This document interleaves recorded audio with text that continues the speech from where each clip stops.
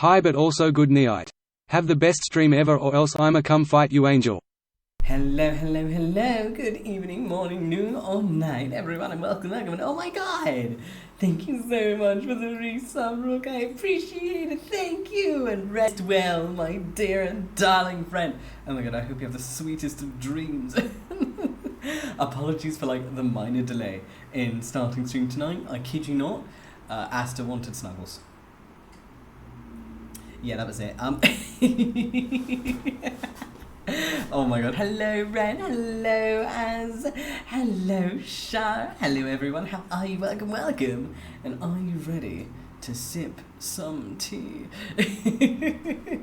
Like, I kid you not. Like, the minute I pressed, like, start streaming, I was probably about, like, halfway through setting up, like, everything I need to set up to, you know, begin. And then Asta was like, hey, pss, pss, love me. So like a few minutes had to be dedicated to giving the fluff some love. Alrighty, let's pop on over and hello, welcome. Alright. Let's like noom down a bit, and of course bring out the important asset. It's not a tea stream without my book of garbage. Well, let's go for a different color. No, a different color. Come on. I love how it's like, no, green. Red. Red's good for tea. Red's good for tea.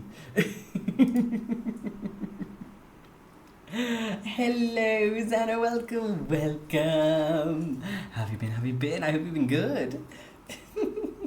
Oh yes, it's tea time.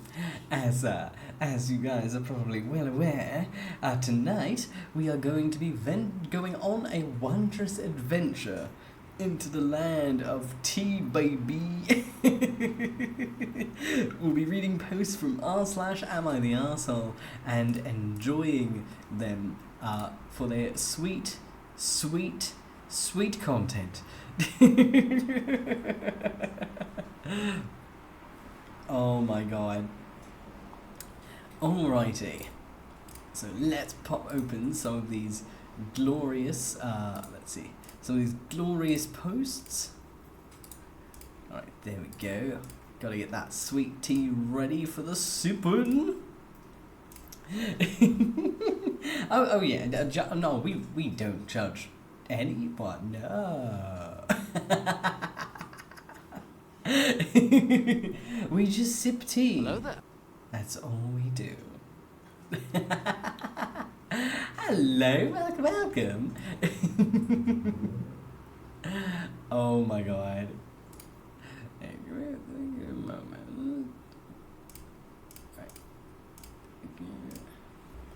Oh my god, but yes, hello Fire, how are you? Welcome. Oh no, I mean like welcome to the land of the living nonetheless, and I'm glad you're doing okay at the very least. Like okay is better than garbage, you feel? Hashtag toxic positive, no. No, for real though, I'm glad you're feeling at least okay. Hello darling Asta, welcome, it's lovely to see you, how have you been? Oh, yes, of course. Have fun sorting your jewellery, dear friend. I hope the jingles jangle, if you catch my drift. Oh my god. Anytime, darling, as any time. Speaking of jewellery, actually, while I'm not going to be showing it off just yet. Hello, Esther. Well, I'm not going to be showing it off just yet because,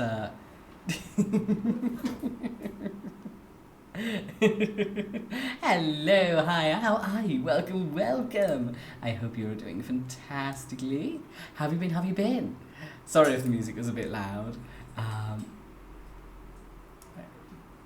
Let's see. Hopefully the levels are okay now. Is this alright? Yeah. It's like I generally have the music just set to a certain level, but like you know how it is. Sometimes it'll be like, nah, bruh, I'm changing myself. It's like no character development allowed. Music stay. Oh my god. I mean, like, let's be honest, Asta. Is that not a mood though? Like, I should be doing many things. But I could also just like do them later. Hashtag life of a procrastinator. Oh my god, in that case, darling Ren, I do hope you enjoy your webtoon and you have a wonderful rest if you do crash out. But yeah, as I was saying before I got sidetracked, so I've been working on something behind the scenes the last couple of weeks. It won't come out for quite a while, because, you know, I'm early days and it usually takes a lot to prepare for it. However, on the topic of jewellery, I have begun the process of making my 2.0 design, and I suppose if you could say that the theme of this design, my 1.0, this one, is trouser snake, I suppose you could argue the theme for the 2.0 is suit and jewelry. It is like infinitely shinier. Yes, hello Esther. It is infinitely shinier and very, very dramatic. like it is way more dramatic. And oh yes. Don't worry, it's not like a rebrand. It's a 2.0. So basically, new outfit. That's it. It's new model, new outfit.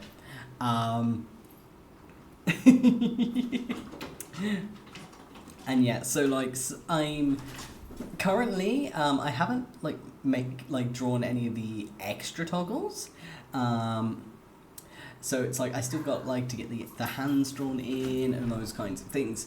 However, I can say with complete certainty that the model, I've completed the flat, like the base color, flat color straight shading.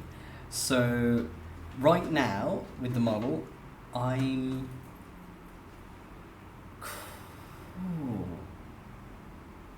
halfway done. I'd say halfway done. I'm halfway done the art on the model.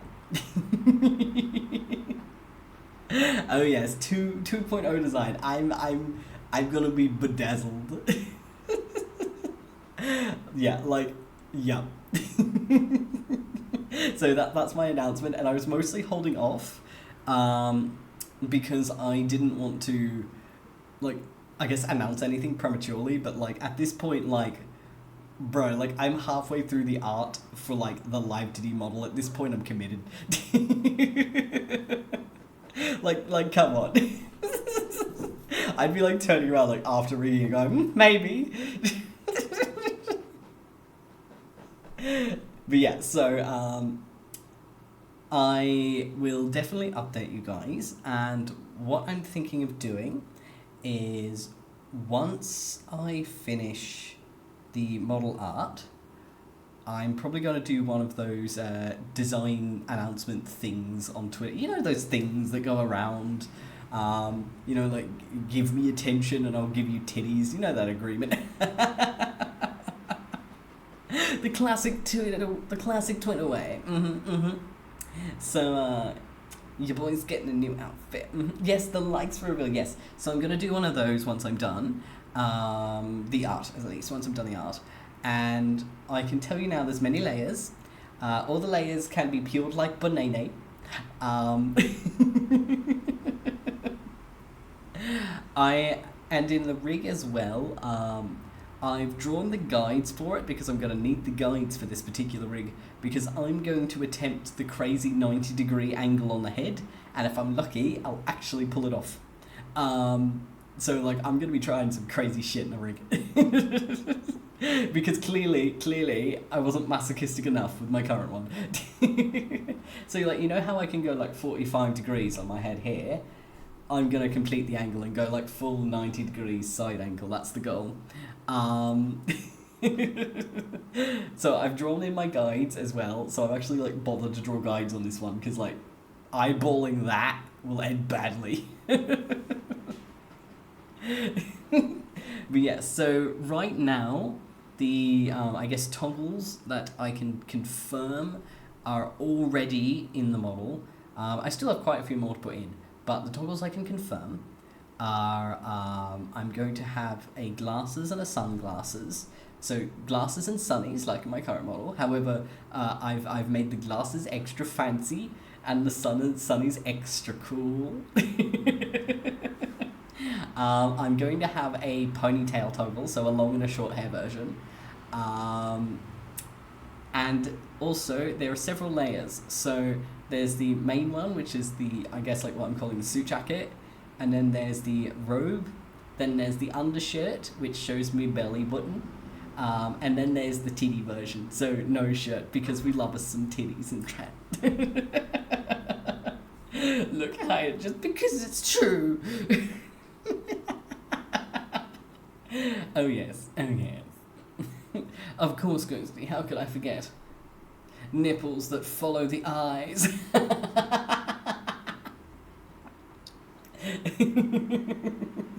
Yeah, so right now, those are the confirmed things in the model. My plans are definitely going to have like some expression, like toggles, of course. Yes, I'm going to have a long hair toggle, specifically a ponytail.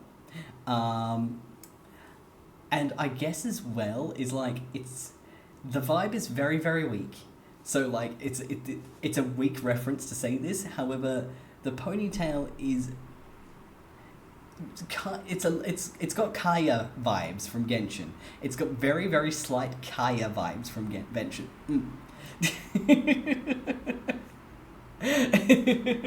And like hopefully that puts in like a mental image.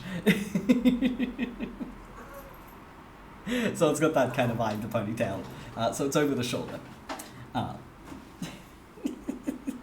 It's got a rat tail.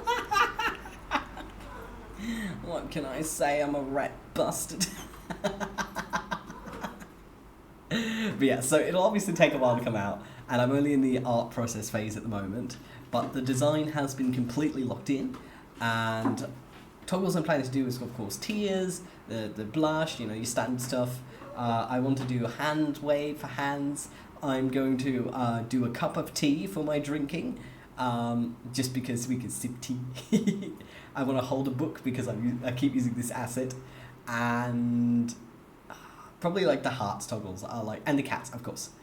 So that's like the to-do list on the art. But yeah, I thought I'd let you guys know that like the mission 2.0 has begun. And like, ideally, if the stars align, I want to debut it by autumn next year. So like around, ideally around March, I might get everything done. I mean, if the universe loves me, I'll be able to do it on my birthday. But I remember how much pain the rig on my current model took, and I'm not that optimistic.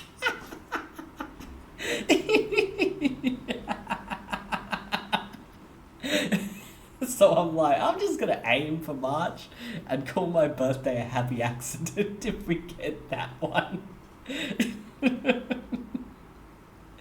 Yes. So that's my happy announcement for the night. And yeah, so I've officially finished the flat color for the basics of the model. And once I get that fully colored in, that's when I'm going to do the design reveal. So I'd say probably in a couple of weeks I should be done. Mostly because I'm doing it like off stream and like on days off. Yes. So I suppose keep an eye out. But like, I can guarantee you that yeah, like suit times jingle jangle. Lots of jingle jangle. I have never designed so much jewelry in my life. Oh my god, I had to learn how to design jewelry for this shit. I was like, I did like the typical thumbnail concept where you kind of just like scratch a basic image and then like doodle colors on top till it looks good. I did that, and then when I did the big version I realized I had to actually design the fucking jewelry. Oh my god. Oh my god, I had to like go big brain. I had to do learns. Oh my god, a camo off routine. Oh my god, that's actually a cute idea. You should totally put that, like, put it in suggestions. Honestly, if anyone does have any like suggestions for like toggles or stuff that you think would be cool in a model, feel free to put it in suggestions. Like, I guess like that's one of the big benefits of the fact I make all this stuff myself. It ain't like my budget ain't changing. You catch my drift? You catch my drift? It means I've got no limits, which is a bad thing. It's all for the sweet, sweet price of my time and free, baby.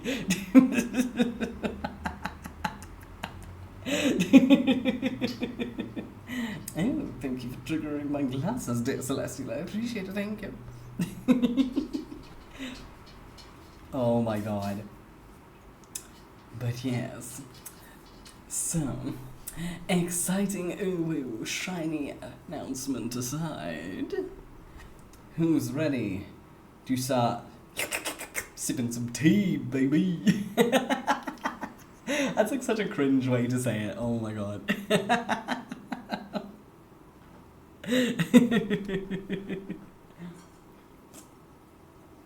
All right.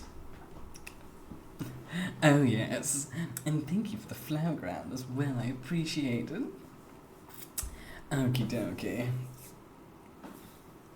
Am I the asshole for siding with my daughter that she doesn't need to invite her sister to the popular table? Oh my god. We're starting off with some child well, no, what's the word? Teens being teen tea.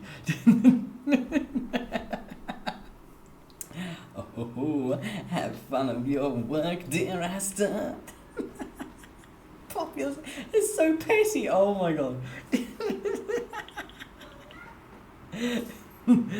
Do you think we can see it when you jump up and down in front of me? I mean, I suppose technically, because my model does jump up and down. Oh my god. Both of my daughters are in high school. My oldest, Cindy, is 16, and my youngest, Emily, is 14. Now, Cindy is quite popular. She's on the volleyball team and has a huge friend group. My youngest isn't very popular, and her friend, Beth, is her main friend, or her ex-friend. It also doesn't help that she's into hobbies that most other high schoolers don't care about. Well, Emily and Beth got into a fight, and Beth is not speaking to her anymore. She's sitting alone at lunch now. This came out yesterday, and my husband wants Cindy to invite her to sit with her group of friends at the popular table. And Cindy refused, saying that she doesn't want to do that. My husband was mad, but when he tried to get me to back him up, I told him Cindy has every right to not want her little sister in her friend group, that you can't do that to her and Emily needs to make her own friends. My husband is pissed at me and Cindy. Emily is super upset that she doesn't have people to eat with, and I'm wondering if I even made the right call or if I'm being a jerk. So, is the poster the arsehole? And Asta, what are you doing? He's just like staring at the wall, like in the background. You alright back there, Asta? You okay? You right? He's looking so confused.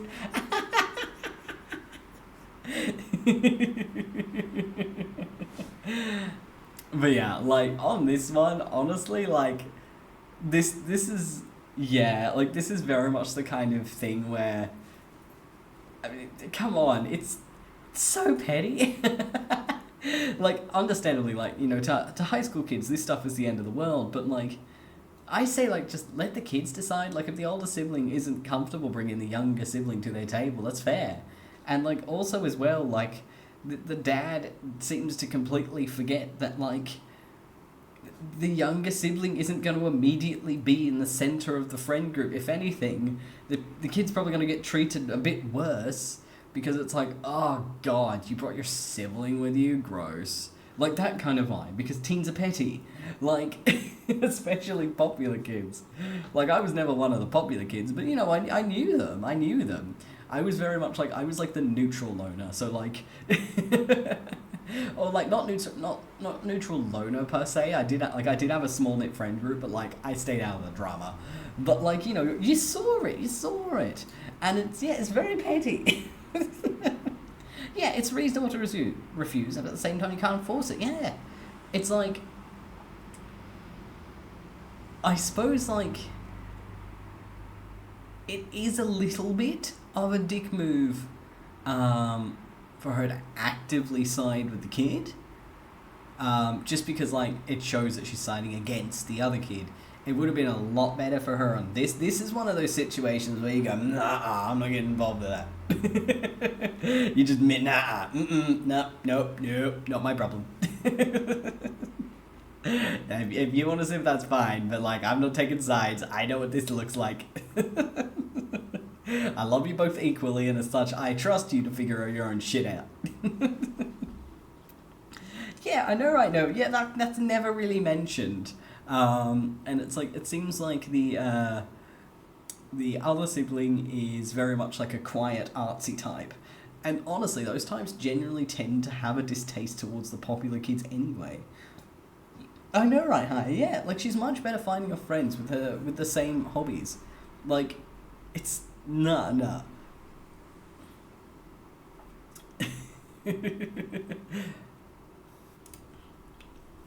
Alright. It's always good to start off with a sticky situation. Alright, now, for the next one in the queue. Am I the arsehole for telling my sister it's her own fault her family is a mess because she wanted to adopt? Oh, that's a title! That is a title, I need context.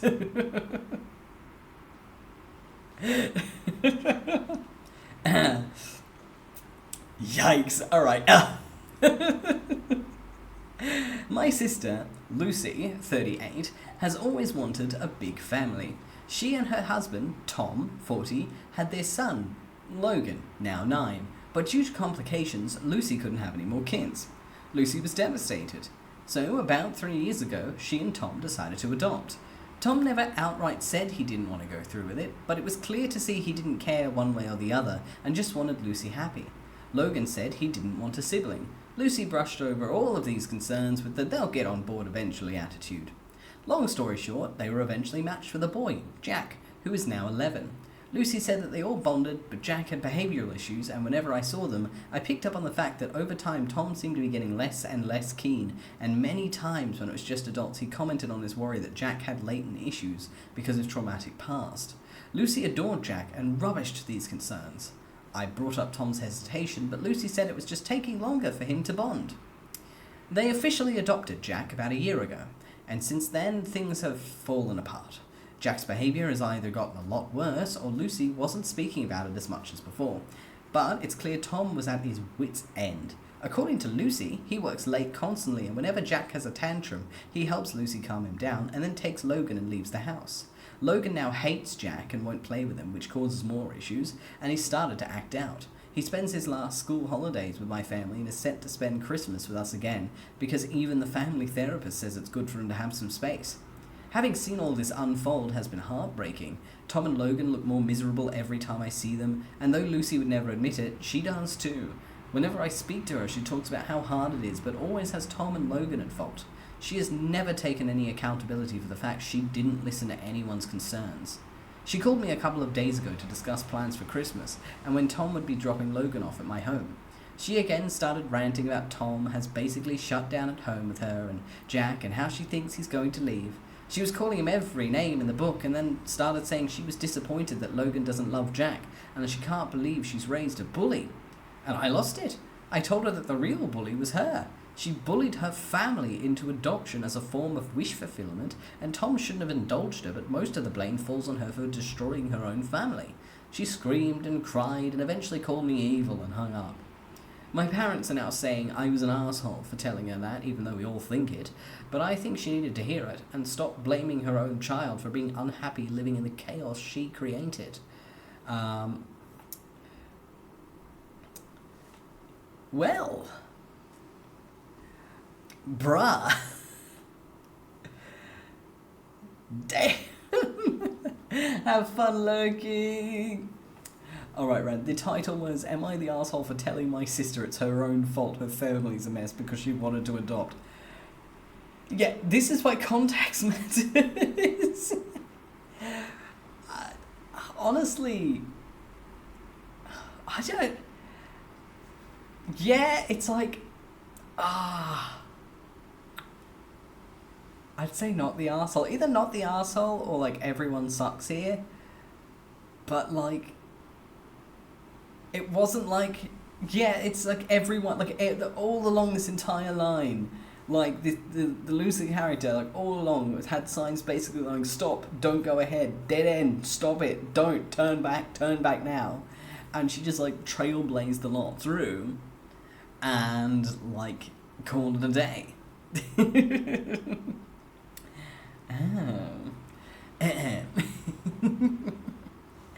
So, personally, I think they should be fine.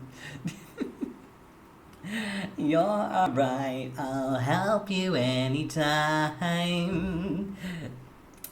Sorry, I got sing for me redeemed.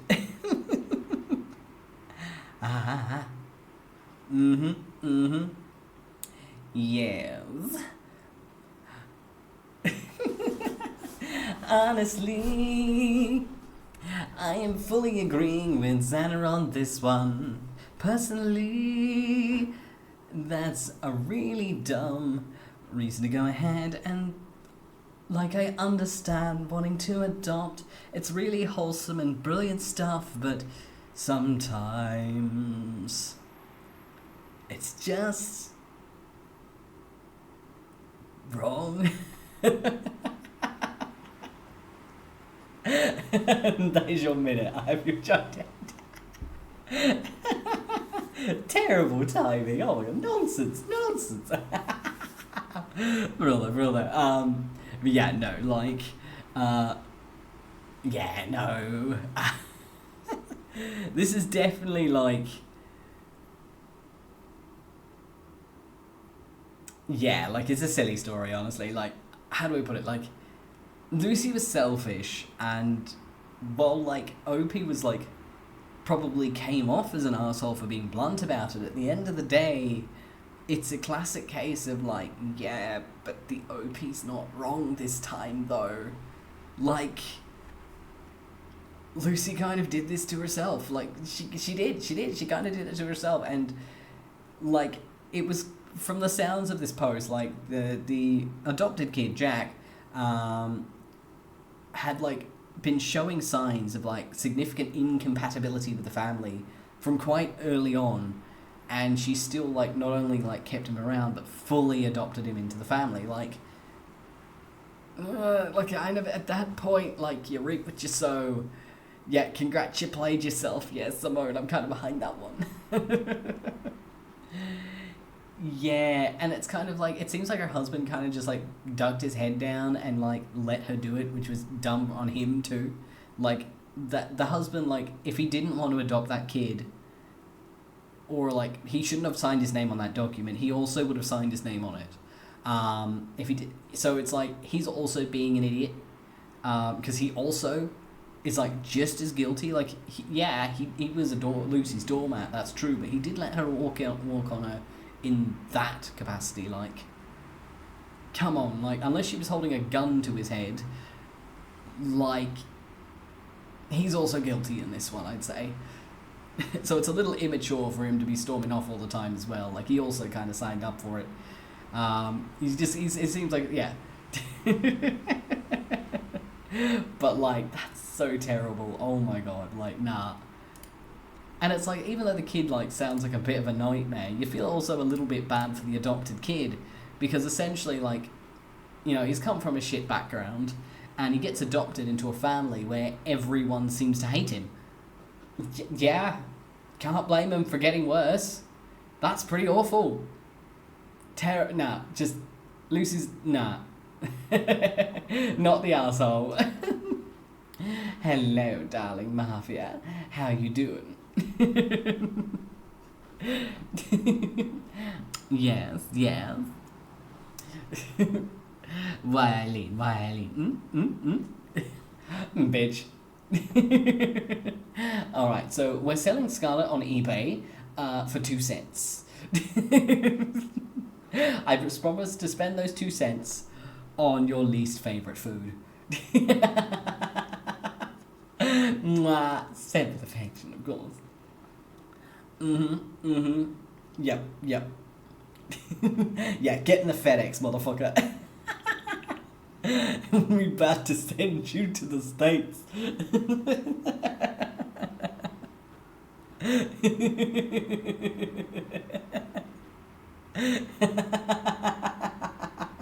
Tough titties. Mwah, mwah. Okay, alright, so now,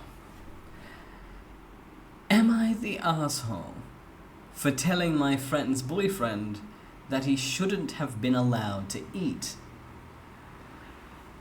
Context. The amount of these titles where you're just like, bruh.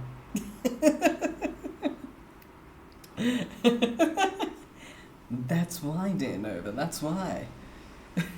The ultimate punishment. To Florida with you. With love, of course. Alright. Some friends and I decided to do the trend where we have a dinner and everyone brings a food that starts with the first letter of their name. There is one friend of ours that was a bit of a moocher.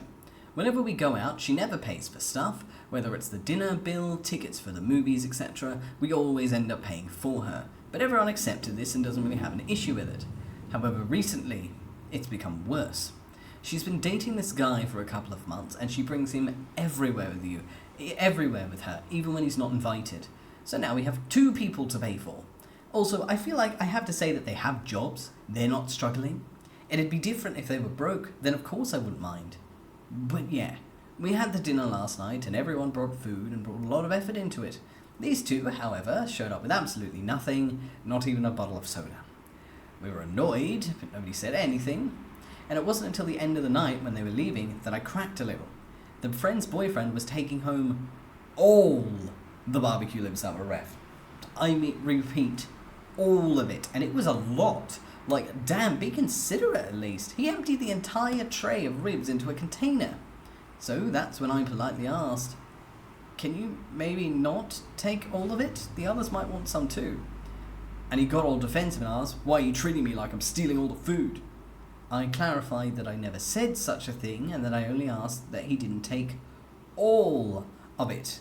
So then he got angry, plopped the ribs back and said, fine, I don't need your food. To which I replied, it kind of seems like you do, and to be honest, you shouldn't have eaten at all since you didn't contribute again as usual. Then my friend came, took him and just left without saying anything. And now apparently she's angry with us, mainly me. Most of my friend group doesn't think I did anything wrong, but there are a couple who are saying I shouldn't have said anything. The thing is that I didn't even say anything to my friend because I don't mind that she doesn't contribute. Her boyfriend was the one irritating me. He eats most of the food but doesn't contribute, drinks most of the alcohol, doesn't contribute, orders really expensive meals at restaurants, and doesn't contribute towards the bill. I guess I got kind of annoyed and snapped at him.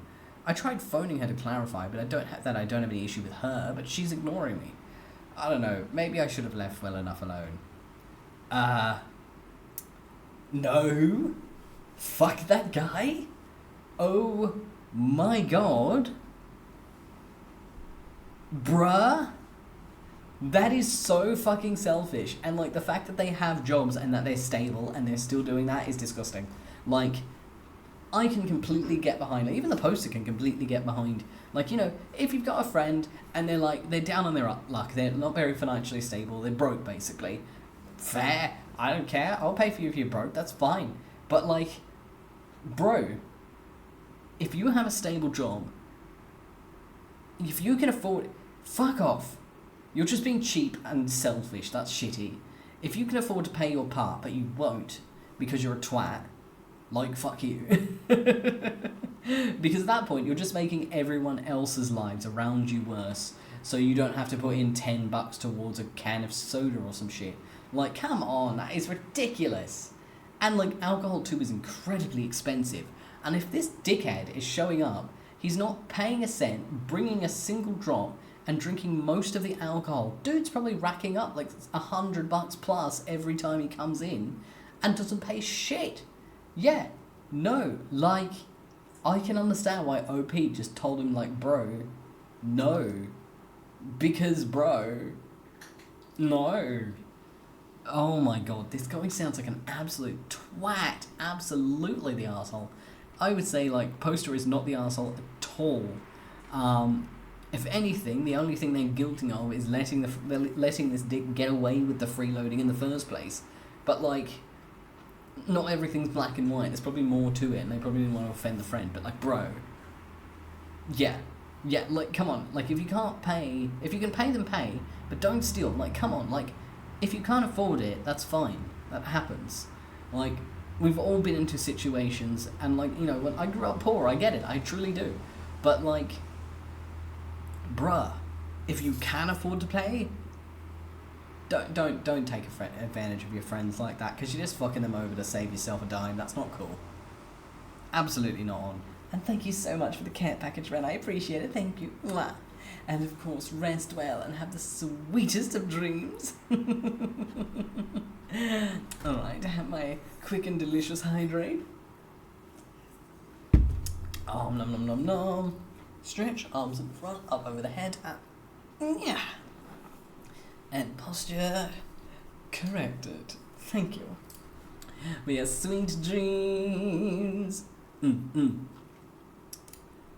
Oh my god. Okie dokie. Alright. Okie dokie. Now, on to the next one. Get your cups of tea ready. Looks like there's some drama ahead. I mean, there's always drama ahead in AmItheA. That's like going, like, looks like there's some shoes ahead, and it's like, mate, we're in a fucking shoe store. No shit.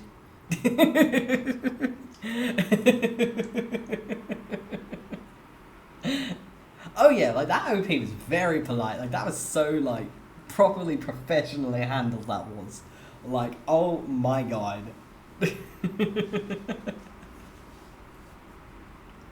I would have been so tempted just to be like, alright friends, what we're going to do is we're going to take them to an expensive restaurant, we're all going to eat our fill, and then we're all going to leave them at the table with the bill, because fuck you, you owe us. And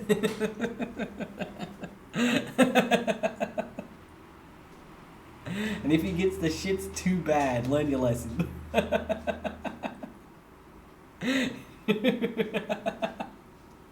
Oh my god. Alright.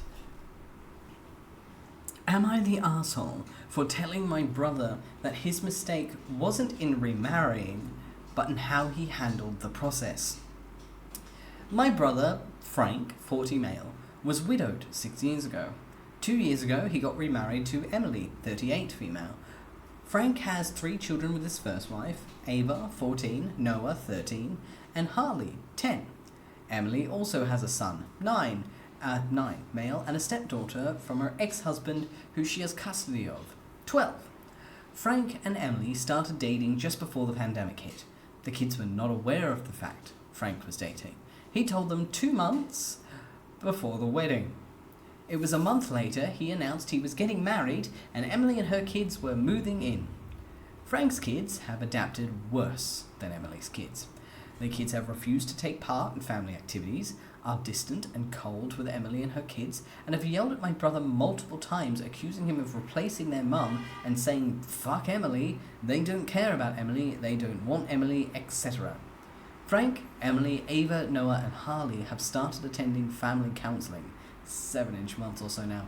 They've seen 3 therapists thus far because the kids would sit and sulk, per Frank's own words, and would not open up or engage, and each time the therapist ends up just talking to Frank and Emily.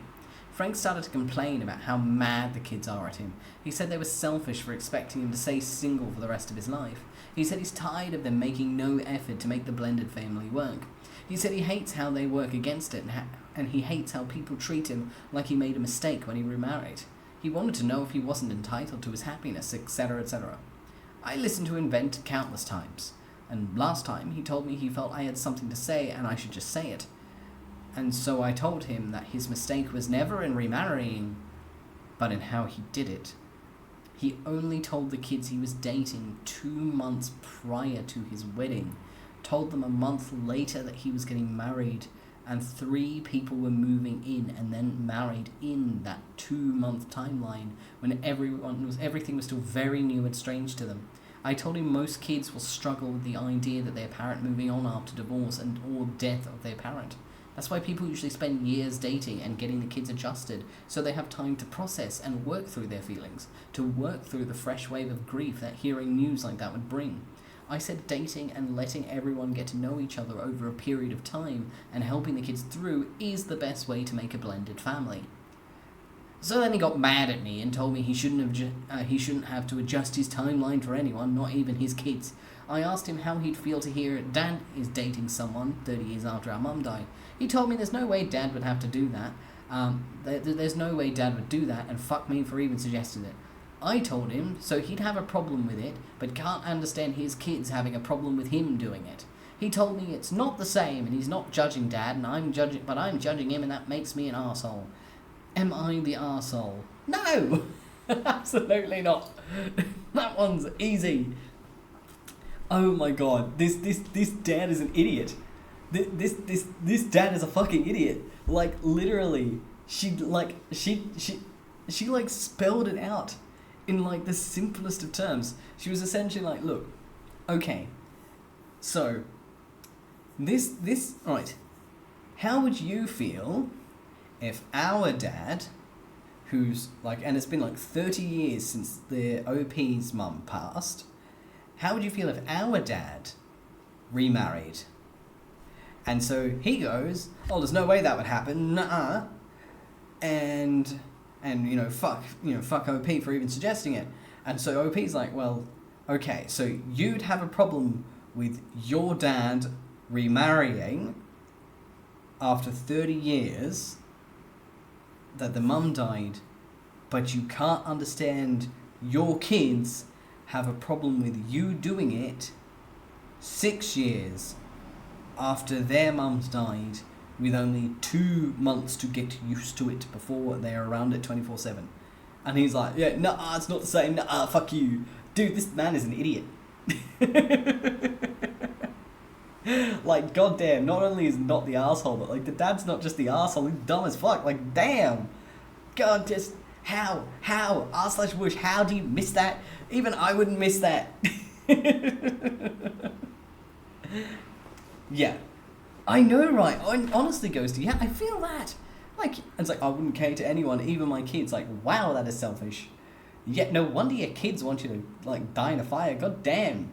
Like, this dude's gonna, like, this rift is gonna take a very, very long time to heal, and it is, like, Emily's gonna have to work her ass off to heal a rift that this impatient prick caused. Hello, King Trainwreck, welcome. Yeah. It's like my parents divorced when I was 6. And I think my dad remarried when I was about 12. But he was, he'd been dating her for about a year or two before. And I will be honest, even though, like, I didn't really know her that well, I didn't see him a lot, but I didn't live with them for one. And it's kind of like, I still had, like, a year, like, about 2 years, I think, to get used to him, like, dating his now wife for a while. And I'll be honest, like, up until, like, my late teenage years, we didn't get along. I didn't like her. We did not get along at all. It was constant clashes, and it was just, the house is on fire and we're the ones causing it. Like, I did not get along with her at all. And it wasn't really until, my late teenage years, early adulthood, that I actually started to get along with her. And now I adore her. She's amazing.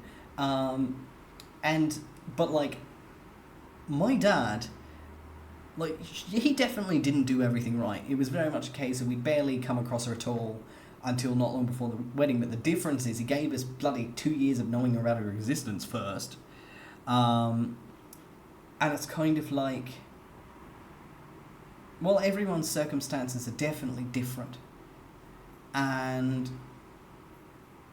obviously, like, you know, divorce is nowhere near the same as one parent actually losing their life. It's much more minor than that.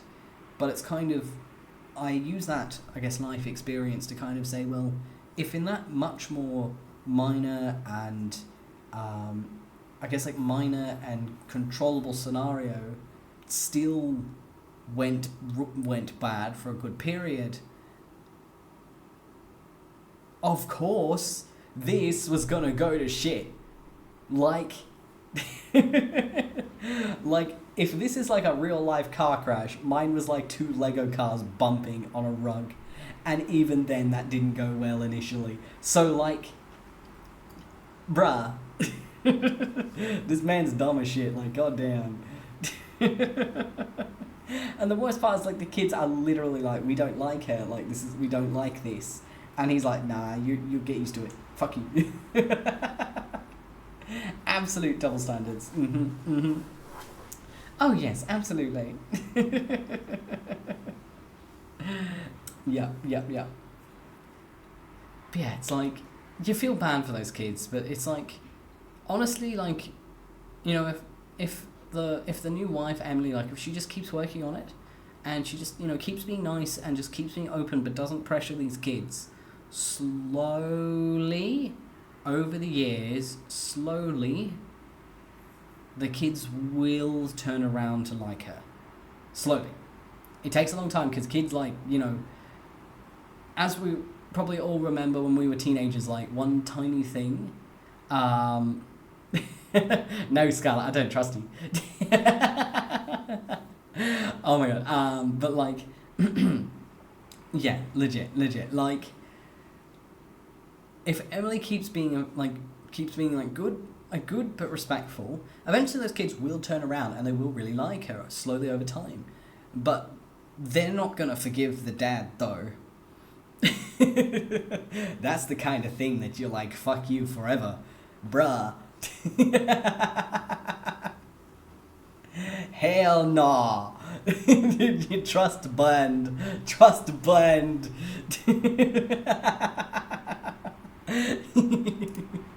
But that's my big spicy opinion. Why are you snatching my wig, bitch? Oh my god. But yeah, no, like, on the context though, like, I genuinely, honest to god, like, adore my dad's wife. She's brilliant. Absolutely brilliant. We get along like a house on fire. But, like, in the good sense these days. So, like, don't worry. Happy ending. Very happy ending. We've gotten along well for, like, the past decade. So good.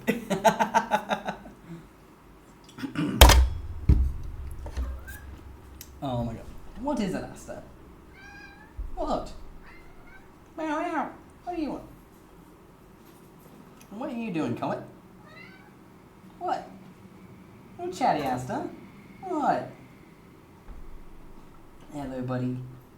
You alright? You're just looking at me in the middle of the room. Hello.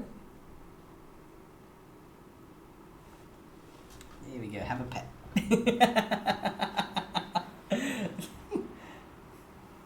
Comet's just chilling and, like, Asta was being chatty. Oh shit, Asta. Oh yeah, is that the sound of the block, bruh? Oh my god, yeah, my dad loves the block. Hello, Reiko240. Thank you so much for the follow. I appreciate it. Thank you. And welcome.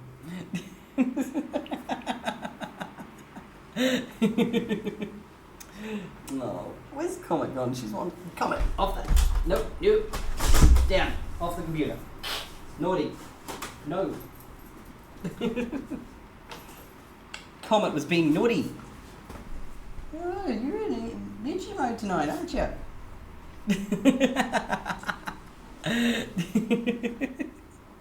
Look, I hiss at the cat sometimes when they're being naughty. They understand what I'm doing, alright? Sometimes you gotta meet them on their level. Don't judge me. Shush. It's all being part of being cat parrot. Okay. Oh, Comet was getting on top of the computer. I don't let her on top of it because she always turns the thing off with her fat ass. It's like, no. Like, I deliberately have like a thing on top of the computer so she won't sit up there. But sometimes she's naughty and tries to sneak up by knocking it off. I am Rico. I'm having fun reading the delicious and glorious tea. How about you? I do hope you're having a lovely evening, morning, and night, and it's a pleasure to officially meet you. Oh yeah, she's fat. She's tiny and fat. But no, maybe fat's the wrong word. Tiny and beefy. Tiny and beefy. Like, to give reference, like, she's probably like, she's like, definitely like, I'd say like maybe a ruler width long. So like about like 30, 35 centimeters long. So like 12, 13 inches long. And maybe like, no, maybe 40 centimeters long, sorry. So probably about 14, 15 inches long. And like maybe like a ruler width high. So she's pretty short, she's pretty tiny. This bitch is 5 kilos. Tiny and like she's dense.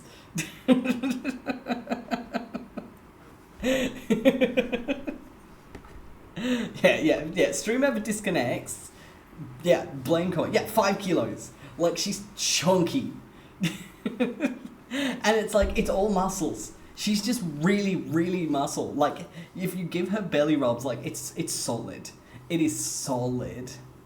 I have no idea what kilograms are in pounds, but like, 5 kilos is heavy for a cat. Let's put it that way.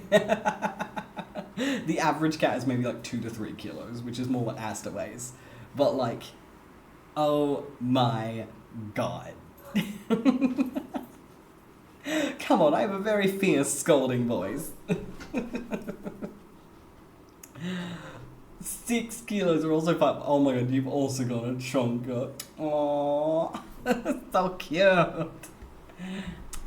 Yes, 𝐄𝐍𝐕𝐓𝐮𝐞𝐫. Honestly, she does feel like one of those like rice bags sometimes. She thick. She thick, boy. Hello, Lastiel. Welcome.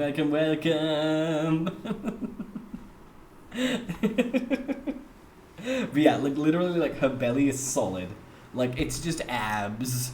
Like damn. Yeah, she chunker. Oh my god, Az, I love that. You must get mushed. Oh no, Milky. But hey, like, that's okay. It was your just first lesson, and you had a driver's teacher with you as well, which is the important part. You can do it, you can keep at it. You'll kick the road spot, I'm sure. But I'm glad you're okay nonetheless. Have that sweet, beautiful breathe. Oh, no need to apologise at all, darling Reiko. I appreciate you even hanging out with me. Always know to you and every other darling lurker here, feel no pressure to chat. I love it when you do chat, don't get me wrong, I adore it when you chat. But never ever feel pressure to chat. I adore you just for hanging out with me in the first place. And I can also completely get it because I'm a lurker. I usually, like, I'm pretty bad in chat, so, like, I'll generally just silently support an occasion. I'll be like, sup. I'm one of those, like, I can talk a lot in person, but, like, over messages, I'm actually pretty lame. I mean, Milky, well, you can't send it here in chat. We do have the Pet Sanctuary channel over in the Discord if you want to send photos of your pets.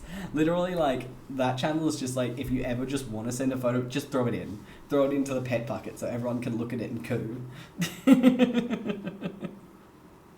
Oh my god. Oh, 𝐿𝐍𝐕𝐓𝐮𝐞𝐫, you're sweet. Yes, I appreciate your sacrifice always, my dear. Yeah, look. I'm a bit of a boomer over text. Oh yeah. You just disappear into the abyss. Like, I'm here, but in spirit. Oh my god. Okay. Let's see. Alright, let's see. Alright. Am I the arsehole for telling my son I'm not going to cook for his picky eating girlfriend? My son and his girlfriend have been together for 6 years. She might as well be my daughter-in-law at this point since they have a kid together. Now, when they visit, I like to make a nice meal, but every single time she doesn't eat just picks at it and covers it with a napkin by the end of the night. I am also from a different culture from them, so I thought she just doesn't like the spices I used. I have made really simple things, and she doesn't ever eat it. I asked my son about it, and he told me she's just a picky eater. They're supposed to come over tomorrow, and I told my son I'm not cooking tomorrow since I'm tired of her not eating a thing, and I feel like I'm wasting my time, that I will order pizza. He's really upset that I'm not cooking since he doesn't get homemade meals often. Am I the asshole, the jerk, for not wanting to cook since one of our guests never appreciates it? Edit. It was asked a few times. I basically get brushed off when I try to talk to either of them about it. So it sounds like he's like trying to like chase it up, like, is there anything you like? Can I cook anything you like? And they keep going, and they're not answering it. Hello, Asani. Welcome, darling. It's lovely to see you. It's always a joy to talk to you. How have you been? And willkommen. I'm glad it's endearing, 𝐄𝐍𝐕𝐓𝐮𝐞𝐫. I'll learn the stupid device.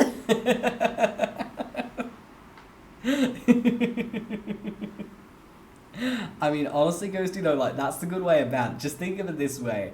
You versus, like, one person versus a picky eater, like, at the end of the world, you're gonna be the survivor. It's like, I'm, like, a weird mix between picky and not picky, depending on, like, perspective. So it's like, I guess, like, you could say I'm picky, but predictable. So essentially, once you know, like, the base foods that I like, bitch, you can please me forever. It ain't ever gonna change. Grilled cheese, win. Like, sweet stuff, win. Chockies, win. Chippies, win. Mashed potatoes, win. Fucking just, okay, white people food. White people food, win.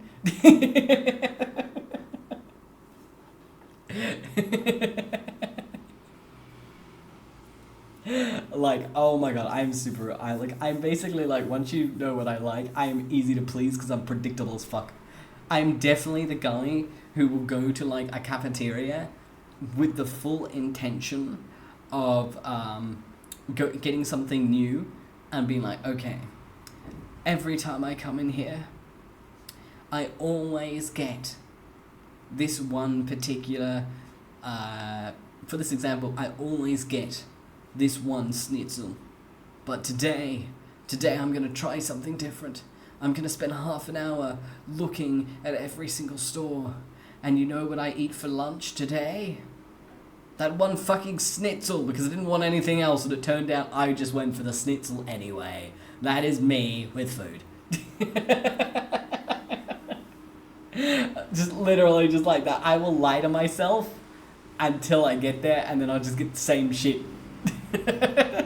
And then question why I'm getting sick of it. Like, no shit, you eat the same thing every day, you dumbass.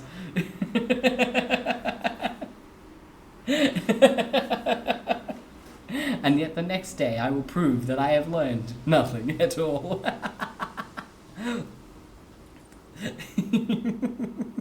Oh, I love pancakes. Honestly, I really like pancakes with butter. I like them basic. I like my pancakes basic. Just nice salted butter and pancakes is pretty good, actually. Otherwise, you know, strawberry jam's pretty bangers on pancakes as well. It's like, I recently made pancakes and I made them rainbow and they looked brilliant. And by brilliant, I mean they looked cursed. But they tasted not bad. Basically, I got a pancake mix and I was like, I'm gonna get some food dye. So your boy made rainbow pancakes. I mean, pancakes and bacon's pretty, that's pretty bangers, that is.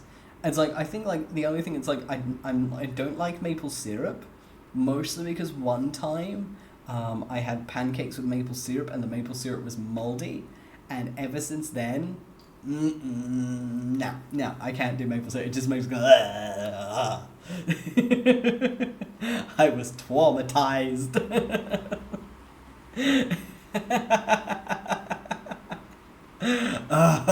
The worst part is I had to eat it because I was a guest at someone's house and it was made by like their mum, and it was the first time I'd met the mum, and I was like, fuck.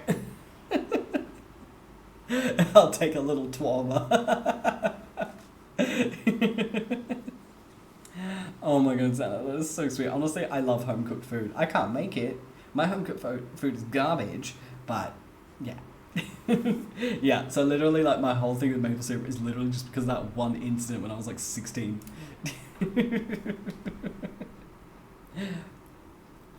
Okay, alright. Ooh, now let's get some more delicious posts. Alright, there we go. Alright, there we are. Alright. There we go. Alright. Alright, we've got more posts opened. Oh yes. Now for tea.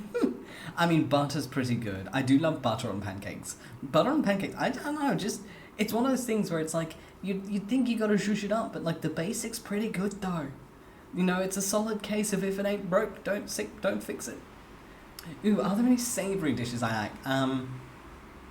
I like mashed potatoes, with a meat, like a steak or a cheeky titty.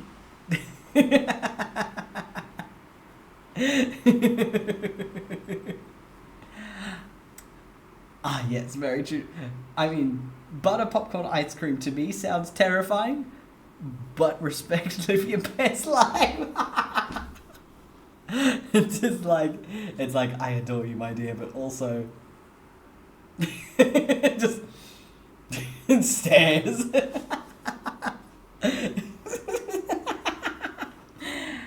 Hello, yes, mistress, thank you so much for the follow, I appreciate it, thank you, darling, and welcome to the Uncanny Valley. It's a pleasure to meet you. Ooh, cinnamon sugar and pancakes, not too bad. It's like, I like cinnamon sugar, on churros and donuts, they're quite nice. Slap a chunk of Nutella and let's be honest, Haya, though, like, you can slap a chunk of Nutella on anything and it'll make it better. Like, Nutella's just one of those things that just makes stuff taste good. Though, like, okay, could you imagine, right? Get yourself a Ferrero Rocher and dunk it in Nutella. Extra nut. Oh, don't worry, dear Ghosty, don't worry. Your cold dead hands can keep it.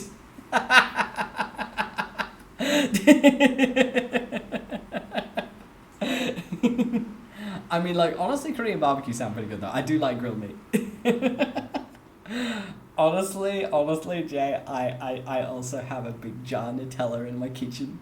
And like whenever I'm like craving Nutella, I just have a spoonful of nut, and then a spoonful of nut makes the chocky go down. The chocky go down. Though, like, oh my god, with Nutella, am I the only one who's like mildly obsessed with eating the star? All right, so you know when you open a fresh thing of Nutella, how it's got the little star shape on top because, you know, the nozzle that splits it into the jar. Like, oh my... A spoonful of nut makes the chocky go down.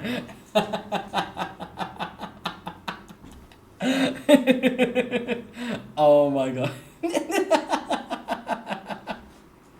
Nutella, obviously.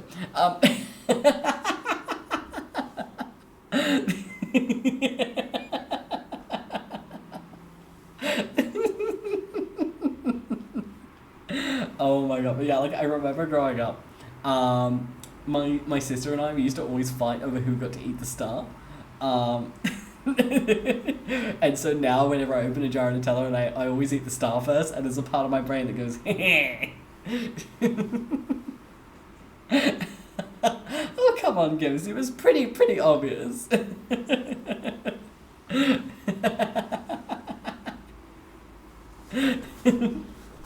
Get a spoonful of Nutella,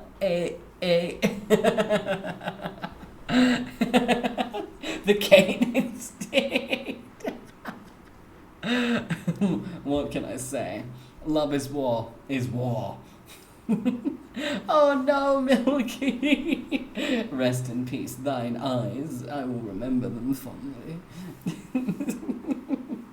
We're talking about how delicious Nutella is.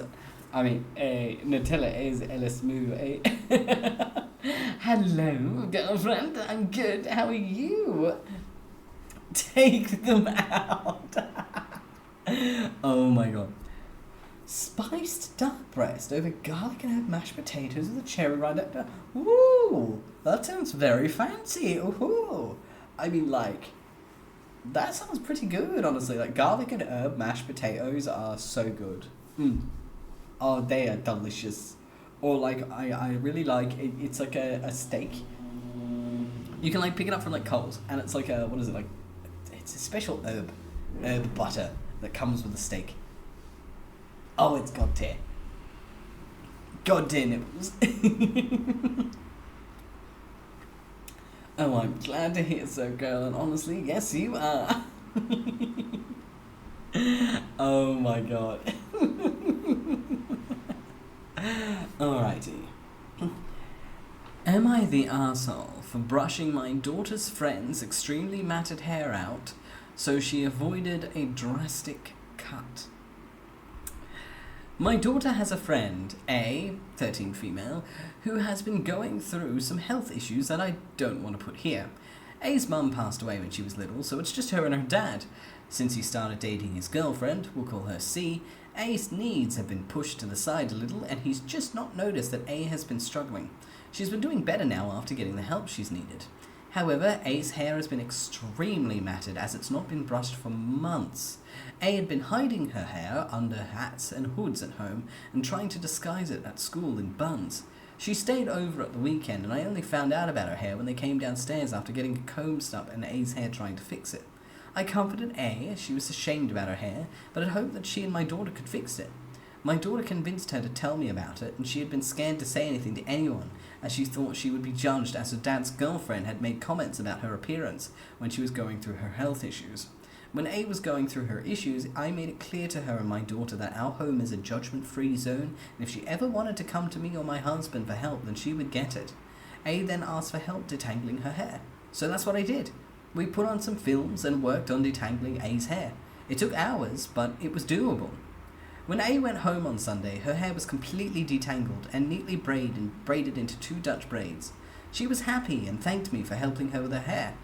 Then Monday, I got an angry phone call from C because she was meant to be taking A to get her hair cut due to how matted her hair was. Apparently, C and A's dad had noticed how bad it was, and C had told me that she would get it sorted.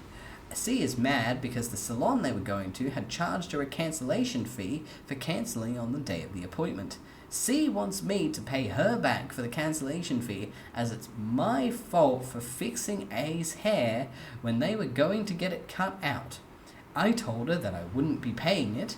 I just did the right thing by A instead of going to the extreme option straight away. C then said that A was no longer allowed to be friends with my daughter and they would sue me for the cancellation fee. It was £60, half the cost of the cut. My daughter told me that A knew about C wanting to cut her hair and A didn't want the haircut, which is why she went to my daughter for help. A, like my own daughter's has long hair, so cutting the matted hair out would have meant her losing well over half the length of her hair. Am I the asshole for brushing out A's hair so she avoided getting a drastic cut? No. Honestly, it comes off more like this poster here, like, foiled the evil villainous girlfriend's evil plot to torment the kid. Like, that's what it sounds like. What the fuck? Absolutely not the arsehole. What the hell? This dad's new girlfriend shit's like supervillain shit. Oh my god. Like, what? Yeah, like, did the right thing. Like, dude, that is so bitchy. Like, they're already neglecting the kid, and then now they're getting mad that someone isn't neglecting the kid? Like, get fucked. Oh my god. That poor kid. Yeah, I should live with OP, honestly, at that point. You feel sorry for the kid. Oh, it says, That's like sounds like the kind of shit that would happen, I don't know, in Parent Trap. Remember like the evil girlfriend in Parent Trap? Hello, Merlins. Welcome, welcome. And thank you for the stretch. I appreciate it. Arms out front, up over the head. Yeah. Oh my god. Alrighty. Well, thank you for the pulse check, Milky. I appreciate it. Thank you. Oh, and the hydrate. Thank you, Jay. Alright. Now. Am I the arsehole for not taking the baby as soon as I was asked? Oh yes, Merlins, that's right, we are sipping some tea tonight. Our daughter is 7 weeks old. My wife is a full-time stay-at-home mum. Both of us want this until our daughter is at least 5, starts school and can openly communicate with us.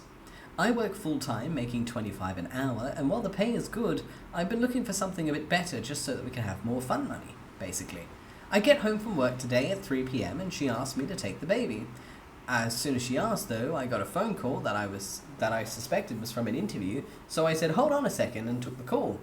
It was an interviewer, and he said he wanted to do an over-the-phone interview and asked if it was a good time. I said yes. About 40 minutes later, I go back in, and my wife's cooking dinner with the baby strapped to her chest.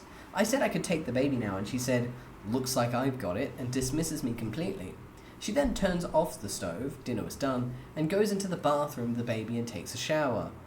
With the baby. I go in and say she's been ridiculous and that I had to take a phone call, and she snapped. She said, I take calls while holding the baby all the fucking time. I cook, clean, shower, and shave while holding the baby. Your excuse is pathetic. Am I the asshole for not taking the baby immediately? ETA, our daughter did just have her vaccinations. She's very fussy. Putting her down in her crib would have led to screaming because she's already unsettled, so my wife would have just had to grab her back out anyway. No. Like, she's being very unreasonable. Like, dude, like, when you're just talking to your friends and to your family, yeah, it's fine. Having a screaming baby in your arms, yes, fine, it's fine. But, like, this was a job interview? Like, you can't blame him from going, no, I'm sorry, I've got to take this. Like, I can understand, like, the mother definitely sounds incredibly stressed out.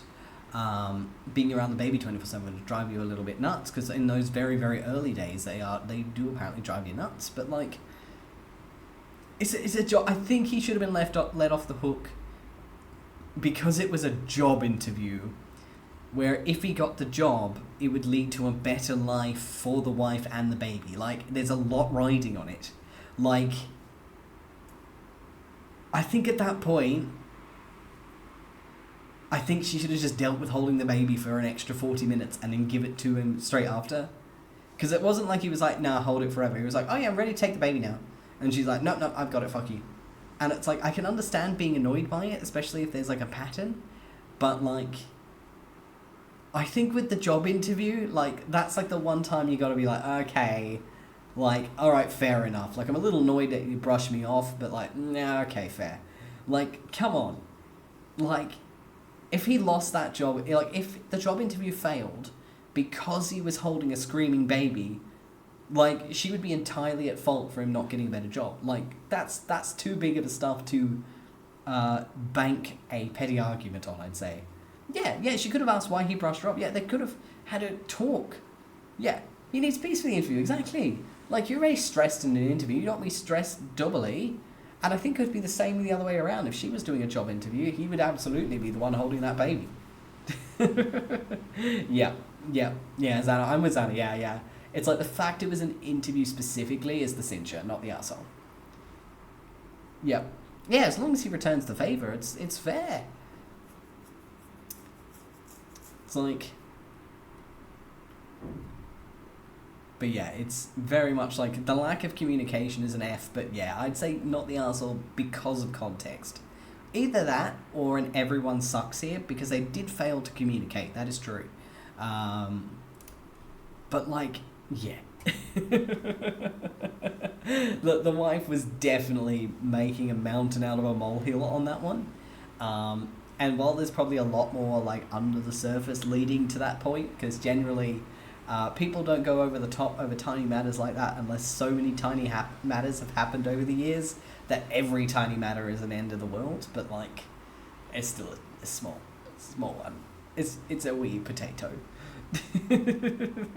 Yeah, exactly. Yeah. But yeah, honestly, like, yeah, I'd say not the asshole or everyone sucks here. Yeah. I know, right, lass? Exactly. So many of these come down to communication issues, and like real simple ones too. Like, you guys got married. Like, you're supposed to be like the best of friends, love of each other's lives. Why the fuck can't you talk to each other? Isn't that the whole point? Like, isn't that the whole point? Like, you can't communicate with someone better than like your partner. That's why you married with them. Isn't that the point? Like, what? I've never understood like people who get married and like have terrible communication issues, because it's like, then why did you get married? Like, dude. Oh, it's normal for couples to fight. Not every day. You fight every day. That's not normal. Oh my god. Yeah, communication's key. Exactly. Legit, Nova. Legit. Oh my god. Like, some people, man. This is the kind of shit you'd expect to see on maths. Married at first sight for context, which the context makes it worse. Alright. Am I the asshole for choosing a name my stepsister had in mind for my daughter? So, I, 25 female, have been married to my husband for 3 years. I've known him since high school, and I've recently just had a baby. And we decided not to tell anyone the name until the baby was born. My stepsister was also pregnant. We both had very similar names in mind. I liked Mary Kay. My stepsister liked the names Mary Grace. My stepsister did choose the name first, but our names weren't identical, and she still insisted I didn't use Mary Kay still. Well, we did anyways, and when I announced, my stepsister called us and had a cow. She said we disrespected her, knowing she picked the name first, and now she has to choose a new baby name on such short notice. We reminded her that the names aren't identical and there's no reason to change, but she just got upset and hung up. Stepmom soon called us later, backing up my sister, saying how childish we acted, keeping it a secret so we could get our way, and she wanted to use that name after her grandmother died. They're all very upset with us. Oh, that last line definitely added a little extra flavour. Damn, alright. Oh, maths is the worst show ever, I hate it. But yeah, literally,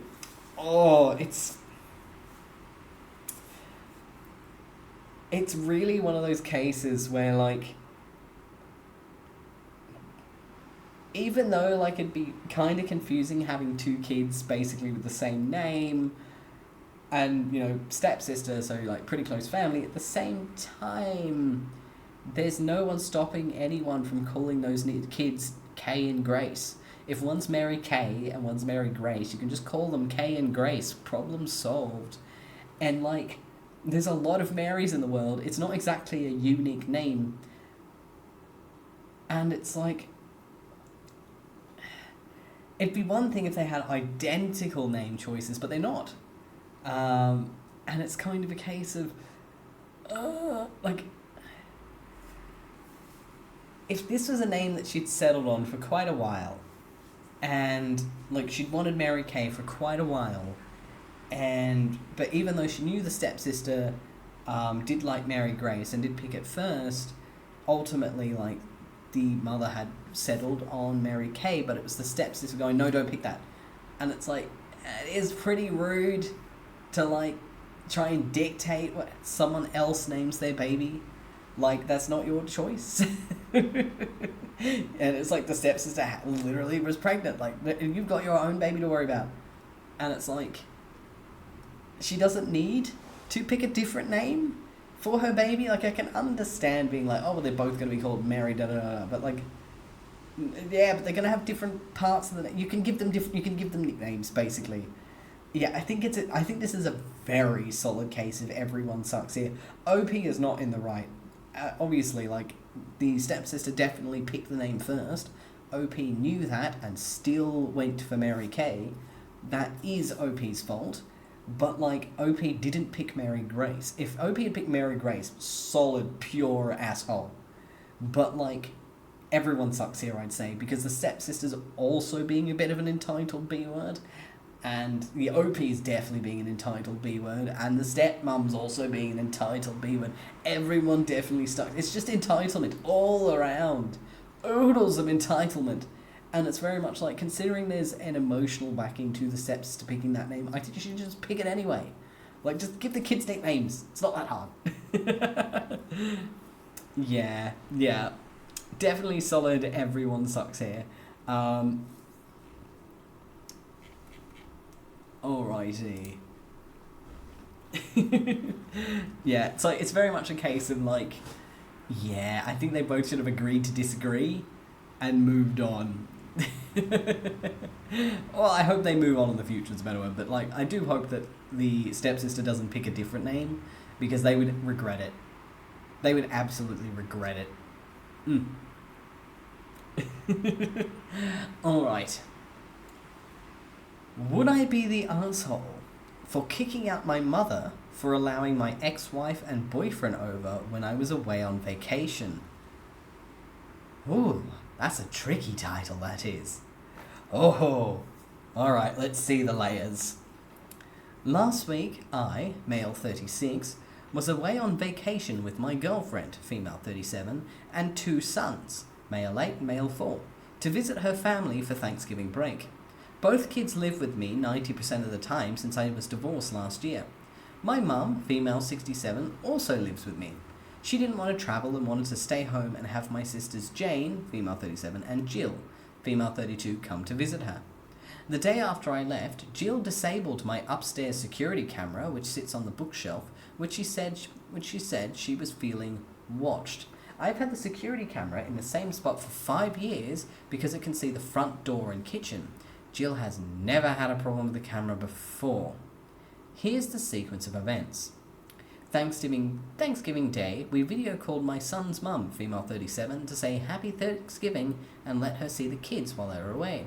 She was riding in the car with her boyfriend, male 42, and didn't mention where they were headed. The next day, my sister disabled the other security camera in my basement, which looks at the back door. At that point, I checked the footage to see what was going on at the house. The audio captured included my ex-wife's voice and her boyfriend. I confronted my sisters and mum about it, and all said that I was away. And they all said that since I was away, it was fine. My ex was over because they like her, and I wasn't there anyway. I told them that if they invited them back, I'd call the police and cause a scene, that they were not welcome in my house. My sister Jill told me they were coming back over and they already had plans, so I called my ex-wife directly and told her not to come over. Jill was very upset that I ruined her plans. After things have settled, Jill was leaving to head home and started an argument that I ruined her vacation plans and left angrily. My mum's taking Jill's side of the argument, saying they did nothing wrong and it didn't harm me in any way. Her stance is that since she lives in the house, she can invite over whomever she wants. This is all boiling to my question in the title. And I am still livid from the entire event. Would I be the arsehole for kicking my mum out of my house if she won't agree to not invite my ex-wife and her boyfriend over without my consent? Ugh. If they didn't disable the cameras, if they didn't go to all of the trouble of disabling the cameras, I would be more on the fence, but I'd say not the arsehole, because the fact that they disabled both of the cameras that specifically showed people coming in and out of the house is proof they knew they were doing something wrong. You wouldn't do that if you thought you were fully in the right. They would have never bothered with disabling the cameras if the mum actually believed that she was fully in the right to bring them over since it was her house, because she would have just brought them over. She would have just brought them over. They never would have disabled those cameras. But by disabling the cameras, it's evidence that they were trying to hide it, and they clearly forgot that there's an audio feed as well. And so, yeah. Yeah, I think, like, if kicking out the mum doesn't result on her being on a street corner, even if it's in a share house, I think that's not good. That's toxic as hell. Like, if she can, like, nah, that's not cool. That's not cool. Like, yeah, I'd say not the arsehole on this one. Like, he would be well within his right to go, well, I mean, in that case, I'm not comfortable with you living here anymore because I don't feel safe in my own house. Because you're going to bring my ex into here without my permission, and clearly, no matter what you say to my face, you're going to try anyway. So, I'm not comfortable living with you anymore. Like, I'm sorry, I love you, Mum, but you can go live with Jill. Like, like, yeah, like, at that point, yeah, I'd say not the arsehole. Like, it's a spicy one, it's a tricky one, but, like, with this one, they were clearly trying to hide it. And also, like, clearly there is a reason that OP divorced the wife in the first place. Like, clearly, if, like, the OP is so against that wife coming back in, he probably has a very, very good reason for it. He also has 90% custody of the kids. That says something more about the wife than it does about him. So it's like, yeah, that's shitty. That's so shitty. Oh, no. Yeah, she could have been really toxic. And, like, for him to get 90% custody as well, clearly, like, she was probably a lackluster mother at most. And probably was, like, a very argumentative person. Clearly, she doesn't respect boundaries as well. Just evidence of the fact she came over. Oh my god, yeah. I'd say not the arsehole. Spicy situation, but not the arsehole. Welcome back, darling. Shut up and get your teacup ready, friend. Oh my god. Okay. Am I the arsehole for refusing to film my brother's wedding? Oh yes, Jay, that's right, it's 𝐿𝐿𝐿 shenanigans. Sip that tea, baby. Oh my god. Yeah, honestly, no, yeah. I, 27 male, have a brother, Rob, 30 male. We aren't close. We fought a lot as kids, he wound me up and took the piss. He hated me being around his friends, ignored me at school, ignored me in the pub when we were teenagers, and nowadays we're civil and can have a laugh, but if we're together for more than a day, the insults and piss take will start. I got married last year. My best friend was best man, and I had 6 other friends, Rob and my brother-in-law as ushers, all in matching wedding suits. When I first told my parents about the wedding, my dad said, "So, Rob will be the best man?" Typical dad thinks his sons are best mates. I said no, but it made me think that I should give Rob a proper role. So when I told Rob my news, I asked him to be an usher and also make a speech. I invited him on my stag do and he attended. And at the wedding, Rob and his fiancée were seated near the top table with people they knew and got on with. He loved giving a speech and took delight in telling embarrassing stories. I expected this and took it in good humour. Rob's getting married soon. Best friend is best man. 6 friends and his future brother-in-law have been asked to be ushers. They're going for suit fitting soon. I have not been asked to be an usher, nor to wear the proper suit. I have not been invited to his stag do, but his future brother-in-law and father-in-law were. And on the seating plan, my wife and I are on the table furthest from the top table, with much older guests who we don't know. Hurt? Yes. Surprised? No. This is typical of how he's treated me all of my life. I made one remark to my parents that it was clear I wouldn't be involved much in the wedding, but didn't make an issue of it. 2 days later, I got a message from Rob. "Mum tells me you're whinging about the wedding. Don't worry, we'll find you a job." I know my mum wouldn't have said I was whinging. Next time I saw them, his fiancée said they want me to film their wedding for them. They'd buy a decent camera and some editing software so I could make them a beautiful memento of their day.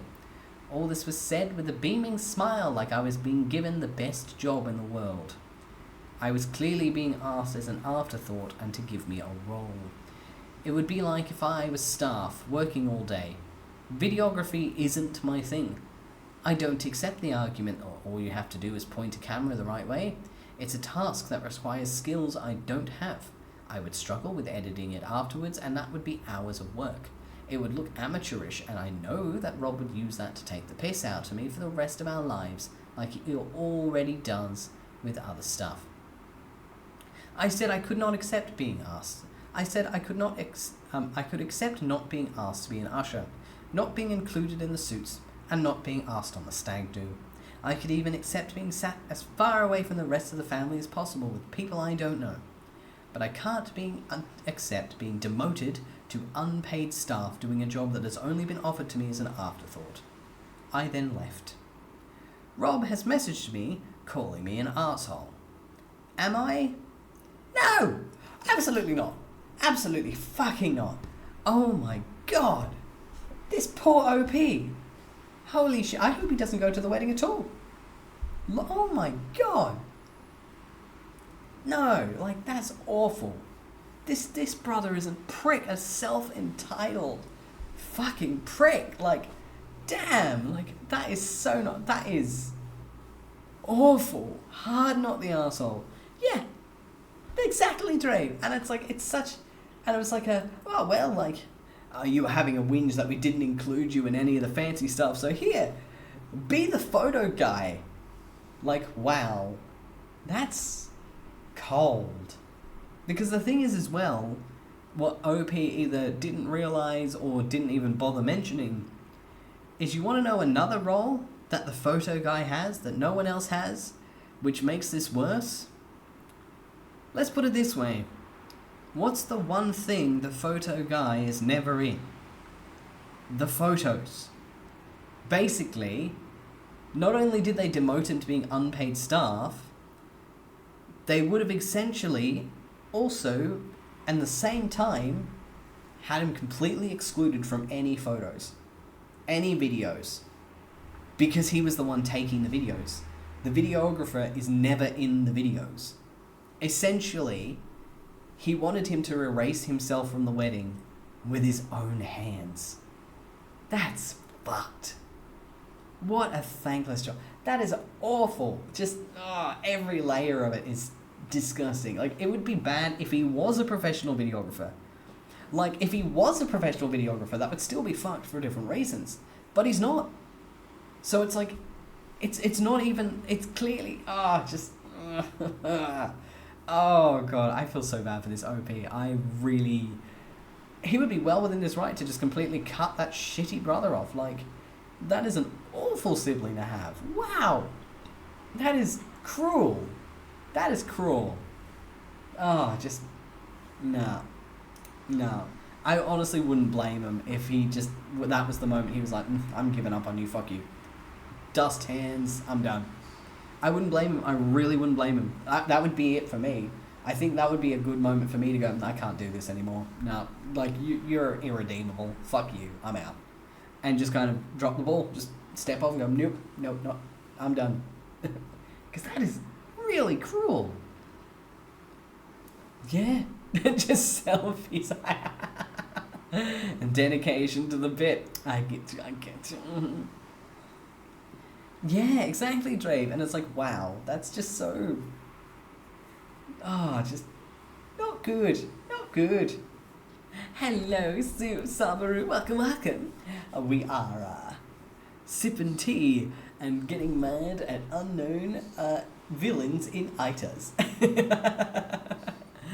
Now, on to the next one. Am I the arsehole for asking for a family dance instead of a father-daughter dance at my wedding when I know my stepdad wanted one? I, 27 female, have known my stepdad since I was 10, and he became my stepdad officially, as in he married my mum, when I was 11. My dad died from cancer when I was 8. I was a real daddy's girl, so it broke my heart, and is probably why, no matter how loving and kind my stepdad is, he will never be able to earn the title of dad or take an equal place in my heart or life. And my stepdad is a lovely person. He really wanted to be a second dad to me. We discussed this in therapy when I was a kid. He said he would love to have a dad title and nickname, and he would love for me to embrace him as the dad that my dad sent to me when he couldn't be there. It was during that whole discussion that I revealed Dad wouldn't have sent me another dad, because he even said he would be my only dad in our last full conversation, when I was really sad about losing him and I felt nobody understood. My mum and stepdad wanted to know if that was the reason I didn't want to call my stepdad a dad name and let him in as much as I did my dad. I told them that even without that, I wouldn't have wanted a new dad. We came out of therapy where not everyone was entirely happy. My stepdad was unhappy that he would never hear me call him anything other than my stepdad or his name, and that I would not want to work on building a father-daughter relationship with him that would be like what a normal father-daughter relationship would be. I was unhappy that in compromise I would not correct, and they would never correct people who mistook him for my dad and would say it to us. But I had to give something, and that was my part of the compromise. Even though my stepdad has 4 bio kids with my mum now, he still feels a loss that we don't have what he wanted us to have. I love my stepdad, but it's very different from the love I have for my parents. It's closer to the love I have for my uncles, honestly.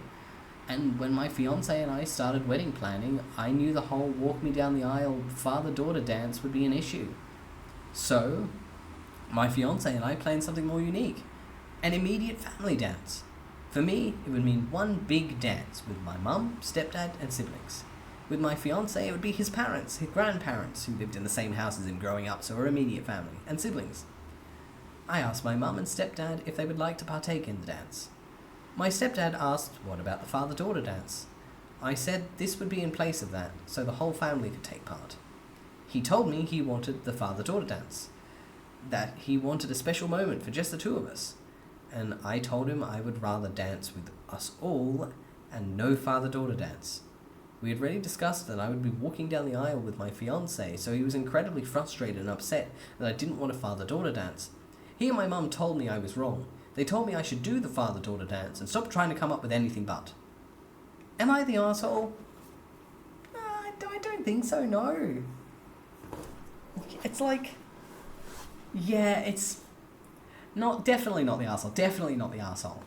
And like, it sounds like, she does have a very good relationship with her stepdad. But clearly, like, this stepdad, it's like... clearly he's never truly clicked in his head that there is a reason.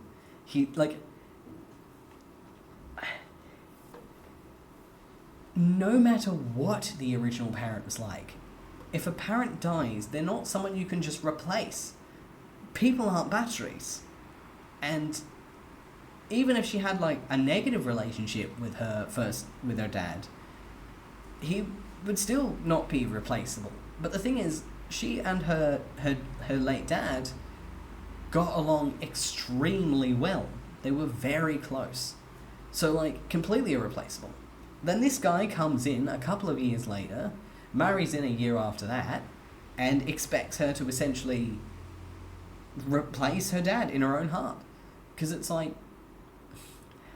I understand, like, he wanted to feel like her dad, etc., but, like... It's not like that. It's really not. And it's that whole case of, like, for many of us, we only have one parent of that type, and whether it ends badly, whether someone passes, or whether everything's fine and dandy and your parents just split or something, for many of us, mum and dad are singular titles. There is one mum, there is one dad.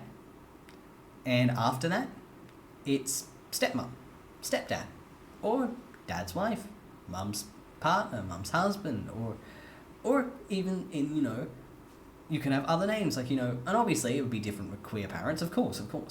In that case, it would be a case of you have you have, say, dad and pa. You have one dad and one pa. Or you have mum and mama.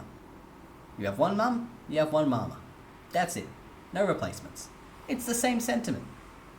And it's kind of like, this stepdad has never really clicked that, like, that is the case for this OP. This OP is the kind of person where they've got one mum and one dad. And that's it.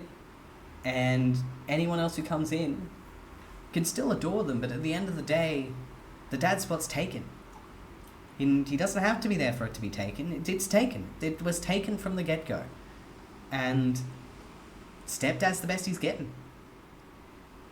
And considering, like, you know, with a past parent as well, I can completely understand why on the wedding she would not want to have a father-daughter dance with her stepdad. Like, it's bad enough that, like, she was forced into therapy and essentially forced to accept, to let her mum, essentially, and stepdad let people think that he's her real dad. Because that's, from the perspective of someone in that scenario, like, sure, the stepdad's like, oh, yay, people think I'm the dad, yay, ooh, have a great life. That's his perspective. From her perspective, the mum is erasing the very existence of the dad. That's not good.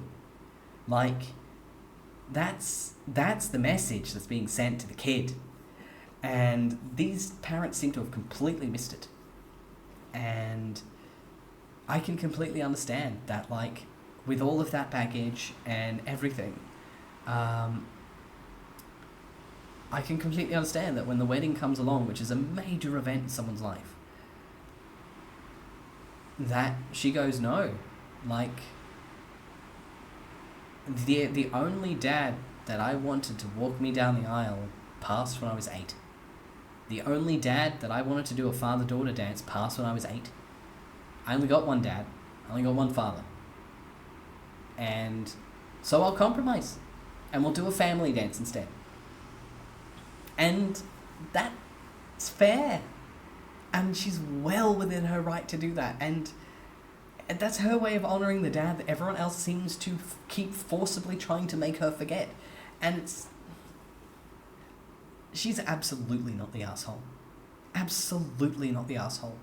And if anything, the stepdad and mum are the ones being the assholes in this particular situation. Exactly, Gitch. Yeah. Yeah, and that's totally fair. And it's like, yeah, like even if it's just a complicated relationship instead of a passing, many of us are like that. And yeah. And it's like, while, you know, both of my parents are alive, and, you know, they're living their own lives in their own areas, I am also of a similar perspective, in that I've got one dad and one mum, and it doesn't matter if my relationship with either parent is terrible, okay, great, anywhere in between. That's just how it is for me.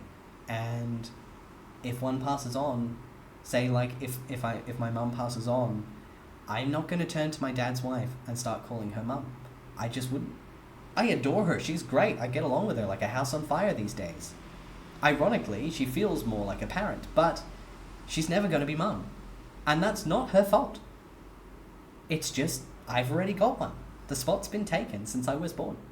So, that's how it is for me, and so I can understand that perspective. Because, yeah, for any of us, yeah, it's not a case of, it's a free-for-all title, it's just one person gets it, and that's the end. And no matter what happens, it stays that way. Hugs for all you guys, though. Niff. Exactly. Yeah, exactly, Glitch. Exactly. Yeah. It's like, yeah. And it's like, I'll only ever have one pop and one nan. One nana and one pop. And it's like, with both my grandparents' sides, for example, like my dad's grandparents were always the grandparents I was very close with, whereas I've got no contact with my mum's parents, and admittedly don't particularly want any. And so the difference is they're grandma and grandpa, and then I've got nana and pop. And while I'll call my nan and pop, oh yeah, they're my grandma and my grandpa, my nan and pop, I will never call my mum's parents nan and pop, because I've got one nan and I've got one pop.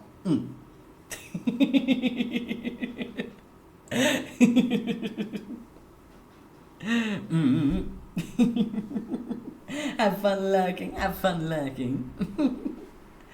I mean, hey, like, that's absolutely fair. That's absolutely fair, Dream.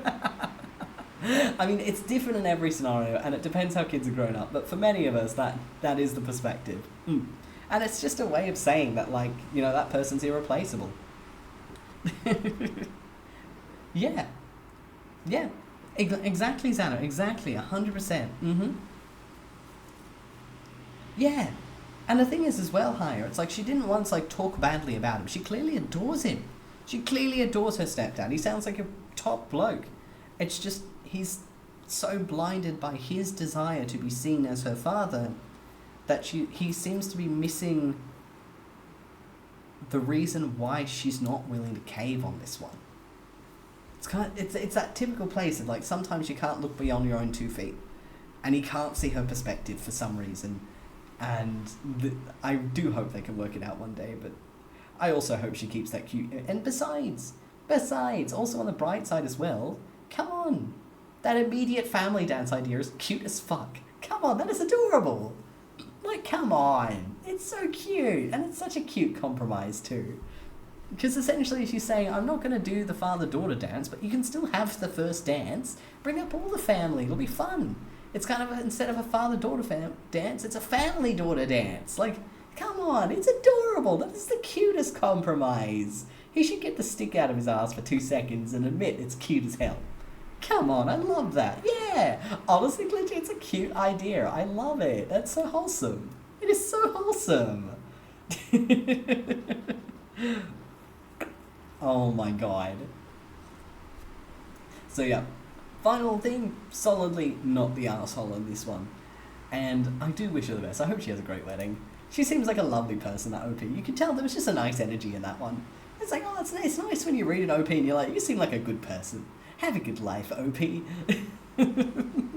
Just you and your sister. Hey, it counts though, Glitch. It counts. That still counts. Y'all can do some, like, cringe ass TikTok dates.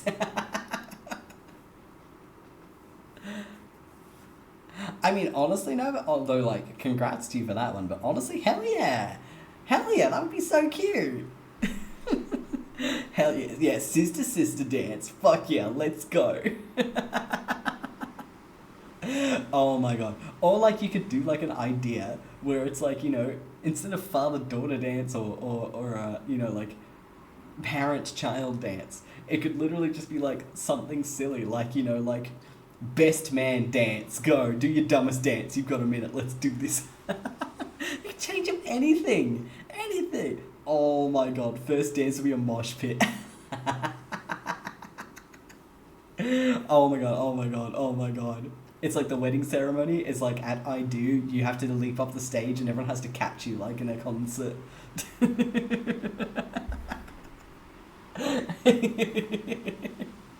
Yeah, commit. Oh my god. Okay.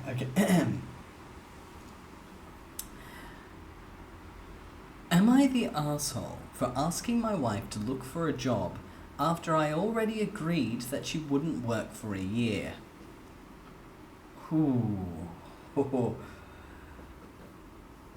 this one could be spicy. Ooh, this one's got mess behind it. Hello, Ayla, welcome. Congo line out to the crowd. They called our group. Oh my god, I love that. I love that so much. That is amazing. Honestly, no, but that is brilliant, actually. Oh my god. What's his name? Little V, I think it is. You could totally play like a Little V song as you walk down the aisle. So, like, you know how he does like the anime songs, but like metalified. Oh my god, Ayla, that is literally amazing. That sounds hilarious. Okay. My wife and I got married 2 years ago and have been together for 7 years. She gave me 2 fantastic stepsons and 6 weeks ago blessed me with a daughter. Now, our daughter was planned. I wanted at least one biological child. She told me at that point that if she were to have a baby, she'd want to stay home for at least the first year so she could exclusively breastfeed, and I immediately agreed. We were in a good financial position, we had money stashed away in multiple different accounts. We were set. So I did agree to this, which probably makes me an asshole.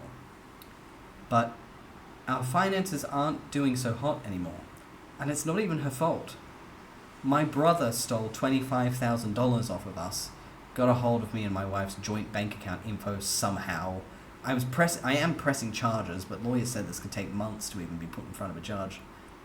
And I cannot make this work on just my income anymore because we're only left with $3,000 in the bank account and our rent is $28,000. 2,800. So I asked my wife to look for a job and explained why. She immediately said, "I fucking hate you," and walked off. I was able to reapproach it later. She locked herself in the bathroom crying. And she said she's rethinking our marriage now because the one thing she asked for is that she gets to stay home for a year, and I agreed to it, and now I'm asking her to send her kid off with a complete stranger and give up exclusively breastfeeding, and she's sickened by me. She said she never would have agreed to have a baby with me if she'd known I'd back out of our agreement 6 weeks in. Said that my brother stealing thousands from us is something I need to fix on my own because it's my family, and if I force her to work, she'll 100% divorce me, no question. Am I wrong in asking her to get a job? She will barely speak to me now and won't look me in the eye at all. Cries a lot, but I literally cannot do this financially without her. Yes, she gets child support from the boy's dad, and it does help out, but not as much as I need. AmItheA, my wife's reaction was not bold. I wanted a child. She told me for easily 3 months straight that her only stipulation was that she didn't work, and straight up told me before even getting pregnant that she would never forgive me if I backed out and changed my mind about her staying home for a year. 90% of the money that my brother stole was money she worked overtime for, just to ensure she did not have to work. So no, it's not bold. I don't even blame her. She begged me and warned me not to back out on it, given that it was her only request, and that's exactly what I did. She says I'm just as untrustworthy as my brother, and a part of me feels like it's true. I didn't keep a good enough eye on my brother, which is how he even got a hold of our bank account info. It was in my wallet, and I left it in the car when he was in there one day. And now she's suffering because of my family fuck-up. But I'm at a loss. But no, she's not being bold, insensitive, or rude. She warned me, and I did the exact thing I promised her I would not do. $25,000 is only what we had saved for the bills. We have separate accounts saved for each kid. My brother and I are twins. Despite not technically being identical, we look a hell of a lot alike. He took my info, he went to the bank, and withdrew/closed out the account. He didn't have my ID. The bank asked him my security questions and last 4 of my social, which he knows. Handed over the money to him immediately following and closed my whole account out. I didn't even know until my paycheck couldn't be delivered. I called the bank to ask what the holdup was. They told me that I closed the account 4 days prior. I argued it, they showed me the surveillance feed to prove I did it, and it was my brother. Wow. That's really tricky. Oh, that is a hard one. Oh, that is identity theft. That is a serious thing. Like, and it sounds like he is taking it to court, and they really got to sue him. Like, that is serious. Like, yeah, like I can, for one, I sincerely hope that brother gets serious charges pressed against him and he gets like put in jail or some shit. That is awful. That is truly awful to do to your twin brother as well. That is cruel. Oh, yeah. It's like, honestly, like, the bank should have checked for the ID specifically. But you can't really blame the clerk in this one because, I mean, twins, you don't expect it. But, like, I'd say the wife is being a little bit unreasonable, but I can also understand her reaction with the context he's given. But I'll give the guy kudos for giving that context. A lot of people wouldn't be willing to. Because essentially, it sounds like she wasn't willing to have that kid unless the stipulation was met. Like, it was literally like one of those cases where it's like, I don't want to do this, I'll do this if you do this, but I will not do it otherwise. And he was like, we'll do it. And I can understand from her perspective, 6 weeks after having that kid, he backs out. With that, you can completely understand why she's gone like, fuck you, like, fuck fuck off. No. That was no, fuck you. Like, you can completely understand her point of view. No, it's literally his twin. Literally his twin brother. Literally. Like, he has his twin brother. The twin brother stole his details and then stole all of the money in his account for the wife's year off. Jeez. And just... I mean, yeah, like, honestly, like, it does sound a little bit fake. But, like... That's half the fun. That's half the fun, pretending all of these are real, you know? But yeah, like... In this particular case, with context, like, with the context...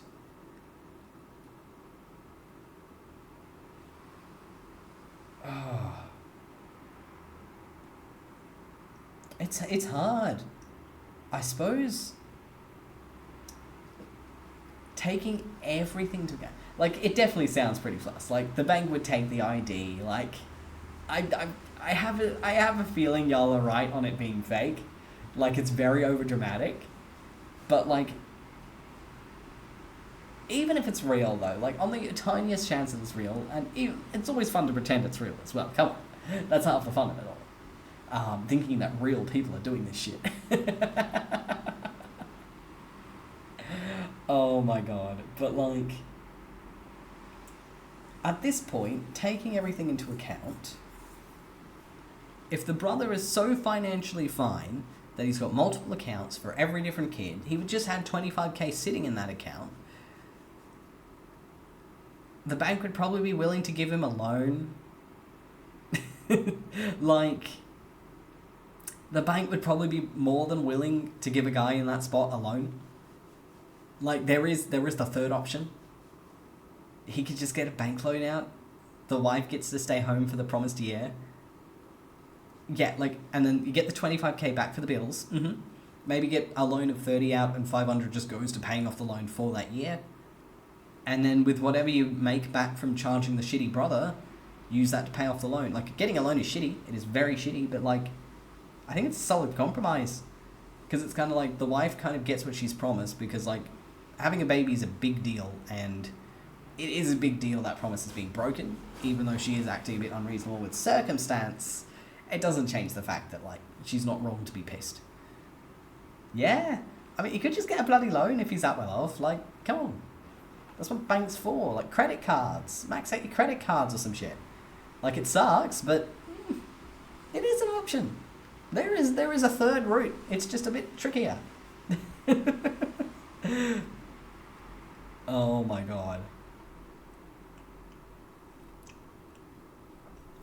But yeah.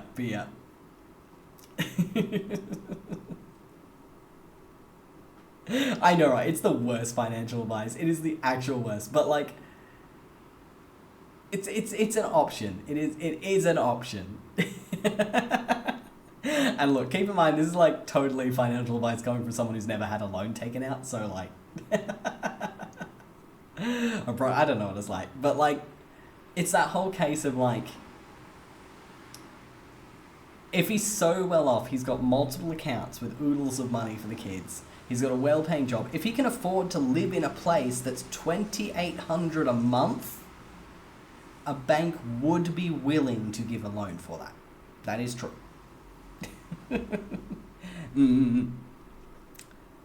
I mean, yes, but let's be honest, the circumstances of a college student versus the circumstance of a guy, like, getting, like, 70k a year are very different. One suffers. Oh my god. But yeah, like, for real though, like... Yeah, like, this guy's not a student. This guy's, like, a full-time working dad.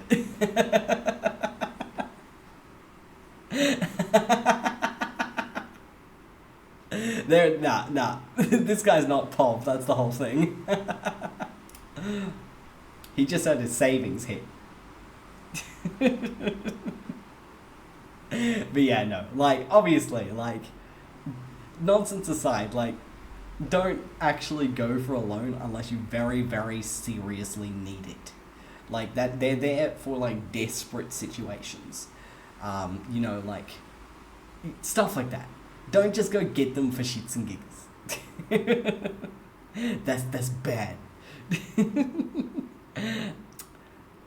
Oh yeah, Ghosty, free yourself from the pen.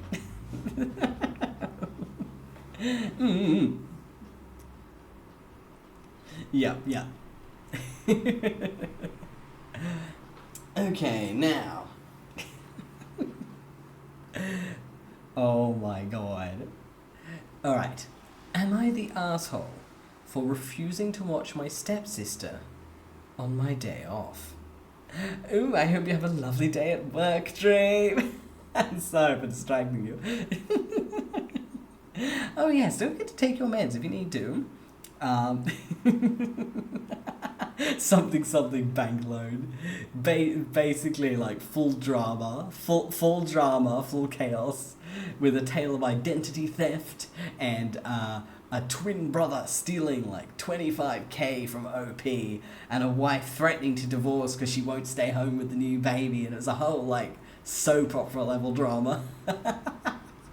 And it's like, well, if you're well off to have multiple bank loans with multiple bank accounts with thousands of bucks in them, like, come on.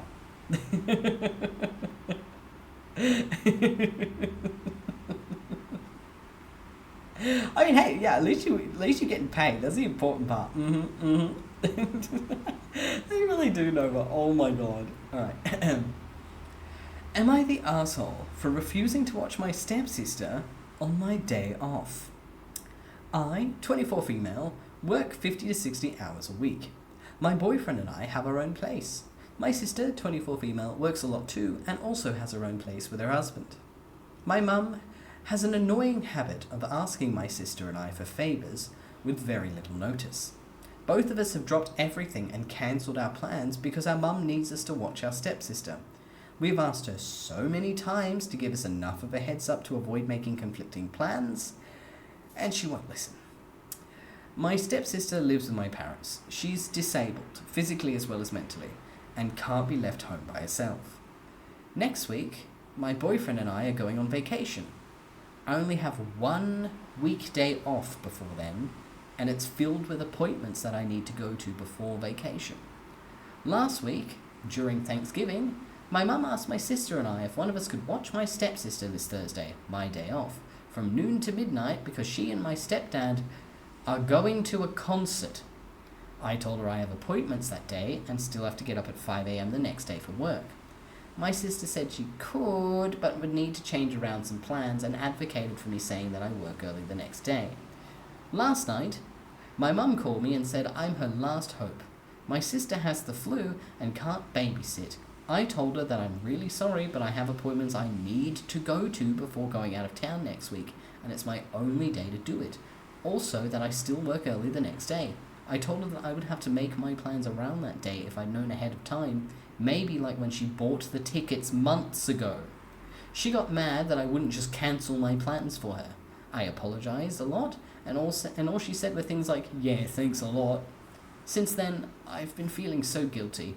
I'm trying to figure out how to rearrange my day so I can help her out, but nothing's going to work. I feel selfish for not dropping everything to help. I feel like an asshole. So I'm here to ask, am I? No. Absolutely not. No. Concert? No. It would be one thing if like the mum like had like some urgent medical appointment she had to go to, or it was actually like something really important. Okay, like still wouldn't be the asshole, but more understandable why the mum's desperate. But a concert? You booked that shit months in advance, and you couldn't plan stuff until like the week before? No, fuck you. At that point, get a babysitter. Like, no. Yeah, like your kids are both adults who are working full time, more than full time. They don't have the time, and so it's super entitled of the mum to just assume that the kids are going to drop everything to help the steps on a dime's notice for something as low as a concert. Like, concerts are not things that other people are willing to put their lives on hold to let you go to unless there's a very good reason. Like, come on. Just, nah. Terrible, terrible. Absolutely not the arsehole. Absolutely not the arsehole. Okie dokie. Right. Let's crack open some more delicious itas. Okie dokie. Yeah, exactly, lads. Yeah, exactly. Like, I will be completely honest. Like, if either of my parents did that to me, I would straight up go, no, I'm sorry, I'm busy. Like, I'm happy to help out, but you have to give me at least a week's notice if it's something that's like doesn't conflict, and if it conflicts, I need more time than that. Like, if it's like an hour or so, I need at least a week's notice. But like, if it's like a whole day, bitch, you got to come at me like a month in advance. Like, and if I don't have time, like that's kind of it. That's kind of, yeah, like, sorry, the schedule's full. Like, once the kids have moved out and they're adults, like, that's kind of it. You got to treat them like other adults from that point. In brackets, respect them, man. Oh my god. Yeah. Yeah.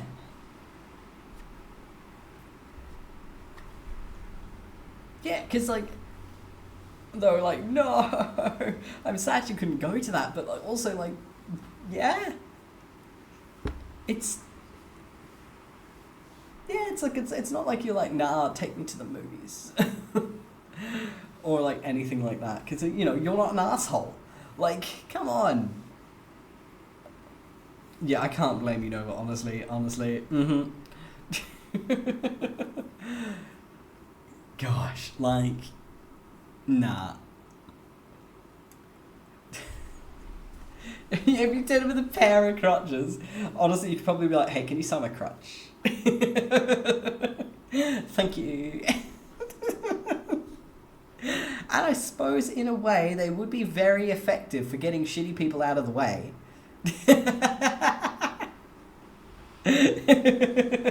Coming through, smack, smack, smack, smack, smack. Okay, that's kind of funny to imagine, but, like, seriously though, I can't blame you for staying home. Like, duh. Oh yeah, Az. Oh yeah. Alright. Ooh. This title is a bit spicy. Okay. Am I the arsehole for refusing to take my low-functioning sister out with me and my other sister? I'll keep this short. I'm 18 with two sisters. Missy, 15 female, and Macy, 19 female. Macy is high needs, having a 4-year-old's mindset, needing help 24/7. Growing up, I often felt like I was an afterthought, but I get my parents were just dealing with the cards they were given. Missy is usually super independent, but has started shutting everyone out, kind of like how I used to. She's like two different people, outgoing at school, quiet and to herself at home. So I've been trying to take her out more, break the chain as best I can. Now, Missy and I planned this weekend trip to celebrating me snagging my first car. We both saved up, and my parents were totally cool with it. So I let them know, and my mum asked if Macy could join. I shut that down real quick. Macy's not a fan of trips, especially long ones, and the whole point was for me and Missy to have some quality time. My mum agreed reluctantly, but my dad later pulls me aside, saying it's their chance for a night alone, and it's a way for me to show appreciation. That one night wouldn't ruin our lives. Now I'm stuck. I feel super shitty for not wanting to take Macy, but at the same time, how is it fair to me and Missy? I just need some unbiased opinions. Am I the arsehole? With context? No. No, like, this is another case of, like, last minute, like, oh, but, like, we want a night alone. And it's like, no, that's not a good enough reason to, like, ruin this trip that's been planned for ages. Sorry, you just wanting a night alone? Not good enough. Like, the concert had higher clout merit than this one. But, like, come on, me and your mum want to bump uglies. Nah. You want a night alone that bad? Plan it in advance. Yeah, parents can have date night another time. It's not worth ruining your kid's trip for it. Oh, yeah. And the thing is as well, yeah, if she doesn't want to go, don't force her to go. And it's like, it seems like as well that, like, she doesn't like trips. So it's like, it's not like Macy is the one being like, I want to go, and they're like, fuck off. It's more like they're well aware. Like, for one, they need their own space for a little bit. And for another, they are well aware that Macy would hate the trip. So it's very likely that Macy coming along would genuinely make the trip hell, because she'd spend the entire time just screaming and crying and being very upset for obvious reasons. Like, you stick me in a barrel of spiders and start it rolling, I'm gonna spend it screaming and crying and ruining your day for obvious reasons. It's like, with the context, suddenly it makes sense. So I can't really blame them for being like, nah. Like, fair, but nah. Like, y'all can have date night another night. It's not worth torturing all your kids. All three of them. All three of them. Because Macy would also be suffering. They get bum uglies in a hotel some other night or something. Oh my god. Alright. Ooh. Am I the arsehole for giving my girlfriend an ultimatum? Dun dun! I, male 24, am a xenophobe. For people who don't know what that means, I'm afraid of dogs. I have been for a long time, thanks to a traumatic experience from when I was a teenager. I'm able to pet smaller dogs, like poodles, but with anything even medium-sized, I do my best to stay away from. People in my life know about this and are generally understanding, including my girlfriend Viv, 23, who I live with. One of Viv's friends is leaving the country for a couple of weeks to tend to a family member, and asked Viv if she'd be willing to take in her German Shepherd while she was gone. Viv decided to run this by me, and I said I did not want a big dog in my living space. Once I told Viv this, she immediately countered that it'd only be for a couple of weeks and that this would be a good way to get over my fear. I then reiterated that I wasn't comfortable having a dog that size in my apartment, and this escalated into an argument, in which she told me that my phobia wasn't that bad and to get over it. So I then gave Viv an ultimatum. If the dog comes into our apartment, I'm staying with a friend for the time he's there. She then called her friend to tell her she couldn't take the dog in, but has been giving me the cold shoulder ever since. Update.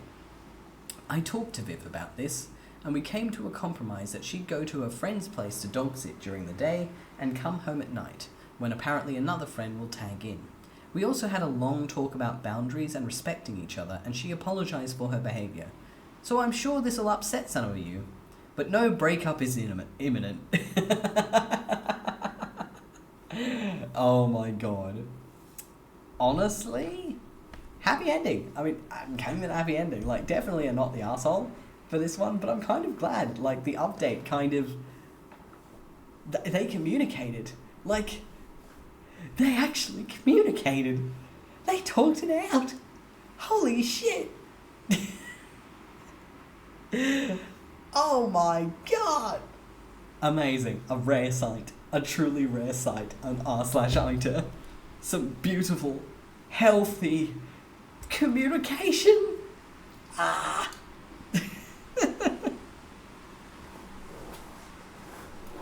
And of course, hello Vanessa, by the way. Welcome, welcome. Oh my god, yeah. Yeah, they talk. I know, right? It's insane. Actually insane. Oh my god. Yep. Absolutely not the arsehole, but dramatic tear. I can't believe it was a happy ending, guys. I can't believe it was a happy ending on this fucking hell site. Shock. Horror. Oh, of course. Where are they? Alright, Asta's currently asleep on top of his tower. Oh, and Comet's asleep inside the tower. They're sleeping near each other. That's so cute. Comet's in the little hidey hole and Asta's on the top. No, I can't disturb them. They're asleep. They're asleep. I'm not going to disturb them. Let the kitties nap. I know, right, ads? It's such a rare occurrence. Oh my god, it's so cute. All I can see is the sleepy fluff. That's so adorable. Precious bees. May they have the sweetest of rests.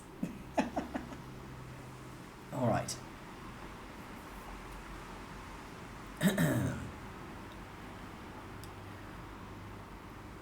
Would I be the arsehole if I didn't want my kids speaking only my husband's native language?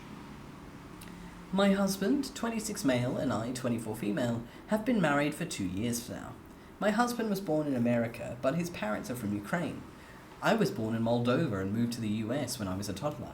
Moldova is a country right under Ukraine. We grew up in a Slavic culture here in the US, so both of our families speak Russian and a little bit of Ukrainian. Because of USSR, many countries transitioned to the Russian language back then. Growing up, we were always told everyone we were Russian because it was easier to say that than to actually explain where we were from. We're both bilingual and speak Russian and English very well, and when the war in Ukraine started, my husband made it his mission to learn Ukrainian and had been very good with it.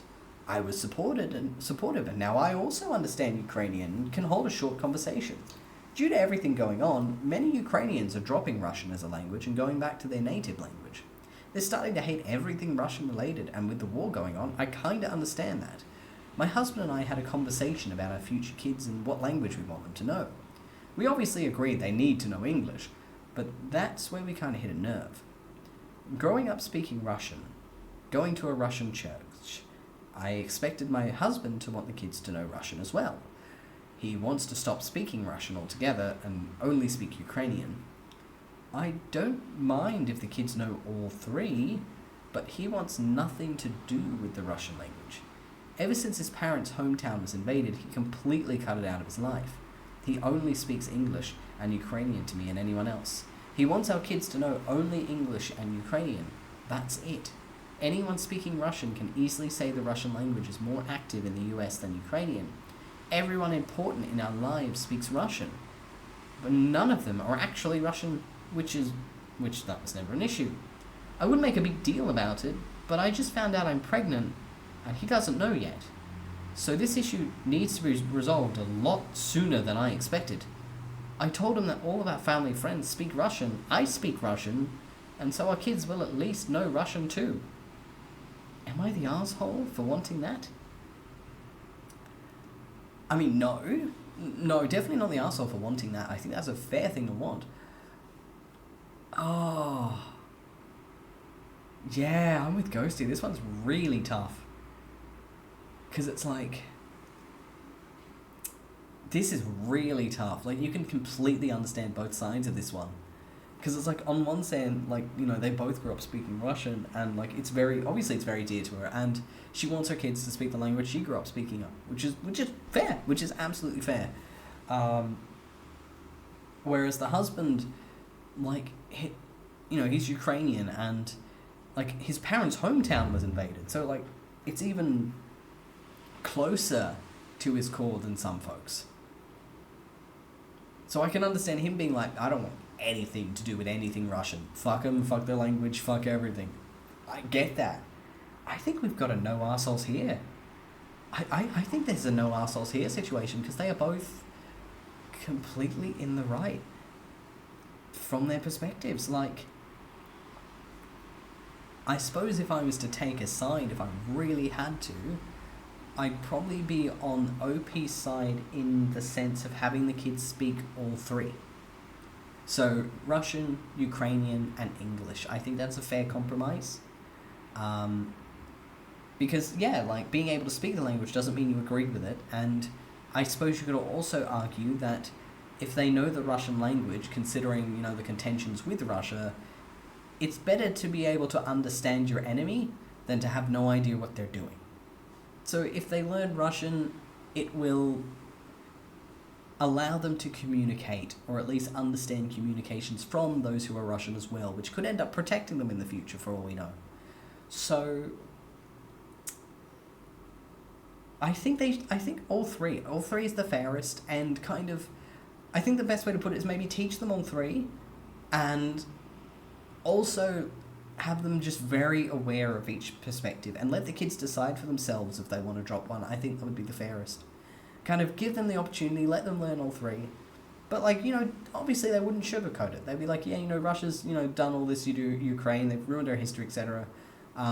Like, this language isn't our thing, etc. And there's a very, very good chance at least one of their kids is going to turn around and go, nah, I'm with dad, fuck this language, and drop it. And that would be well within their right. Yeah, this is very much a bit of a culture clash, and no arseholes. I don't think anyone's wrong here. I just think it's a they just need to compromise on something. Yeah.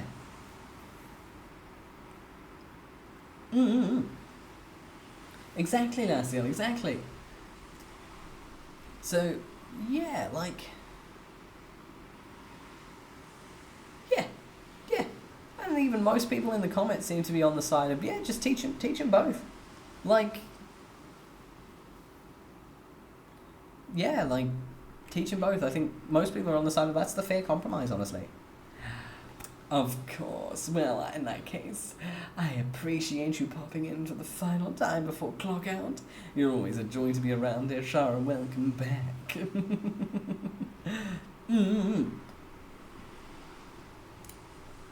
All right.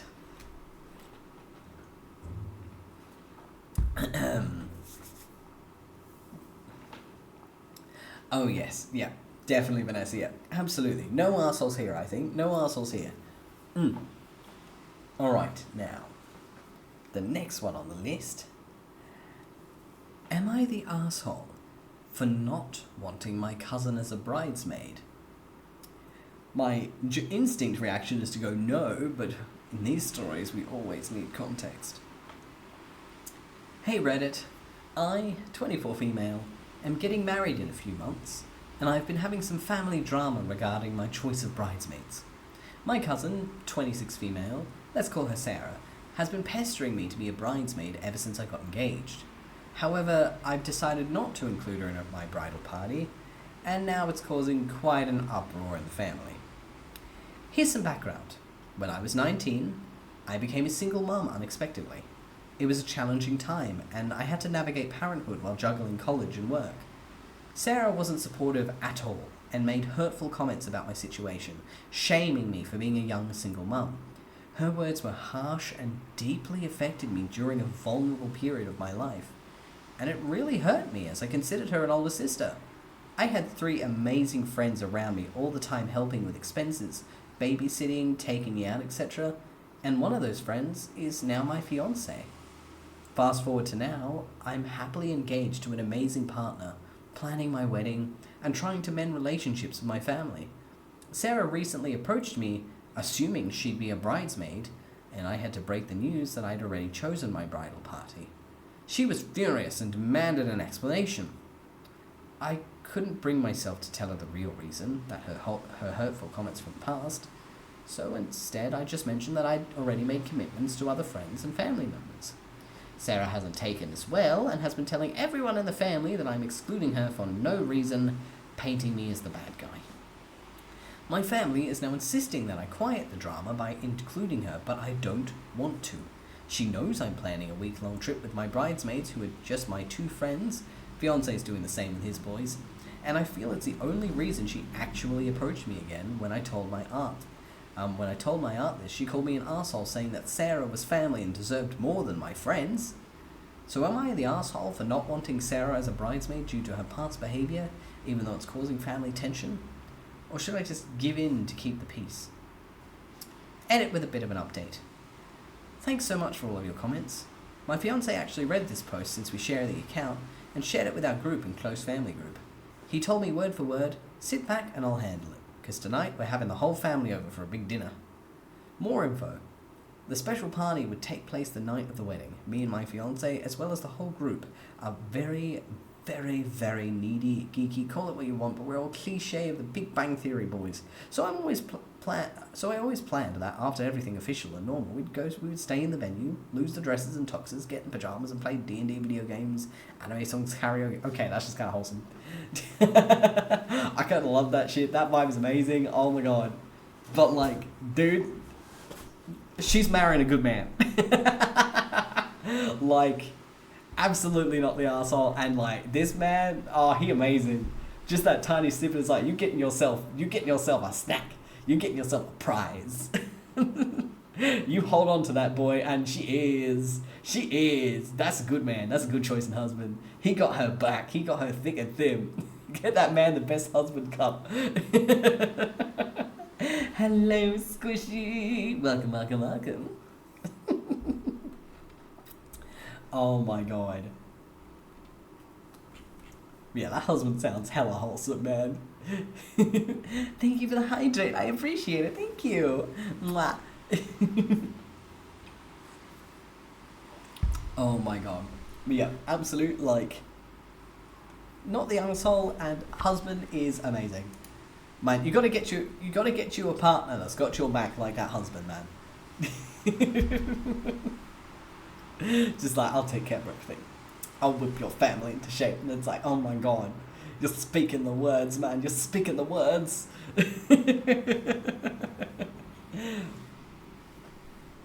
Alrighty. Am I the asshole for not walking down the aisle with my father? I am getting married, and I don't want to walk down the aisle with my father because I think it's an outdated practice and gives me the heebies.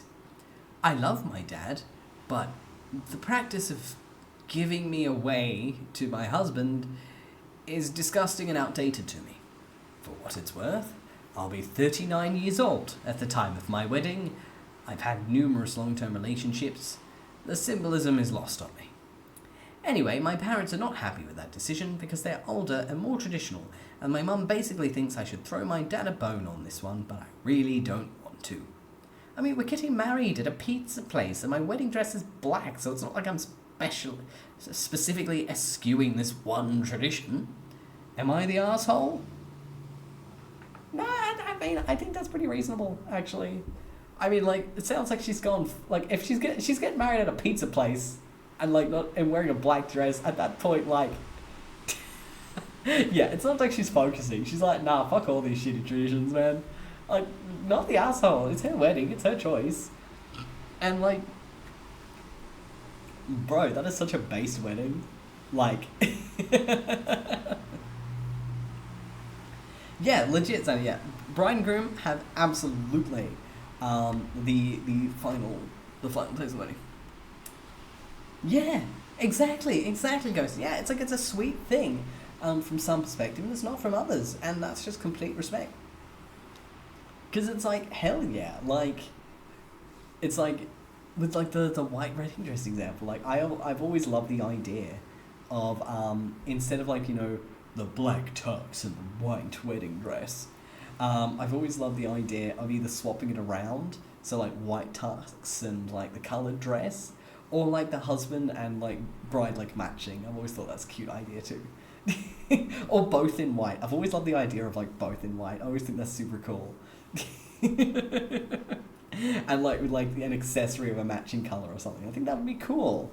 Like, yeah, there's so many other things you could do. Because I'm pretty sure the only reason the white dress really came into play in the last century is because like white just looks the most expensive, because the minute you cough on it, it gets dirty. But like, I'm pretty sure like 100 or so years ago, like white dresses wasn't a tradition at all. You just wear whatever nice dress you had in the cupboard. Oh yeah, Pat used to be Hello Freddy's. Oh yeah, Ghosty, that would be sick. A mix of a dress and a tux. Oh my god. Honestly, like, I love those, like, I've looked at, like, you know those wedding dresses, because I've seen pictures online. I've loved the designs of the one where it's like the pantsuit wedding dress. So it's kind of like the skirt kind of like ends like quite high up, and they're just wearing like the dress pants under, and it looks so girl boss. Like, the aesthetic of that, when I see them, I'm like, that's cool. That's cool. Oh my god.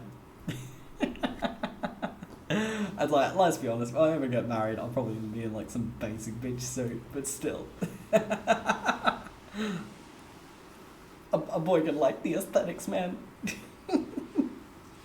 Honestly, like, I would just like love to have everything like blue and teal and purple themed. All my favourite colours.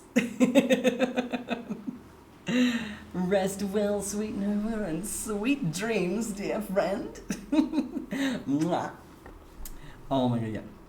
Yeah, I think like white also has that bit of religious significance as well.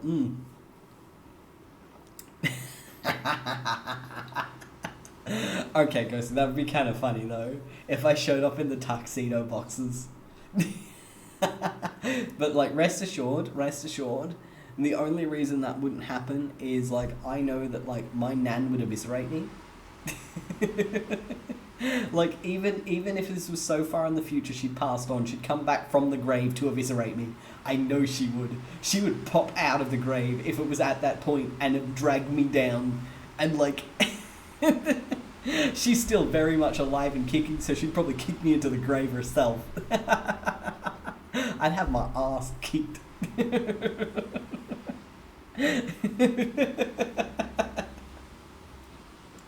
Got them on my thought socks. Exactly. They go with the boxes.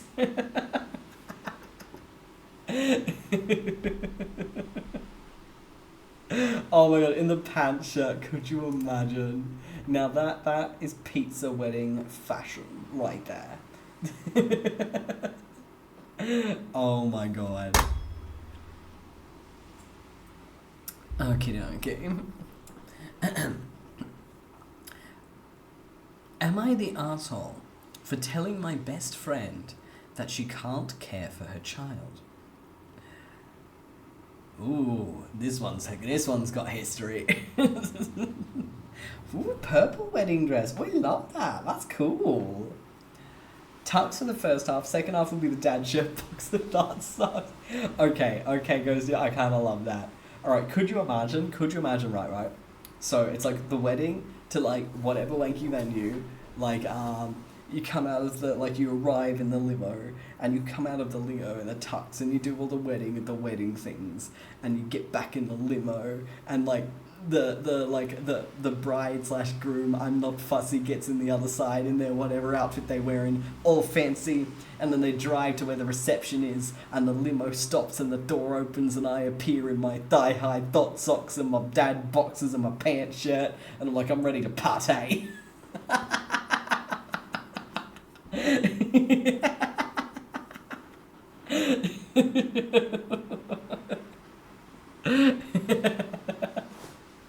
Oh yeah. One hell of a wedding photo. You gotta have those programmer socks, come on. Gotta let you freak out. Hello, Micah, welcome. Alrighty. Am I the arsehole for telling my best friend she can't care for her child? Oh? Oh, whoa, dear Micah, oh, whoa. I, 31 female, have been friends with my best friend, Jill, 26 female, for a number of years now. She and I have been through a lot of ups and downs together, but have been solid in our friendship the entire time. Jill and her husband had a child 3 years ago, and I love them to death. I'd do anything possible for them. Jill has been very vocal in her desire for another baby and is trying to conceive again.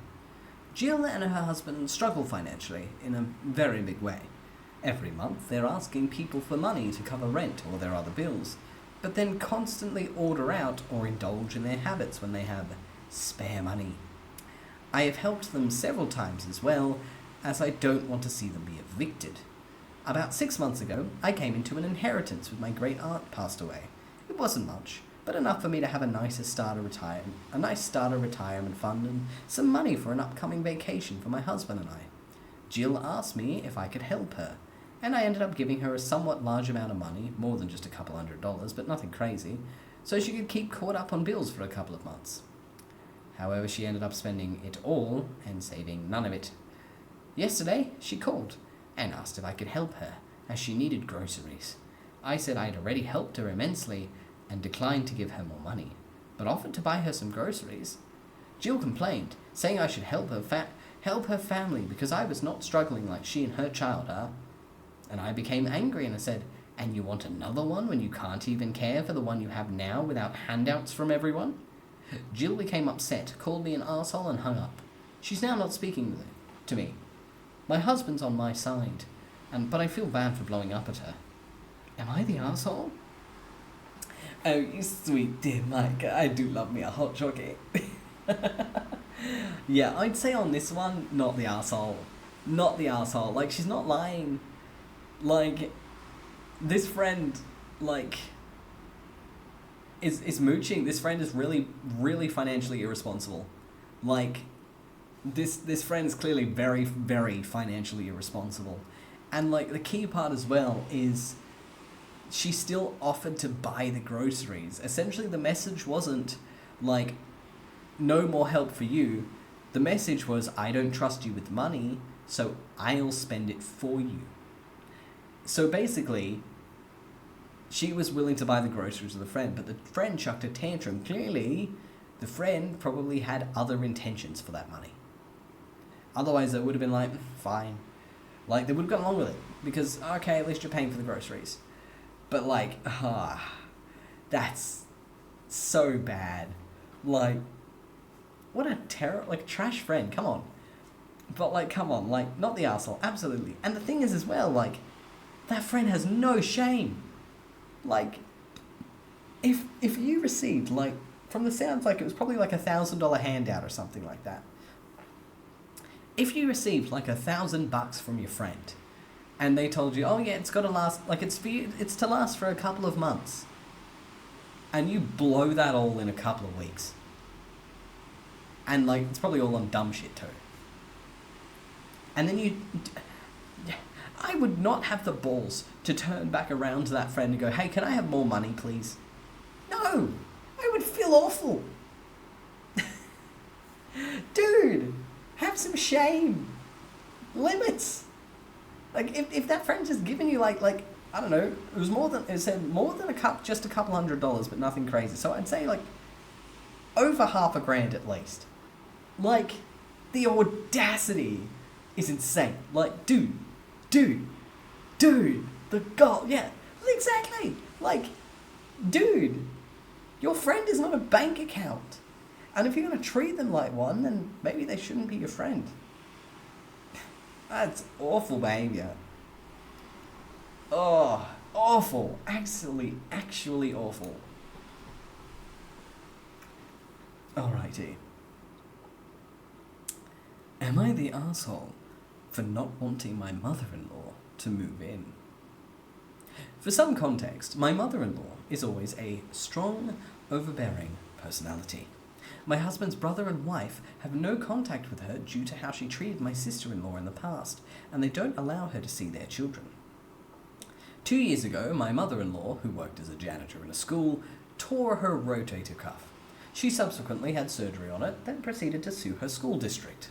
She lost the lawsuit and was fired. Since then, she hasn't worked and has complained of a myriad of health issues with her neck, back and shoulder. She's had many MRIs, none of which support evidence of an injury that would impact her ability to work, even if there are some limitations. She's lost 3 disability appeals. She has also, in this time, turned down jobs, including working things like receptionist work, for a variety of reasons such as too much time on her feet, too much sitting, etc. Nothing is going to work as far as her health issues. My husband and I purchased a single-family home at the start of 2022. We make decent money, but both of us work 2 jobs to be able to make more, more than just make ends meet. We have 2 kids, and we bought this home so we could have enough space for our family. Even so, we had to convert a loft into a bedroom for our younger child. Mother-in-law has hinted all the past 2 years that she wants us to let her move in. She and I do not get along, and even the kids are not fond of her. My stepdaughter says she speaks poorly around my husband and myself's young, special needs son. Recently, my mother passed, and mother-in-law was annoyed because it meant we couldn't clean her apartment for her. I'm afraid she's going to be out of money soon, and she's going to force her way into our house. My husband doesn't want her here either, but might buckle if she ends up on the street. Once in, I don't think we could get her to leave, especially since she refuses to work. Aside from not wanting a toxic person in our house, it would put a strain on our finances. We simply cannot afford or have the room for her. Am I the arsehole? No. No. No. Don't let her in. Don't let her in. Do not let her in. Don't let your husband let her in. Absolutely not. Clearly, she just doesn't want to work. Like, she just can't be asked. Like,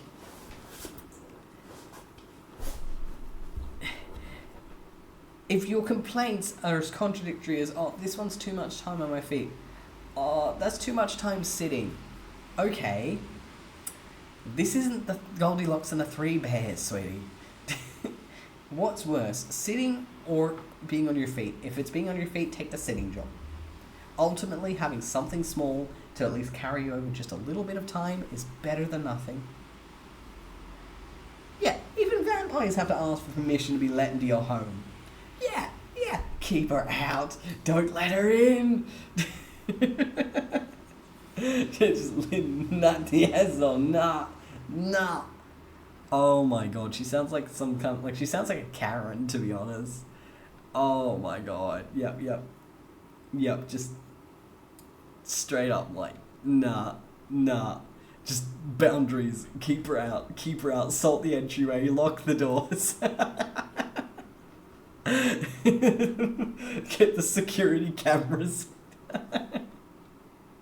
You get it together. Don't let the evil stepmother into the house. She's out. Leave her out. Be free. Stay free. Oh my god. Throwing devil's trap under the welcome mat. Call the local church for a vat of holy water. 5 nights and stepmothers.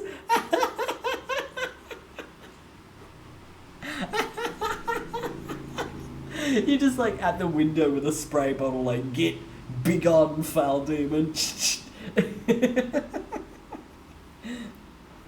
Alright. Am I the asshole for saying you're going to be the reason I have nothing when I was angry? I've been with my fiancé for 6 years, and honestly, he has always been financially irresponsible. It's caused loads of fights. I have always felt like financial burdens fell off on me, and I could never depend on him. With that said, otherwise, he's fantastic. We complement each other well. He's my best friend. And for the first 5 years, I had a full-time job and built up my medical career. During that time, he would work for a few months, then quit after a small inconvenience, i.e., they treat me like I'm stupid. Truth is, he has ADHD that he refuses to get medicated for, so he goes balls to the wall, burns himself out quick, then gets bored of it, and when he becomes bored of it, everything pisses him off, and everything becomes an issue, and everyone is out to get him. Victim complex. And I've always just stood right by him.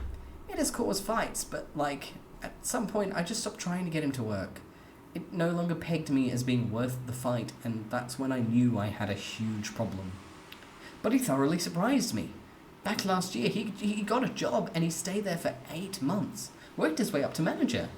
But the company liquidated and was shut down, and surprisingly, he had a new job in a week, and again, worked his way right back up the ranks. He became operations manager. He really appeared to be doing great. But then a month ago, he quit out of the blue. Started in with the everyone treats me like I'm fucking stupid talk again. Has been staying up till 4 a.m. playing video games and eating everything in sight and sleeping all day. So this morning, I flipped out. He ate all of the leftovers, enough for 5 people, and all of the snacks. There was no food, and I just stopped 4 days ago. I told him to get off his ass and get a job, and he screamed, "I'm so tired of working and you treating me like a child." So I calmly said, "You're going to be the reason I have nothing." He immediately looked gutted, because he often expresses feeling like he's going to fuck up my life, and I know deep down he doesn't want that. But instead of apologizing like I normally would, I left. My friend's saying that I'm a stupid bitch for saying that, but because I know it hurt him really fucking bad, and he's otherwise a great guy. Am I the asshole? Ooh. No. Like, I think it was something he needed to hear. 'Cause, like, the worst part as well is, like, yeah, it's just, essentially he went from, like, he had this horrible pattern for years and years and years, and then when she gave up, he finally got himself together for a good while. And when she finally had hope, he just dropped the ball all of a sudden and just went, nah, fuck it, fuck them, I'm gonna be a potato, and just has refused to get a job since, and is essentially eating her out of house and home. And you can only hold out for so long, and 6 years is quite impressive. It was definitely a cold thing to say.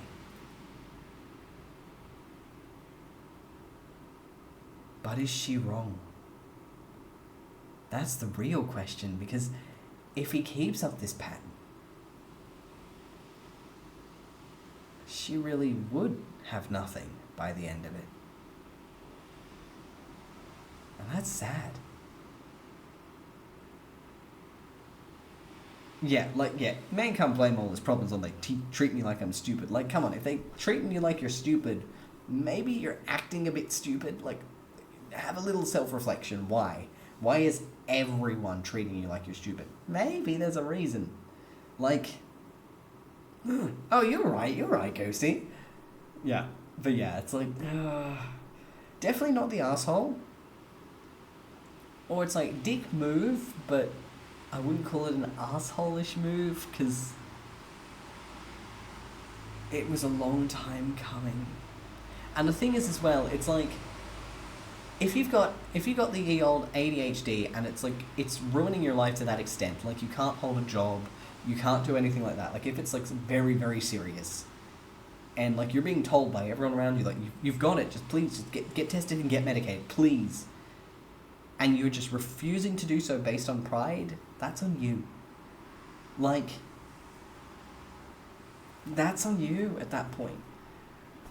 Like, there's only so far everyone can guide someone before you've got to guide yourself. And, yeah, like, yeah, I think Az has got it right on this one. Justified arsehole.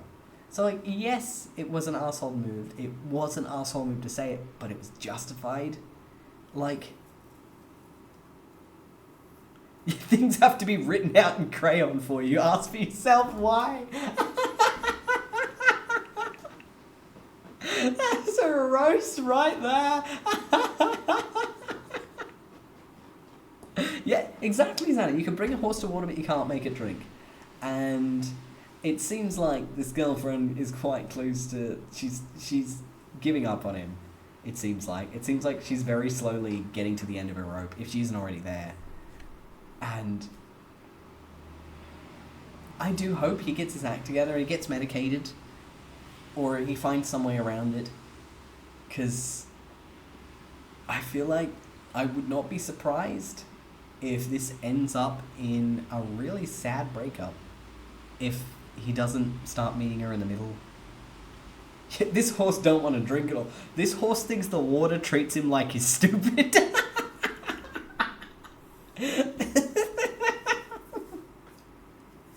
Why aren't you drinking the water? It treats me like I'm fucking stupid, bruh.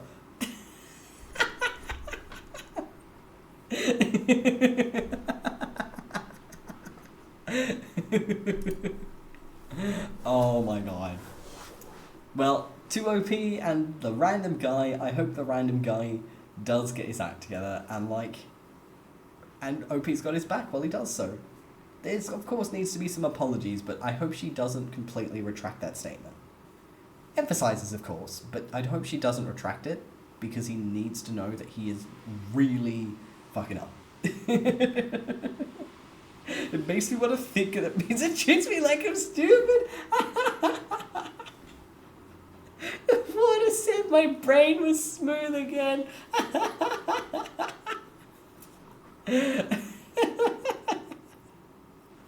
Oh my god. Okay. Am I the asshole for flipping out after he ate my son's food? I don't think I'm an asshole, honestly. However, literally everyone I've spoken to is against me on this because it's just food. I would never make someone feel like shit over food, blah blah blah. So here I am. 30 female. I have a 13-year-old son named 𝐄𝐍𝐕𝐓𝐮 with my ex-husband. Last year, my son desperately wanted to go to Japan because his father currently lives there, and my son has been there multiple times for visits during the summer and fell in love with it. He begged me to let him live with his dad for a year, and while it broke my heart and gave me extreme anxiety, I agreed. I couldn't say no. So he went there for a year and came back in August of this year. As many could imagine, Japan has much different cuisines than the US does, and while my son wouldn't complain about anything I put in front of him, he did make a few comments about missing Japanese dishes. So I went through a few websites, got a hold of his dad, etc., and I was able to get some of the ingredients and recipes shipped out to me. His favourite one is some type of noodles with a dark brown spicy sauce. I can't remember the name of it off the top of my head, but since it's his favourite, I have his father send me out the noodles and sauce so my son can prepare it for himself at home, as well as buying him the fresh ingredients needed. Well, me and my husband's daughter, 9, asked 𝐄𝐍𝐕𝐓𝐮 the day before yesterday if she could have some of his noodles. He said no.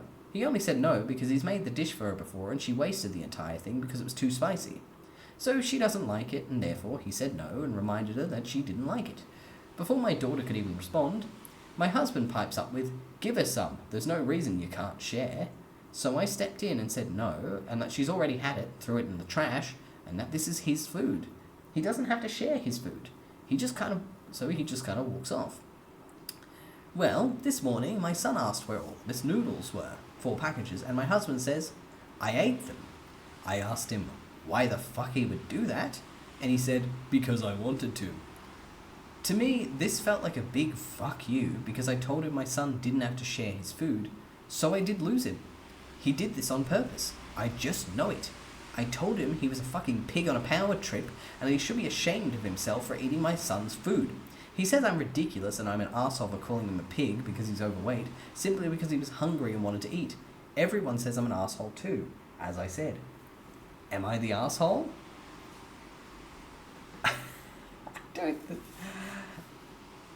I don't think so, no. Like, yeah, like, okay, like, the comment's a bit mean, but, like, but he's the one who was being the asshole in this situation. Like, with that context, like, that kid probably doesn't get much of that food. Like, clearly, like, they specially order that shit in from Japan just for him. And then this prick of a husband is like, "Oh yeah, fuck you, I'm gonna eat it." Because you won't give it to the girl who I know won't like it. Fuck you. That is so dumb. The kid's 13. Like, he's being petty against a 13-year-old kid. That is way too far. That is really immature. Like, she's definitely not innocent. She definitely went for where it hurt. But, like, he was definitely really out of line. Really out of line. Yeah, exactly, lass. Exactly. Like, come on. Like, everyone sucks here, but he sucks more. He sucks way more. Way more. That is really, really out of line. Oh my god, that is against a child. Like, he's 13. They leave the kid alone. Don't you mind getting some stupid? Exactly, Xana. Yeah, that's the difference. Hers was in the heat of the moment. His was premeditated. And premeditated is always worse. No. As you can hear, that's the popo going after that one particular dickhead. He's about to get his nuts crunched. Oh my god. Honestly, I'm pretty sure it was a fire truck, so I think someone's on fire. Whoop. F. Oh, I mean, the interesting part about living next to a highway, all the interesting cars go by.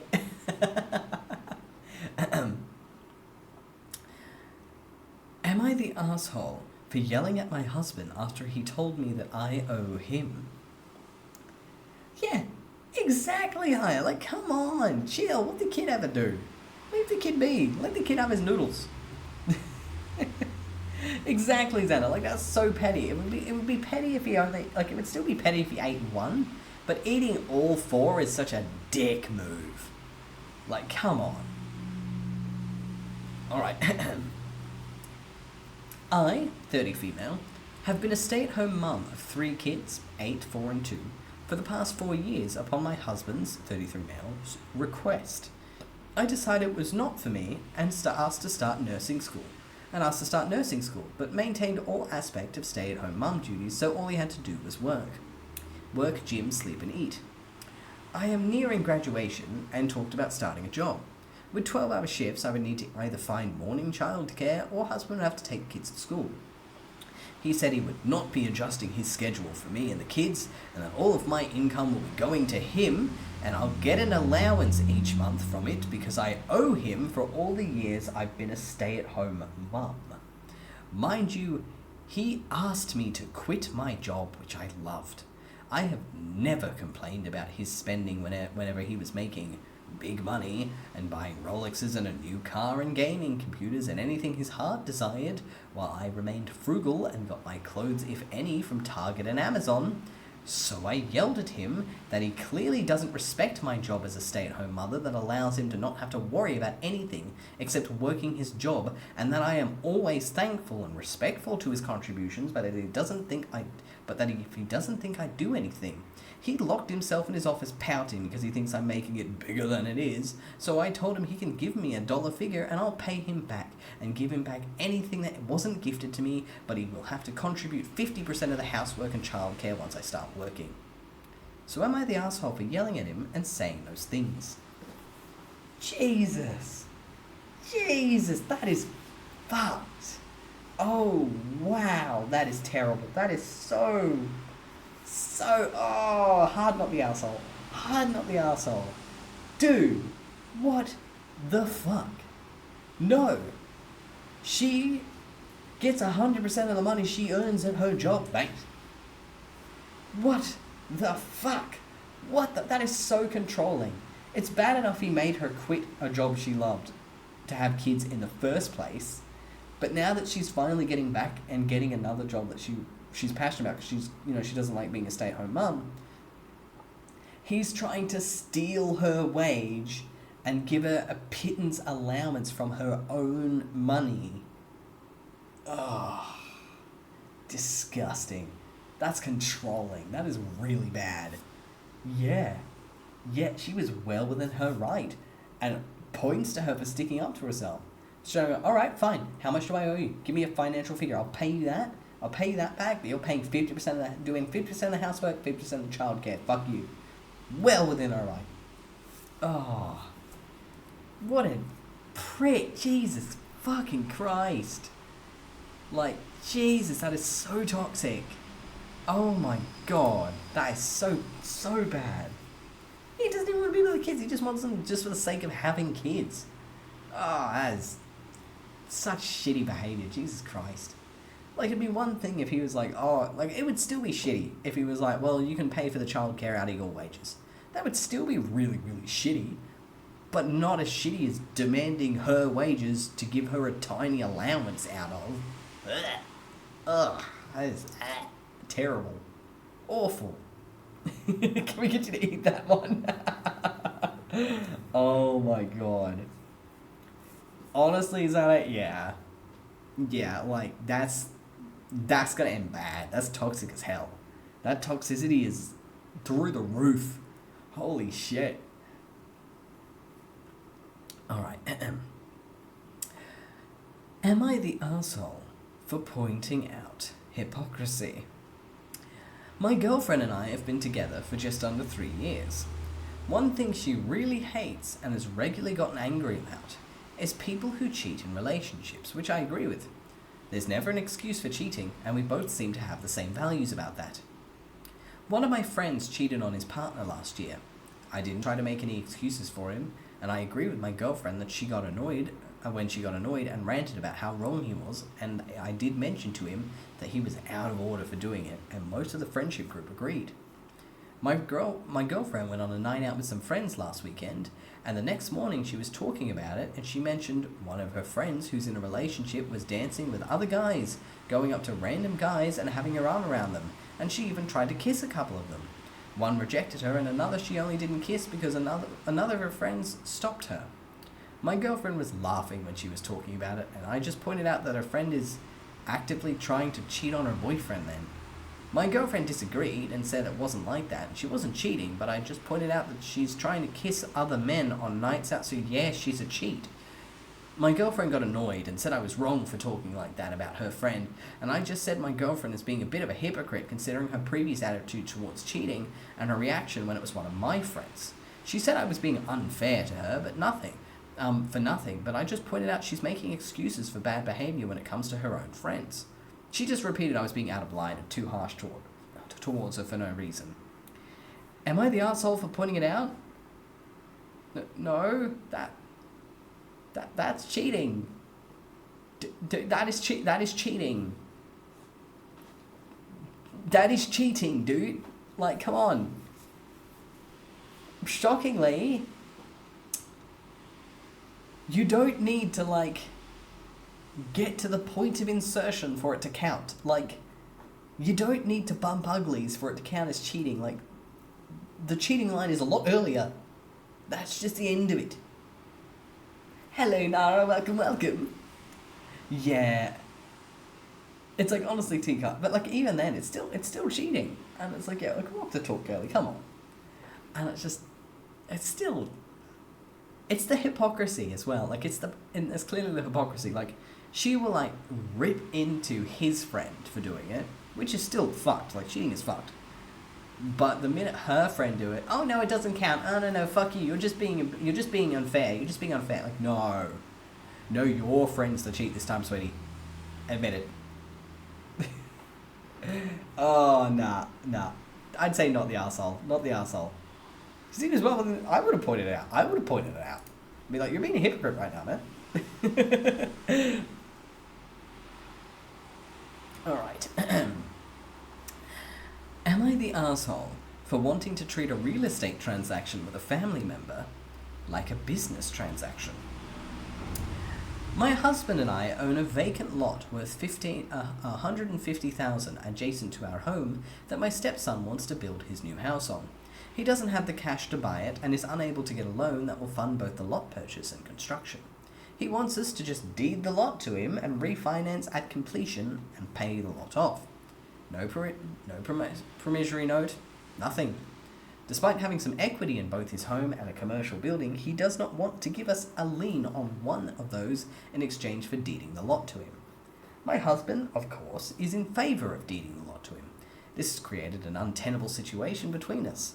I wanted to treat this as a business transaction, and he says you don't do that with family. The stepson has a hard money lender who will advance the construction funds if we deed the lot to the stepson. In anticipation of that, the stepson has already started construction. The grading's complete, foundation is in, and the utilities run. I would never have permitted that to happen, but I was overruled.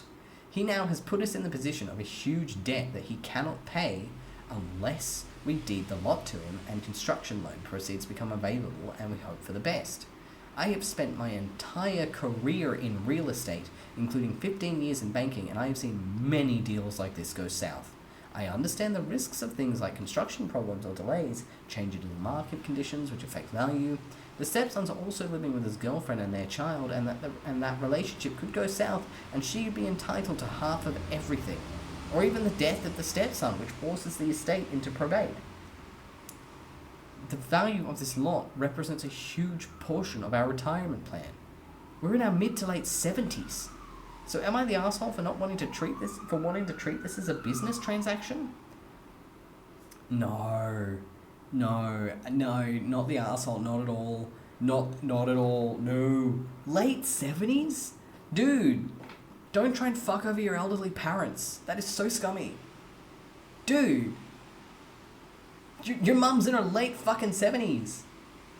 And you're basically trying to use up their retirement fund before they're even dead. What the hell? No, that is so... irresponsible is like the kindest way to put it. Dude, like he should have at least been like kind enough to sign these agreements for mum. And it's like the worst part of this as well is like she literally worked in real estate. Like she knows, like this is actually her area of expertise. Like this isn't shit she's reading off. This is actually her area of expertise. If anyone should know how to go about this, it should be her, because like it was her job. And yet the husband's like, nah, it's fine, we're just gonna do it anyway. Like, dude, you have a professional in your house. And if the professional's saying this is a bad idea, you should probably listen. Oh, that is so squicky. Like, that really just gives the shitty stepsons trying to take advantage of the elderly parents trope. Oh, nah, that's so shitty, man. That's so shitty. Okay, alright.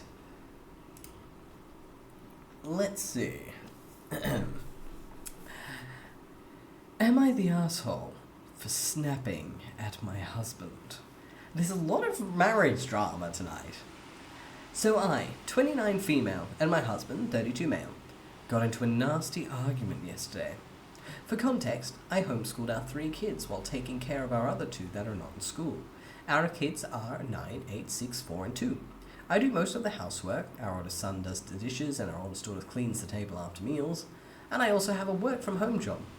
He is a disabled military vet, so he cannot work a normal job. He stays in bed or on the couch all day. He cooks dinner once every week or so, which is immensely appreciated. And I feel awful for the pain he goes through on a daily basis, and I don't mind picking up the slack most of the time, although some help would be nice. I was sitting on the couch resting and had been there for maybe 15 minutes. The kids were playing downstairs.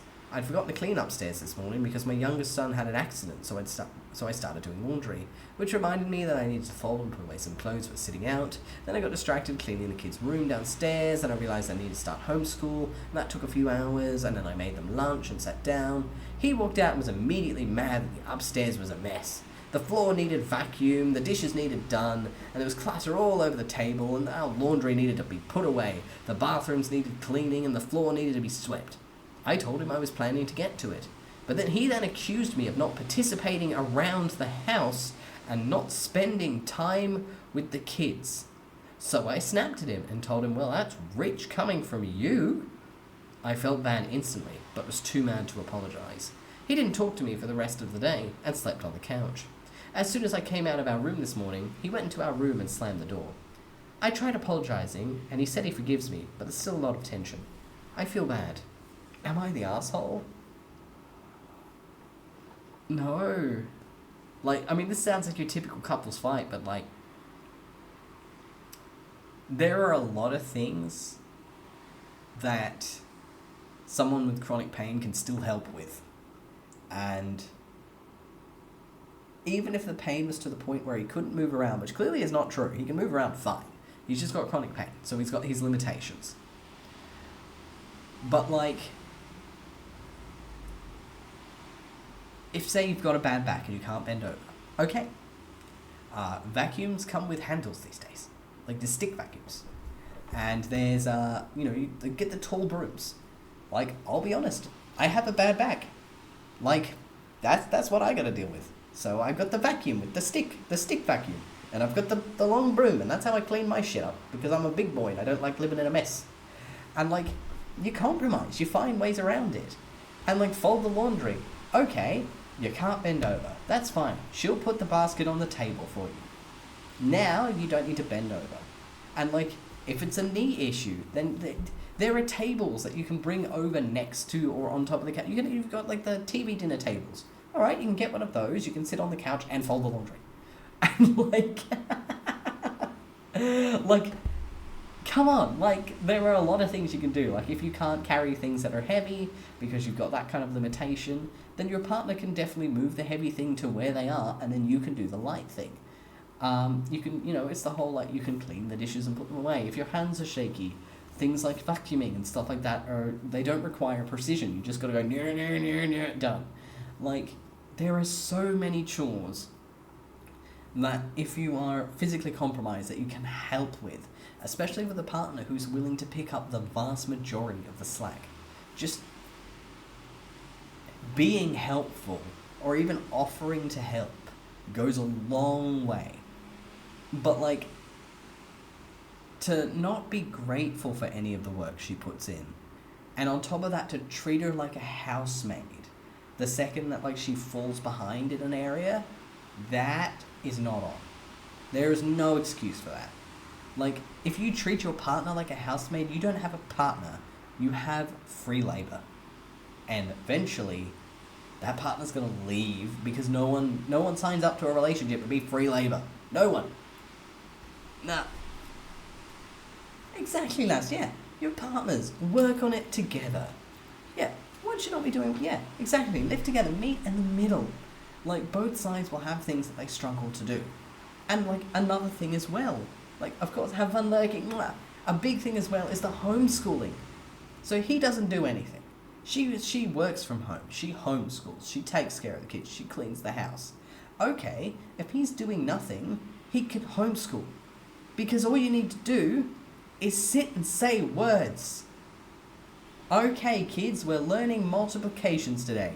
Here's my stick. Here's the board. Tap, tap, tappity, tappity, tap. He can do the homeschooling. That's a very cerebral task. And she can even plan the curriculum if he needs the help. He can literally just do the homeschooling. Saves her. She can now focus on the area you need her to clean. That is an option. That's the easiest thing on the list. So yeah, like, honestly, deadbeat. Absolute deadbeat. All excuses and no action. Honestly. Meet in the middle or you don't deserve to be met at all. Man child.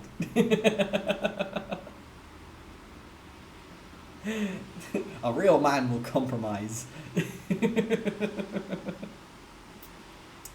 Alright. Am I the asshole for bringing my kid to a trip against his mother's wishes? My 7-year-old has just broken a finger at the bowling a week ago when playing with me. His mother and I have been divorced for 5 years now, and we have shared custody of him. Doctor said it's a minor injury that'll heal in a week or so with just a splint, but she stormed out saying that it would need up to 3 weeks of healing. She is not a doctor. Now she is claiming that my kid can't come to the trip that I planned 2 months ahead because of this accident. She even asked the doctor to give her a letter saying that he can't go, and the doctor denying it, saying she wouldn't lie on the diagnosis. Since I have the immigration rights of him, I can travel in and out of the country with him, and this will be his first trip. He is more than excited to go since he's never been in an airplane before. She and her family are saying that I'm being too reckless and an arsehole for bringing him against his mother's wishes, or to wait until he's fully recovered, which is not possible since holidays are near. So, am I the arsehole for this? Legit higher, legit. That is the vibe on Am I the Arsehole. You just want to shake half these people. Alright, edit. I might add that this is not his first injury. He has had some before when being with his mum, hence the reason why we have shared custody, and I've got the travel rights. I've never resented her for those accidents, since I think some of them is a boy just being a boy, but now she is storming out of the blue, so she's being a hypocrite on top of it. So basically, like, if he breaks a bone in her care, it's fine. But if he has any injuries in the dad's care, he's the devil. That's shitty. Alright, edit 2. Alright, thanks for pointing out. Alright, a hairline fracture is a more accurate term in English instead of broken. Alright, so it wasn't even broken, it was a hairline fracture. No wonder it would only heal in a damn week. Yeah. It was a strain, such a hairline fracture. Yeah, that would not take 3 weeks. That's a week. That's a week. Thank you so much for the follow. My name is Dee. I really appreciate it. Thank you. And welcome to the Uncanny Valley, dear friend. Oh my god. Hernia. Oh my god. Alright, and finally. Update. I got to talk to her today. She finally told me that the reason why she didn't want us to travel is because this was supposed to be our first trip together, the 3 of us, but since she's now married and pregnant and she can't come, she just lost it. We've travelled when we were married and always talked about travelling with our son, but that is something that's no longer possible. So everything's cleared and fuck that. No. Bullshit. So she's like, okay, well, it wasn't actually about his injury. It's that I can't come, so I don't want him to go either. Fuck that. That is so selfish. Oh my god. And you're divorced. You weren't coming anyway, lady. Hard not the asshole. Oh my god. Oh, that is. Nah.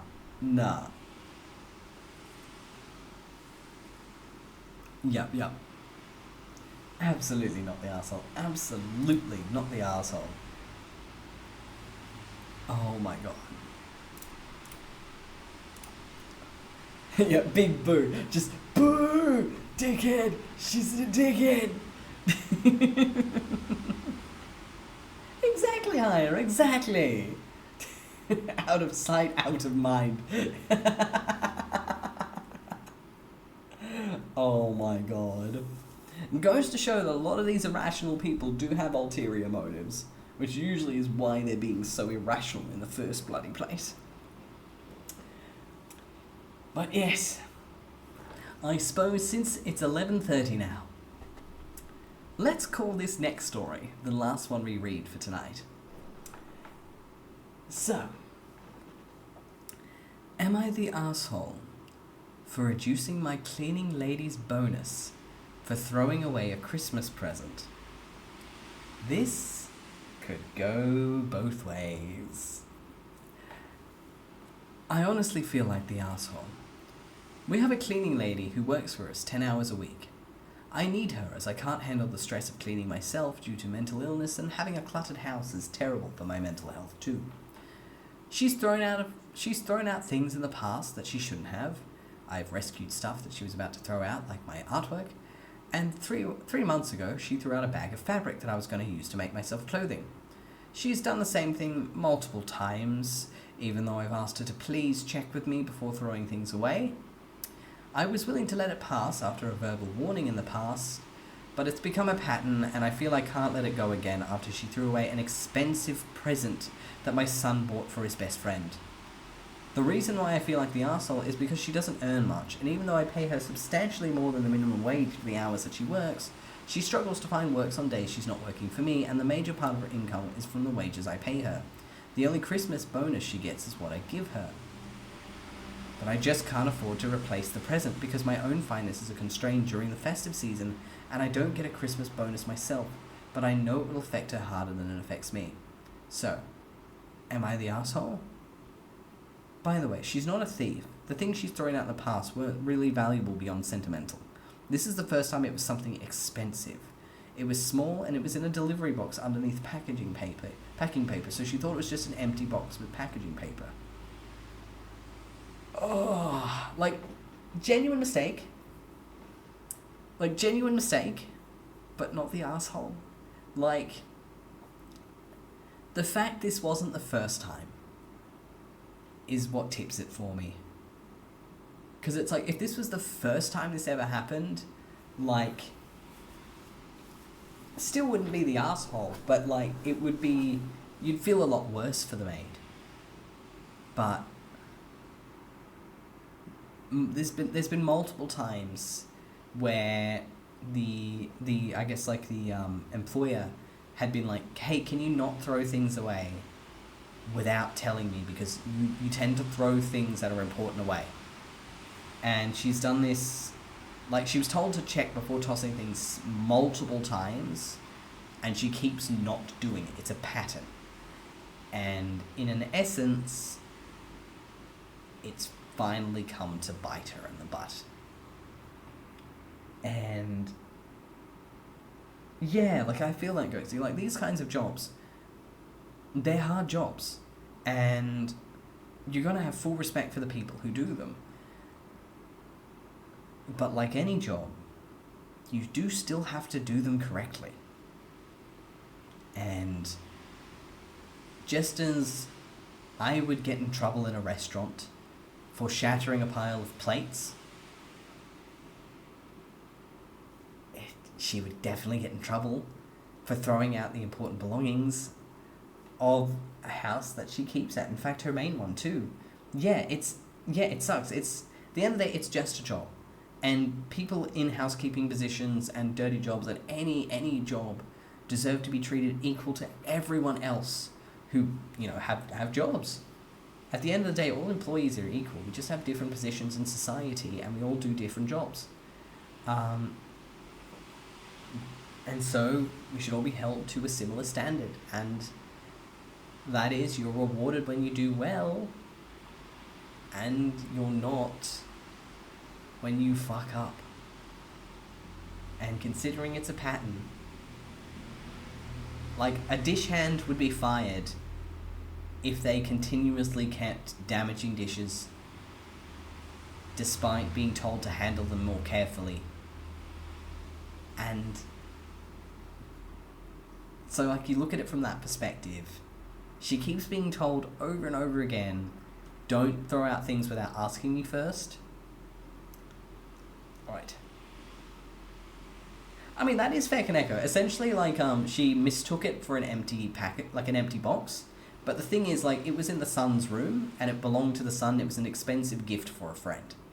It was just, still in, like, its Amazon packaging, so he hadn't opened it yet. And she basically didn't open the box, didn't check. She just threw out the box. And didn't really stop to check or rattle it or check if anything was inside. And so it wasn't left by the bin. And it's that whole case of, like... And the thing is as well, is it's like, this isn't am I the asshole for not giving my cleaning lady a bonus for that, but it's for reducing it. So she's still giving her a bonus. She's just getting a reduced bonus this year because of that. And I think that's fair. Because the thing is, if the cleaning lady's been told multiple times by the person who owns the house, hey, you have a habit of throwing out things which are very important to me, please check first. And then she keeps not checking first. This was kind of inevitable. Like, it hurts to say, but this was bound to happen sooner or later. If she kept refusing to check, eventually she was going to screw up and throw out something that actually mattered. Yeah, pretty much, yeah. Definitely Tika. Like, yeah. And, like, cleaning ladies not being fired, not having, like, wages cut or anything, it's just a bonus cut down. And, yeah, if you yeah, exactly. Exactly, Kaneko. Yeah, like, if you've been explicitly told to do something multiple times, you never do that thing again, or you avoid doing it. And, yeah.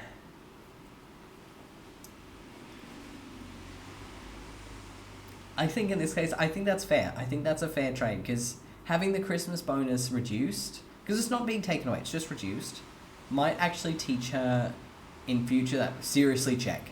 Like, there are actual consequences if you don't check. Because I think up until this point, there's been no real consequences for it. It's just been, hey, can you please check? And, okay, yeah, sure, and then forgetting, and da-da-da. Yep.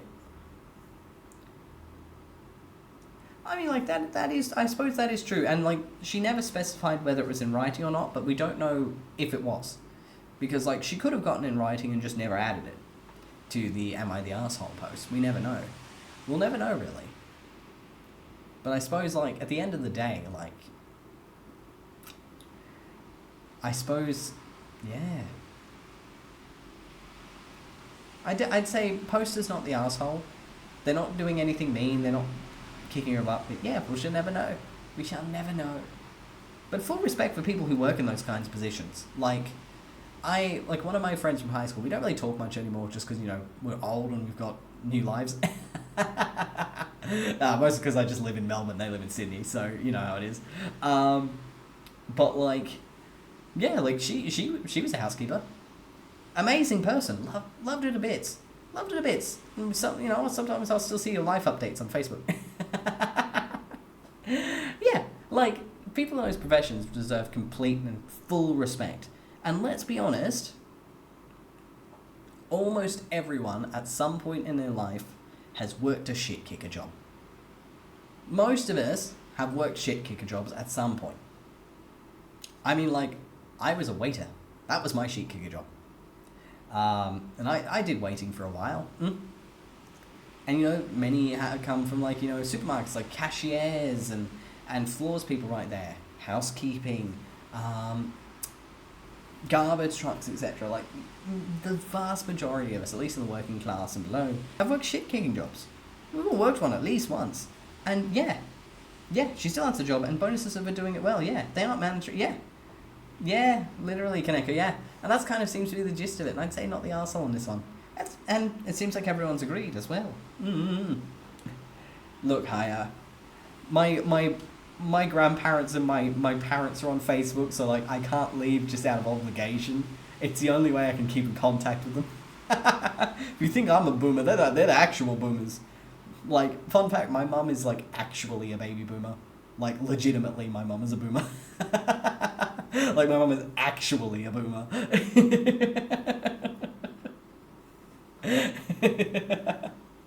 And my dad just, like, he dodged boomer by like a hair's breadth. He's like a year out from boomer because he's a bit younger than my mum.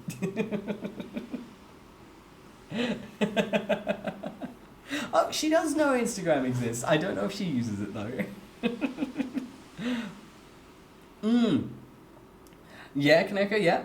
Yeah, it's like I've been a waiter, a cashier, and I suppose like a adjacent bartender, as in like I tended a bar, but it was more like a restaurant bar, and it was more like the alcoholic drinks were more the side piece than the other stuff. So it's like adjacent bartender, but like you gotta respect your shit kicker jobs, honestly. We all making a living. Facebook's the only way I can contact you. Yeah, I mean, true. Because it's like the only social media app, like, it was the one I couldn't get rid of. Because I was like, fuck, my family's on here, so I can't delete it, but also, I hate this app. But look, 𝐄𝐍𝐕𝐓𝐮𝐞𝐫, look, I'm so easy to contact now. God, that is a back in the day though, isn't it? In it. Oh. Alright, that's pretty cool, Ghosty. That's pretty cool. Humble brag, let's go. That's pretty cool. Like, honestly, yeah, like, I remember I worked in an amusement park once. I worked for a month, and I was in the games area. It was in the Luna Park in Sydney. I got to work there for a month, so I was running the games. You know those games that are all rigged?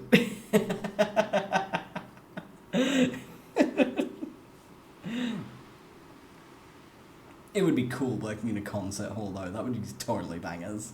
I've never worked in a concert hall. That would be super cool. But I'm quite happy in my office job. I have a big boy job now. I am now paid to be the professional hello and goodbye simulator. Because I work in reception. So like basically like whenever I'm on a close, which is most of the time, the last hour, I shit you not, is basically you're just the goodbye simulator. You're like a step to the left of the door, bitch. You're just like, bye, have a nice night, bye. Like, because everyone's gone home, so there's nothing to do. So you're just like, bye, goodbye, have a nice night, bye. See you tomorrow, bye.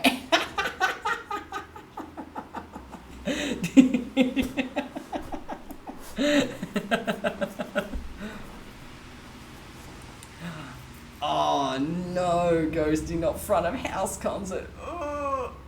Yeah, and of course the morning shifts, of course, they go the opposite. So in the morning, it's, oh, hi, good morning, good morning, good morning. Ready to start your day? I swear to God, I like have like 5 scripts in my brain, and I go off like an NPC in a street market. It's like when the PC just enters the NPC's vicinity, one of 5 voice lines will trigger automatically. You make eye contact, you will get, hi, bye, welcome back, it's lovely to see you again, have a nice day. It's like, don't make eye contact, the NPC voice line won't trigger. Look, I'm a professional NPC, okay? Honestly, like, front of house is like a beast in on itself, isn't it? I mean, hey, at least you got the walkie-talkie. That'd be pretty cool. It's like, I remember in my one, I was mostly running the basketball booth, though I did get to run the booth with the popping the water balloons.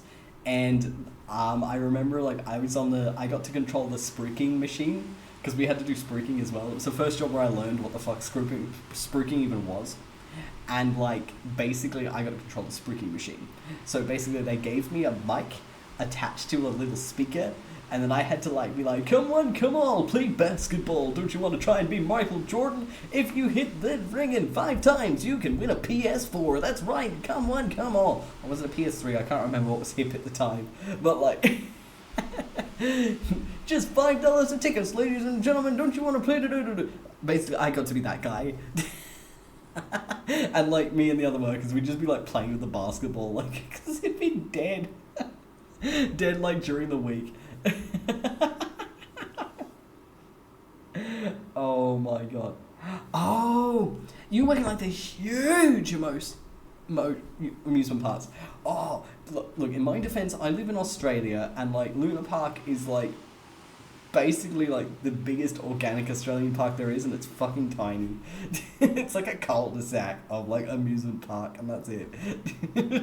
There's like big ones up in Queensland, but like in Sydney, like Luna Park is like the biggest dick Sydney's got. Maybe Jamboree. No, Jamboree's like in the boonies, and I guess there's Wet and Wild. Is it Wet and Wild? I think it's Wet and Wild. They've got Wet and Wild now. But like, yeah, Sydney hasn't got a lot to it. And like Melbourne's got even less. Melbourne's got like the discount Luna Park. Oh my God, yeah. Worked in the grill area. Oh yes. Wash sauce off a schnitzel and refry it and put new sauce. Oh my God, ads, I hate that. Oh my God, that is no, that is so lazy. No! Oh my God. A public restroom size park. Welcome to the _VOD 5000, the local amusement park of our county. And that's right, you sit on that toilet and the water bidet is gonna take you for a ride. We've got tracks on the walls. Start doing backflips. I hope you had a great day at the _VOD 5000. You're just stumbling out like, kill me now. That was the worst toilet trip I've ever been on in my life. Yes, welcome home, Shara. Oh, you remember to keep your mouth closed? Remember to keep your eyes and mouth closed during the line while the ride goes upside down, otherwise you might get a little splash. Ah!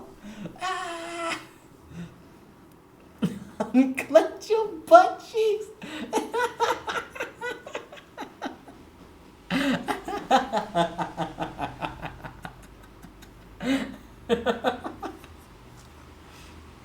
Make sure to keep your pants down and holding on to the toilet seat the entire time. Safety first.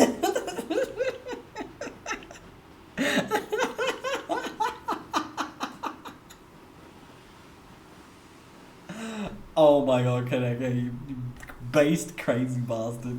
You're gonna come out like, I don't have feet anymore. However, I got these sick prosthetic robo feet now, so let's go. It's like, what happened? I wore flip-flops in the snow.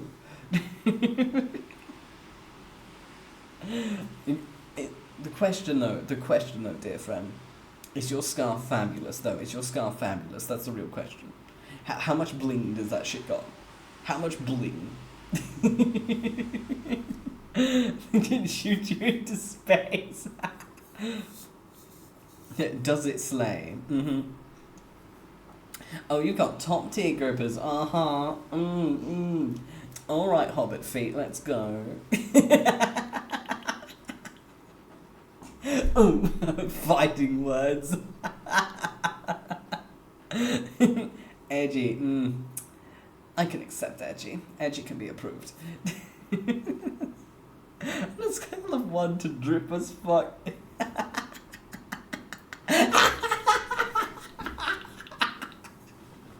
You're right, Kaneki, you're right. Hobbit feet, not accurate. You got those ant groupers.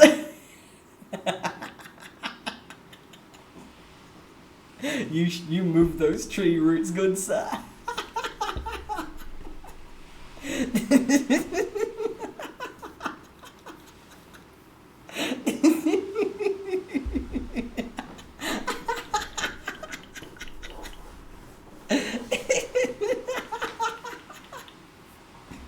Yeah, it's like you've got hobbit feet, but it's just literally, it's like, this is my hobbit feet, this is Merry, and this is Pippin.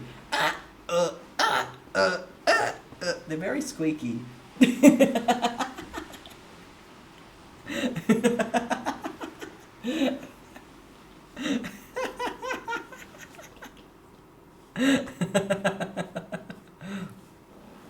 Flip flops with sharks on them. That's pretty good. That's pretty good taste. I think your shoes are bleeding. Oh, it's time to give your shoes second breakfast. Show toes. My Hero Academia plays in the background.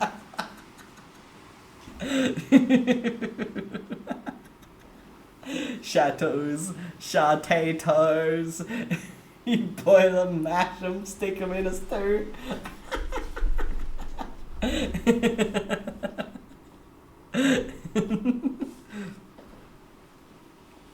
It's just made for Halloween. Yeah, it's like my spoopy groupers. The ghost of groupers past, present and future. Was in a room with the witch's testicle? No. Why would you wish upon me such a cruel and unusual fate? Why? Why would you do that to me? Why? What about this face makes you wish cruelty upon it?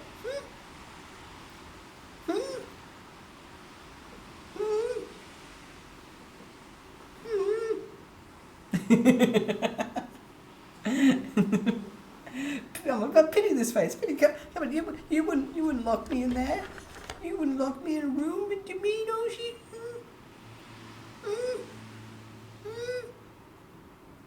No, don't use your one powers for evil.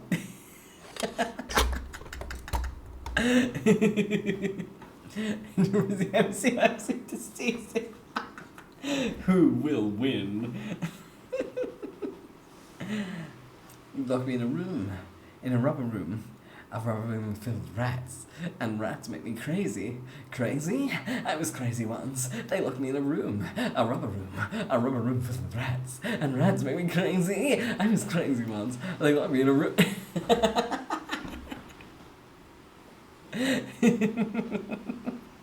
No, not Faye.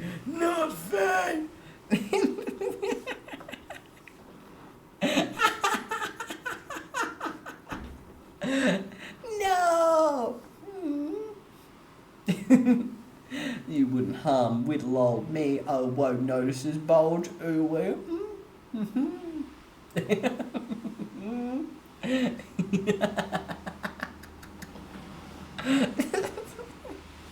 I'm pure and innocent, ooh woo none.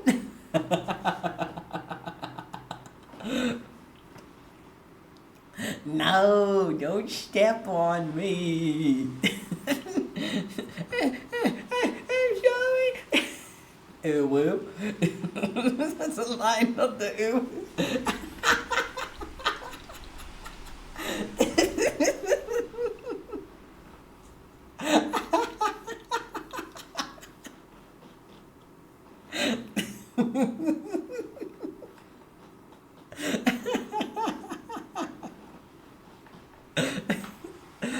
Uwu as uwu.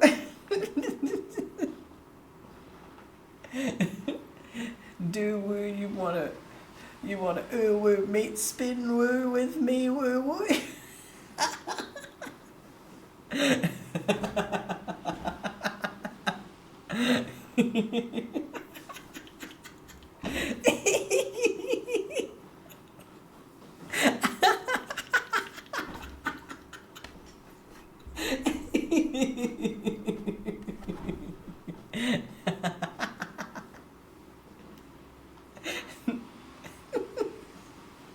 You woo spin with me right wow what like a wicked white wow baby you woo white wow right wow wow.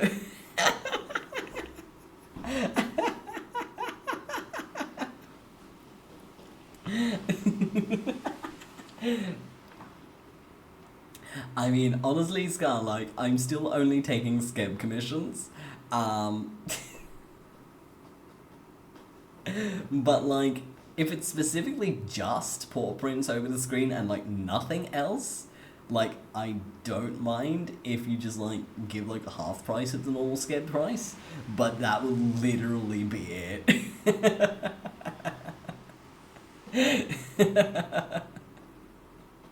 But yeah, no, like...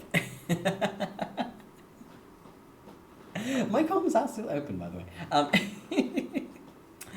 Okay, you're right. To my darling chat, oh woo. I'm sorry that I noticed it bulge, ooh woo nyan nyan, and I spin wood white wound like a wicked baby, ooh woo. Please forgive me, senpai, oh woo.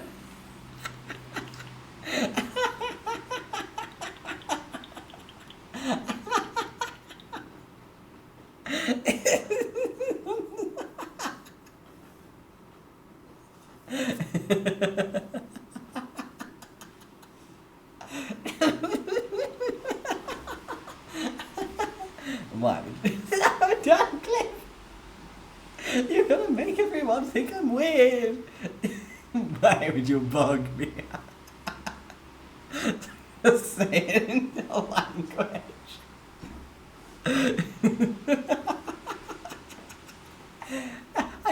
I'm not weird. There's not a strange bone in my body. I am normalcy personified.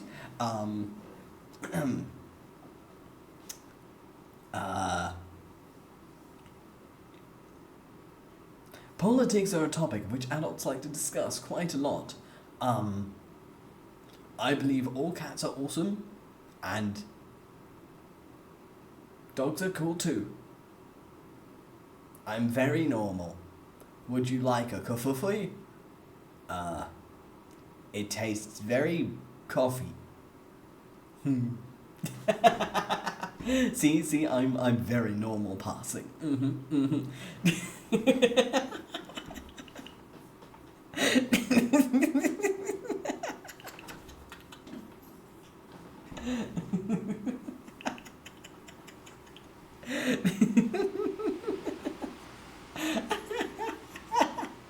It's okay, Kaneko. I'll make you cringe any day, darling woo. No! Don't immortalize it!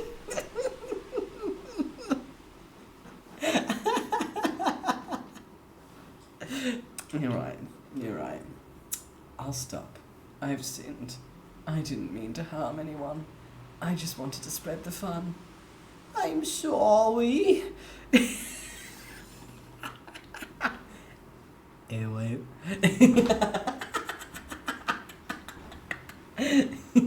No, not the clip.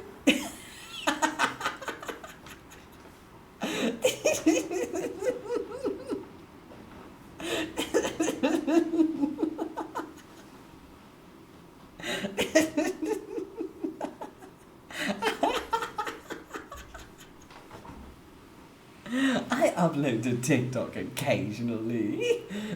I just forget sometimes. No! No!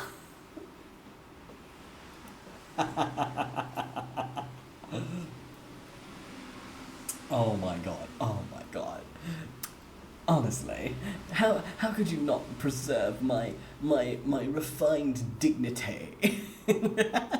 I'm the most dignitied man ever. Oh my god, as if you made an out of context compilation, everyone would know I'm weird. No. we need to let. I'm very refined. You know, we've got to be refined gentlemen. You know, there's no cringe here. As you can see, I'm wearing my big boy glasses, and I've got my big boy book of Yowie, and I'm very refined.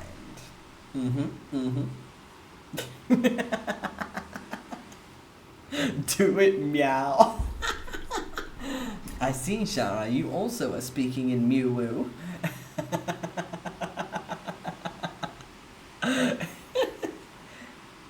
Beautiful balls, boy.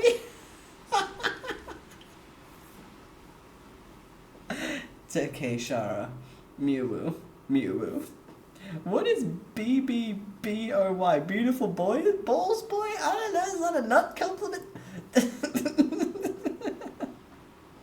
I am refined like a sexy piece of Saxa table salt. I'm cheap, but useful. Big fucking yeah. Big boy boogie, yeah. Oh my god, yeah. Look, it's my big boy boogie, yeah. See. Look, we all know that, like, I don't listen to half the shit that comes out of my mouth. Now, come on, because I'm a refined piece of tasty table salt, wouldn't you want to put me on your sandwich? Sexy Pete sitting on table salt. I said sexy piece of Saxa table salt, but that's funnier. Yep, I'm sexy Pete sitting on table salt. I'm Spider-Mate. I'll twerk in my spandex for you.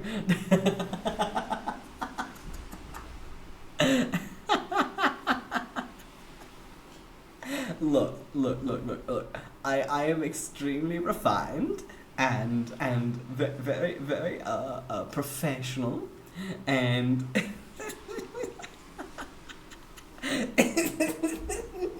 and clearly I am very sophisticated.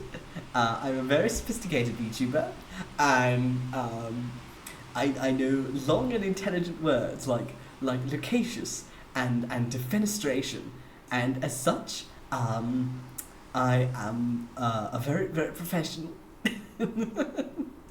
and you will find no cringe content from someone such as I, because I cannot be cringe, and such accusations are very wooed.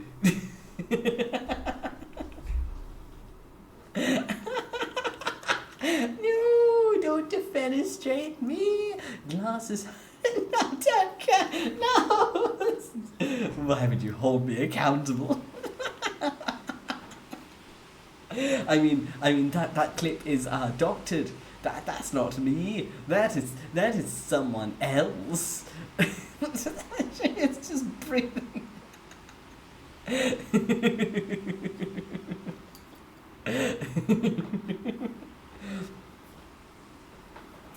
I will breathe down your esophagus.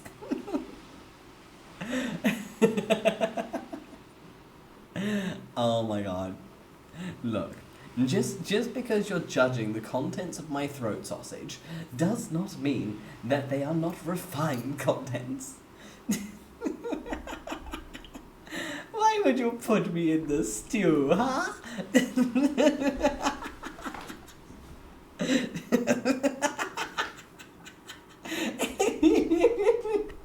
You know, my esophagus, my throat contents, my throat sausage. For it is the sausage within my throat, of which words jump from and food is consumed through. And if you think about and if you think about it, right, when you eat foods, you are simply stuffing the sausage. Eh? Personally, I think that's a very strong leap of logic.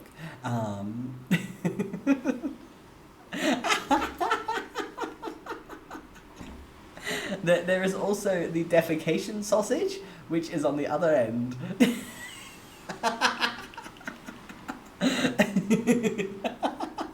Look, humans are made out of sausages.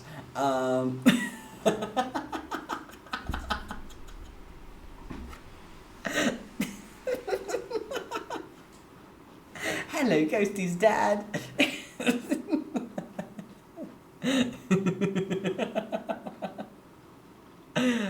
No, look. None of my words are suffer-inducing. No, surely not. Hello, Haji. Welcome. Welcome. How was your stream? I hope it was fantastic. And now, like from a pal to a pal, a friend to a friend. Am I the only one that thinks of the esophagus as a throat sausage? Because if you think about it, it's a sausage of the throat, right? And so when you consume food, it is like it is like stuffing the throat sausage. Eh?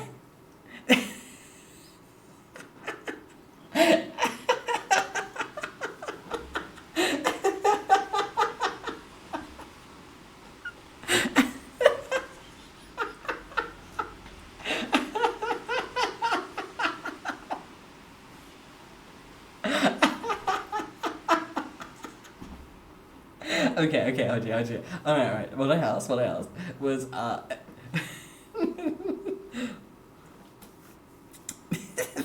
the esophagus, right? The esophagus is like a throat sausage. And when you eat food, you're stuffing your sausage. Eh?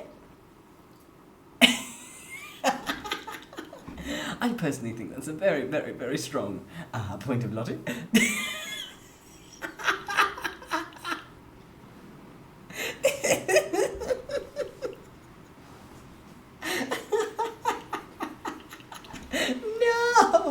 No, come on.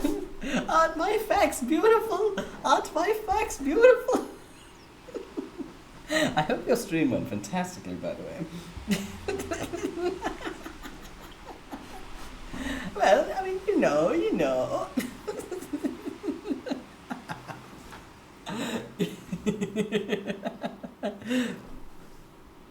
Just, it's just like, every human has balls on their face. You use them to see.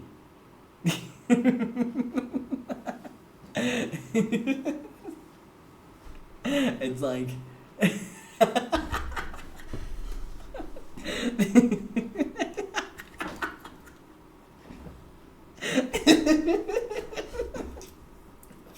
Ooh, Hardcoms and debut stuff. I love that. It all came out looking good.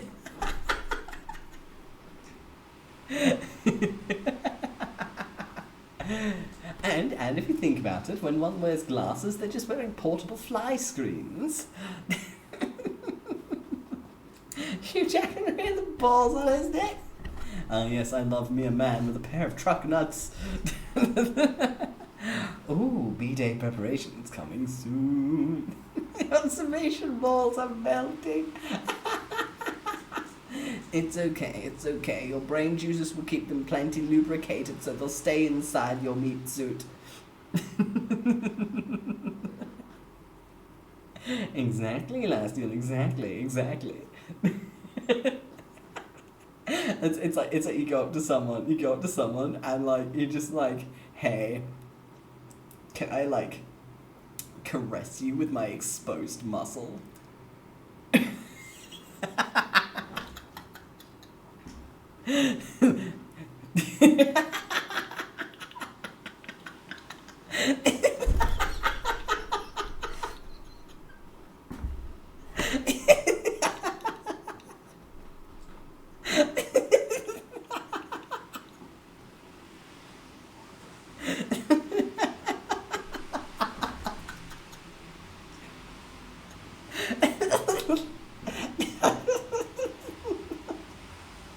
And like, okay, so, alright.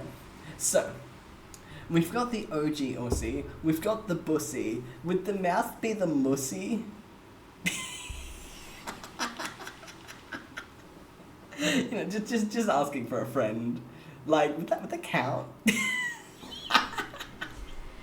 I couldn't know.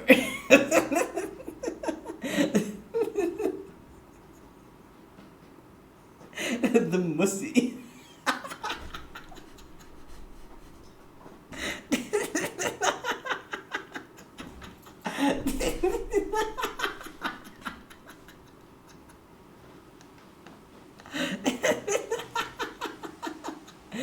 I'm sorry, my exposed muscle has a life of its own.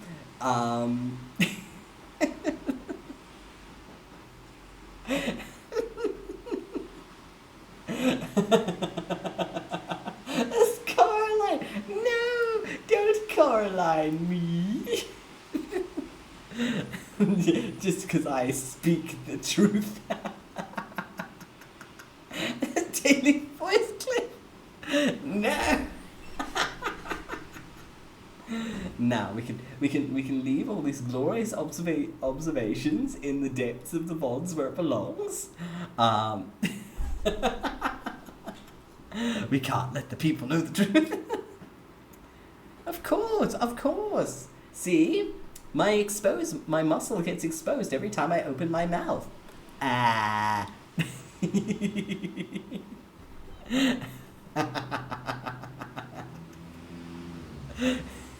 It's my tasty muscle.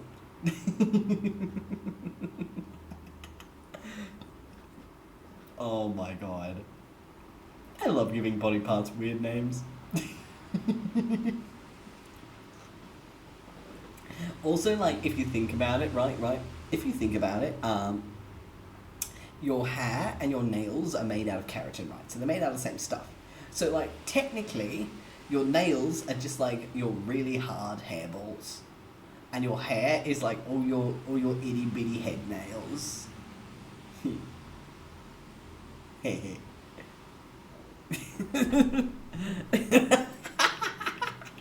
My head nails flow in the wind.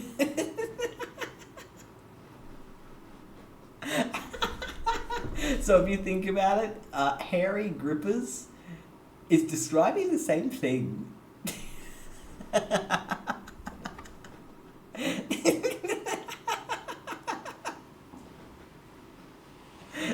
It's like the term douchebag, which is a crotch cleaning bag, because douche means crotch cleaning bag, and a bag is unnecessary. So when we say douchebag, we're calling someone a crotch cleaning bag.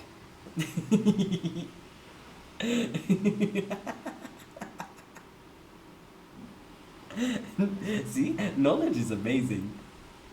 As you can see, I only use it for the powers of good, and definitely not evil, not at all. Because I can never do anything evil. Of course not. I'm an angel. A lot of teeth and then the nail clipper teeth get. Nah. This is what corrupted knowledge is.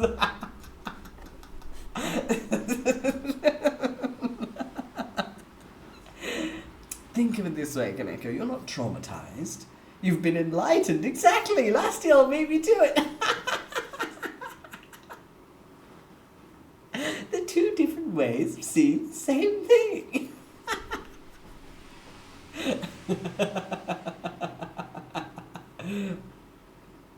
Oh my god. Oh my god. Still being Stockholm. Hello, as welcome back. No suffering at all. I've been having a gay old time.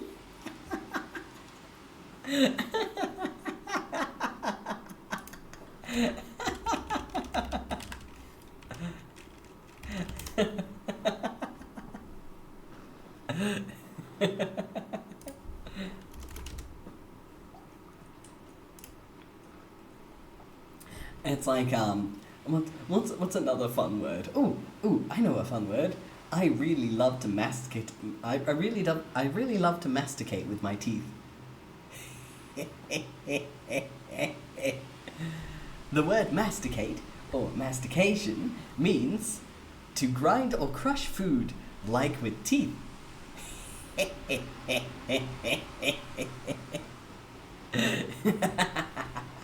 I guess you could say I'm a chronic masticator.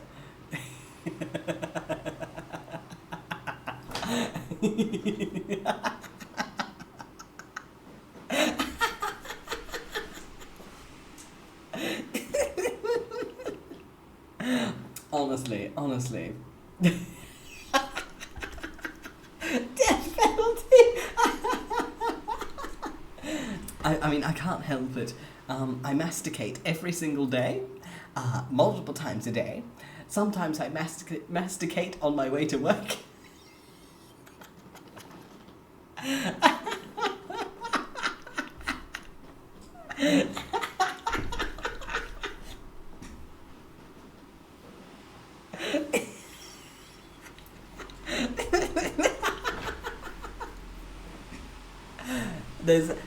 There is the most popular, like, families really love to masticate together.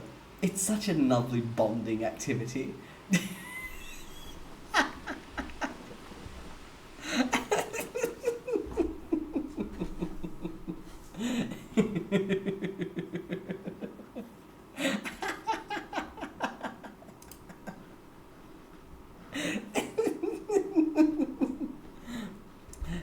And now the real question is the grapefruit technique, mastication, or with a B.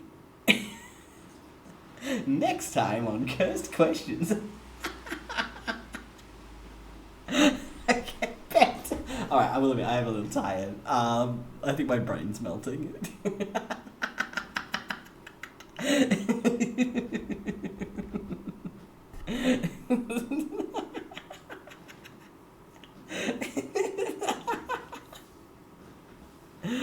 Yeah, my noggin juices are sloshing.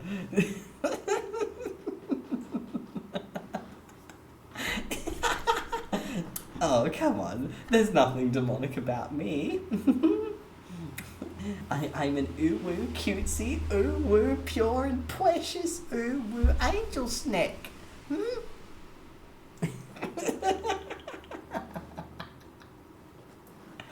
Oh my ass, I'm forward of me. It's okay. I'll defend myself with socks.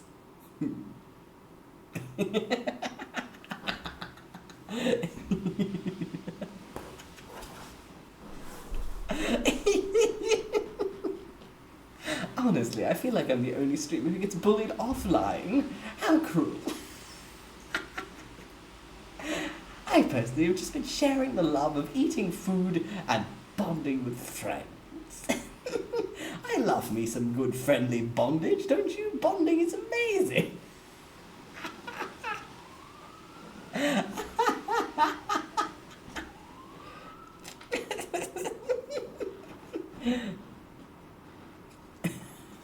Hey, I see you can that's oh, respect. Hey, I see you. Well played.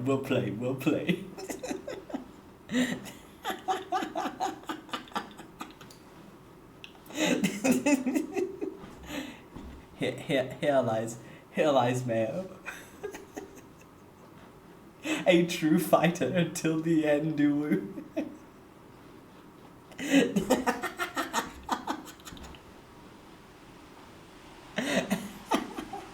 It's okay, you can come with me.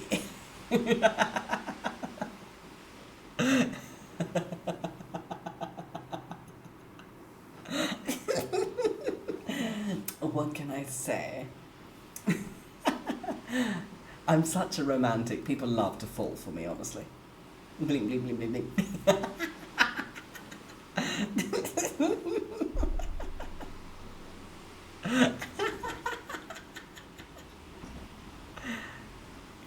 Oh, but Hodgie, I can give you a spoon full of chocolatey brown nut. The ultimate bribe.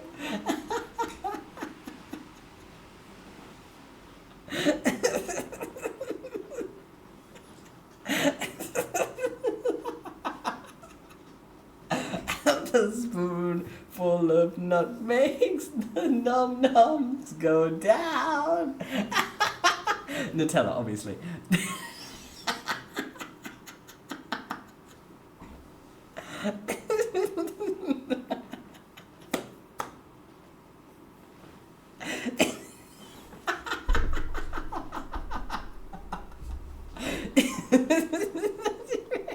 Hello, Lisa. How are you? Welcome, welcome.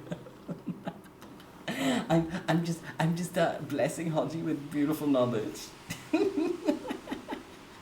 It's okay. We can share the nut. I'll share my nut with you guys out of love. Nutella for all.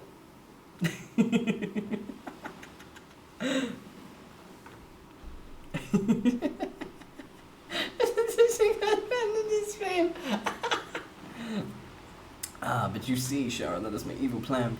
For you see, if I remain as a small streamer, no one notices me down here.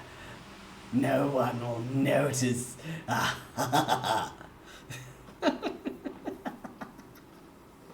There is beauty in insignificance. Did I do the cinnamon challenge? No, I didn't actually do that. I feel like I would like trying to get famous so he gets mad.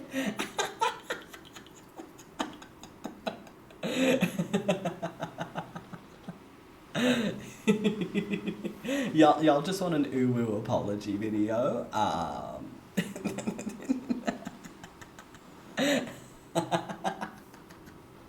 Hello, Sheena Kento.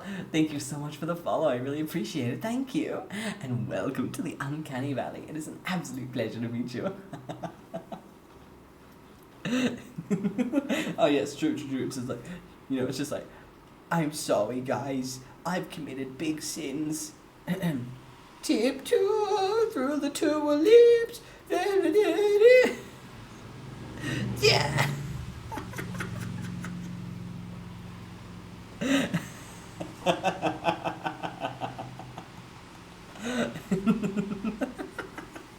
I will serenade you with Tiptoe Through the Tulips by Tiny Tim.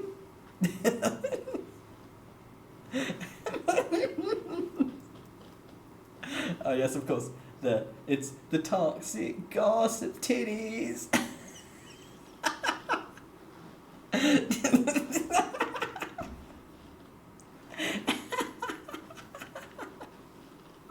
They bounced too hard and now the stream done broke. They go boom boom, now the stream will choke. Those toxic gossip titties, I no joke.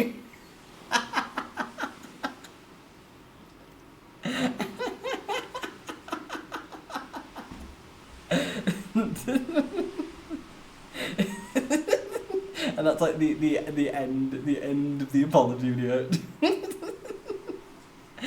See, Tika, see, I'm full of riz. Do you guys feel rizzed? Have I rizzed you yet? Have I rizzed you? Have I rizzed you? Have I slid into your DMs, to your deep and meaningfuls?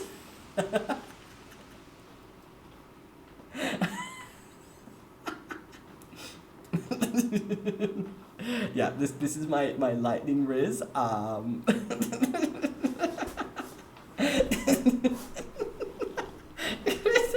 I aided? Oh yes. You, me, the Ubu altar. We'll get sexy KFC man to be the guy reading things out. What's his name? Priest, or the reedy man, and we'll all get married, and I'll show up in my boxer shorts.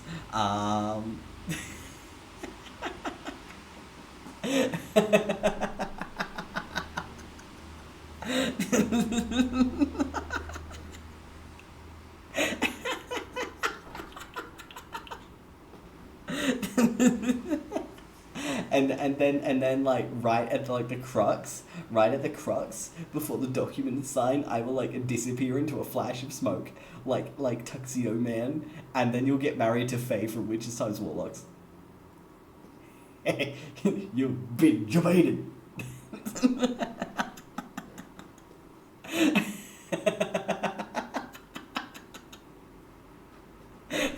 These nuts will descend another night, vanishes into the rift.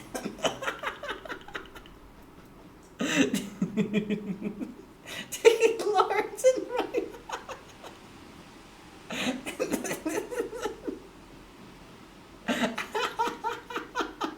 Oh, come on. Wouldn't you want to marry me? Don't I have dream man material? I can't cook. I'm kind of shit with clean, but I can make the funny, ha ha.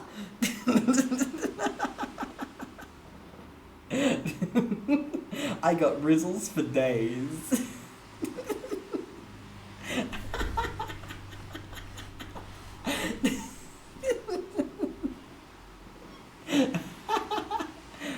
Oh, come on. Hodgie to choose me.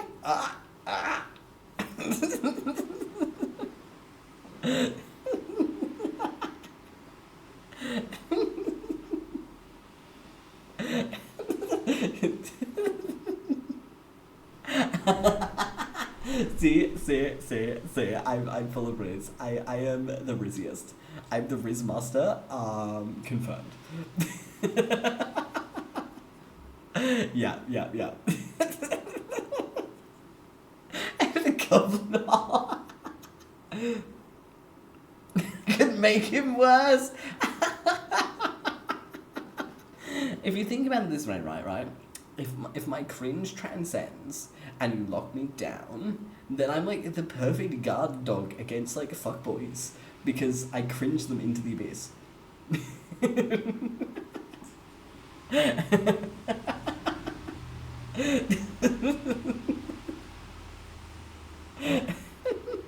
My masculinity ain't fragile. I'll do cringe shit.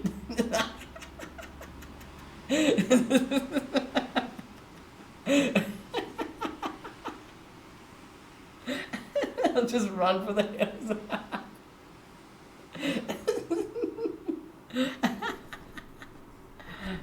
Oh my. Just crack out the yaoi paddle, run, motherfucker.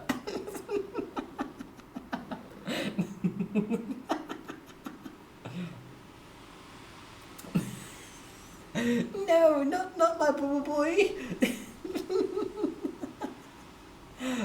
Oh my no, don't ground me. No, I don't deserve to be grounded. No. No, spoil me, don't ground me. Ooh. Cringe intensifies. Look, cringe isn't that bad, you know.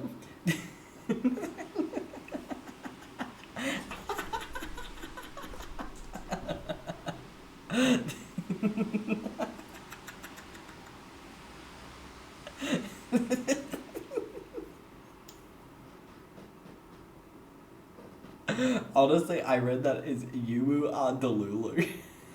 And it's like, hey, that rhymes. Oh my god.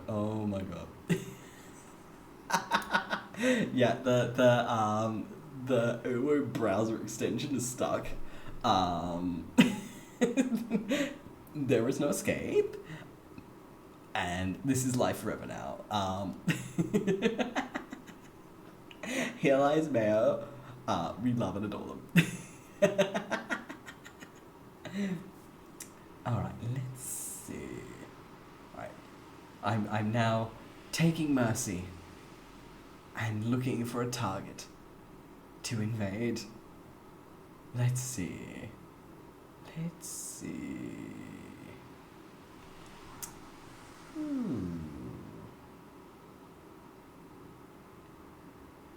Let's check this person out. Installed in your brain. Oh my god. Ooh. I found someone to raid. She's currently doing some really cute art. Very ooh.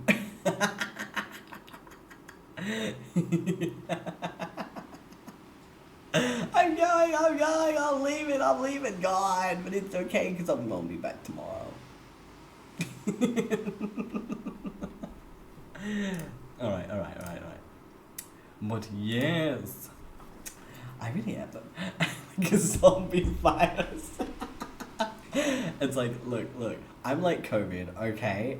You think you got rid of me, but I'll just come back in a slightly different form. I'm sorry, that was inappropriate, but I had to. I'm the influenza of your 𝐄𝐍𝐕𝐓𝐮𝐞𝐫.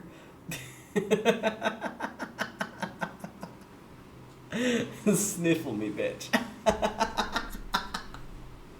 Oh my god, that was inappropriate. I'm sorry, I'm like, this is dark as fuck. Okay, yeah.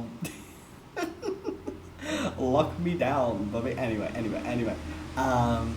Yes, so my next stream will be tomorrow night at 8 p.m. ADT. So take whatever time it is in minus 4.5 hours, and that is when we shall commence the Genshin stream.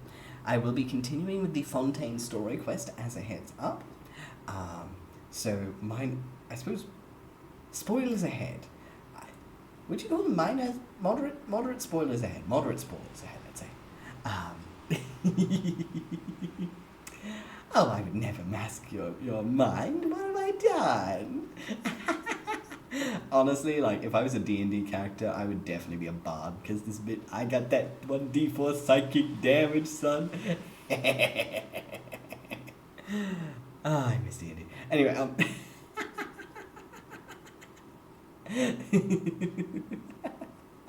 oh my god. But yes.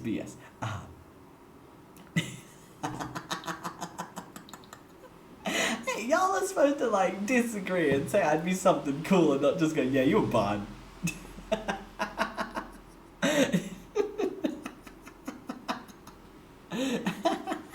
Let me be a bard, because fuck dragons.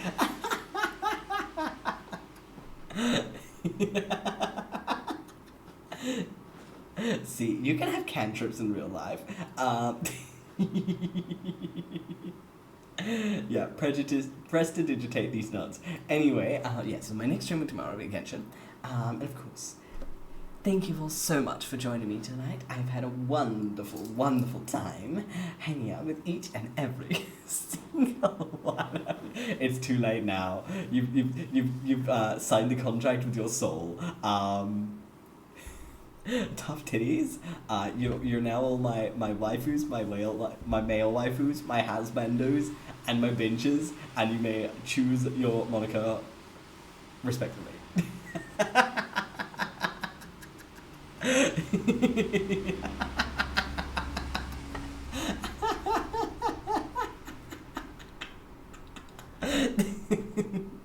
Ayo, can I go? Ayo.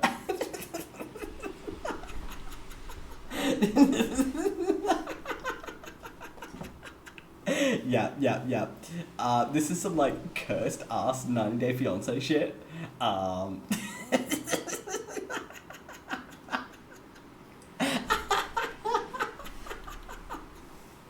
Like, get ready, we're gonna make some cursed reality TV shit. Mormons, but less religious and more cringe. Anyway. Sorry, I can't.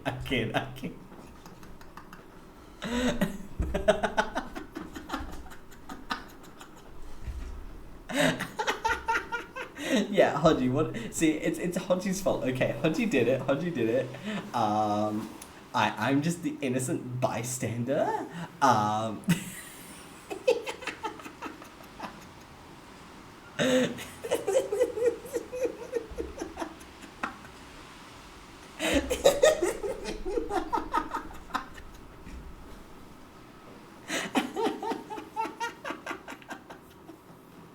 Oh my god, Zan, could you imagine? It's just like, I'm a VTuber and I married my entire chat.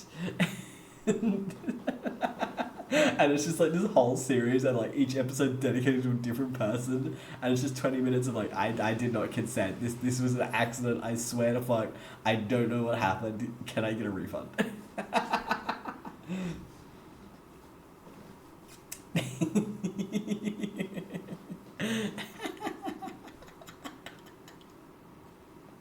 Well, I mean, the one time parasocial becomes reality.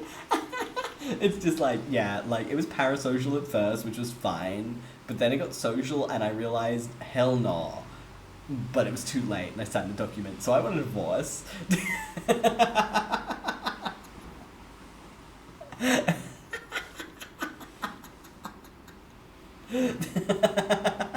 And that's just like the entire docuseries, and it's like, and what have everyone learned? And it's like, we've learned that like there is a danger to parasocial relationships, because like, bro, sometimes they come true, and I'm not about that shit. I love the unreality. I like the distance.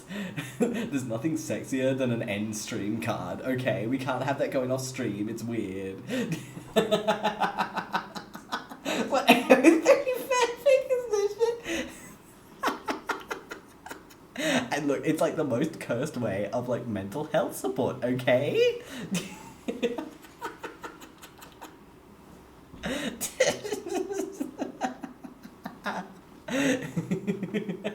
What in the what then? Okay, like unironically, that would be the actual funniest fanfic. That would be the funniest fanfic. Oh my god, that would be hilarious. That's like some like 100 girlfriends shit. You know that manga, the anime, the 100 girlfriends? That's like some 100 girlfriend shit. But I don't know, I'm biased of what, 100 booty calls instead. Oh my god, that would actually be a hilarious fic though. Like, bullshit aside. Okay, yes. But yes, but yes, so, please have the reason to not turn on this camera on. Yeah, and it's just like me in a black room, and it's like, nah, they married the PNG, man. I've got nothing to do with it. I'm just the actor. Okay. So, alright, so thank you guys so much for joining me for our stream tonight. I had a wonderful time hanging out with each and every one of you. For the lovely, wonderful, and amazing new people in chat, if you survive. Feel free to pop in and join my Discord if you would like. Uwu would be a wonderful presence in my lovely area if you want to join. So yeah, feel free to join the Discord. Otherwise, I post my screen shares in there, and I also post them on my Twitter as well. Anytime, my darling Hodgie.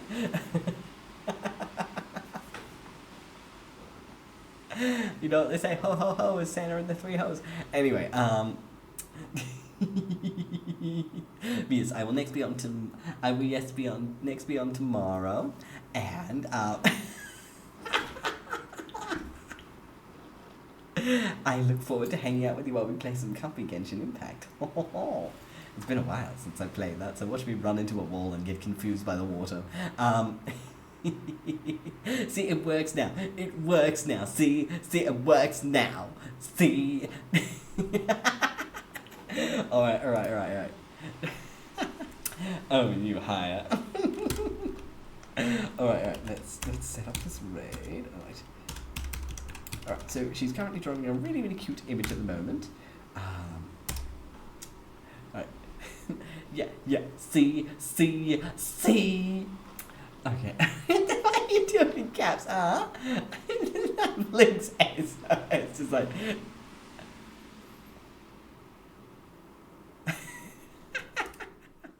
Alright, end of stream. Alright, there we go.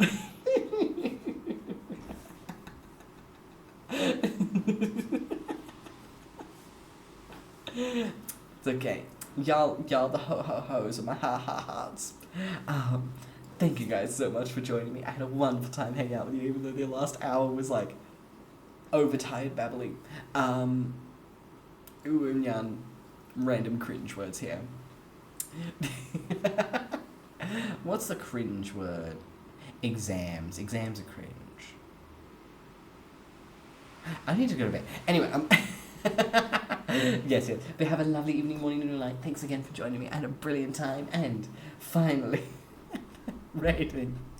Moist is very cringe. Rating in 3, 2, 1. Night night.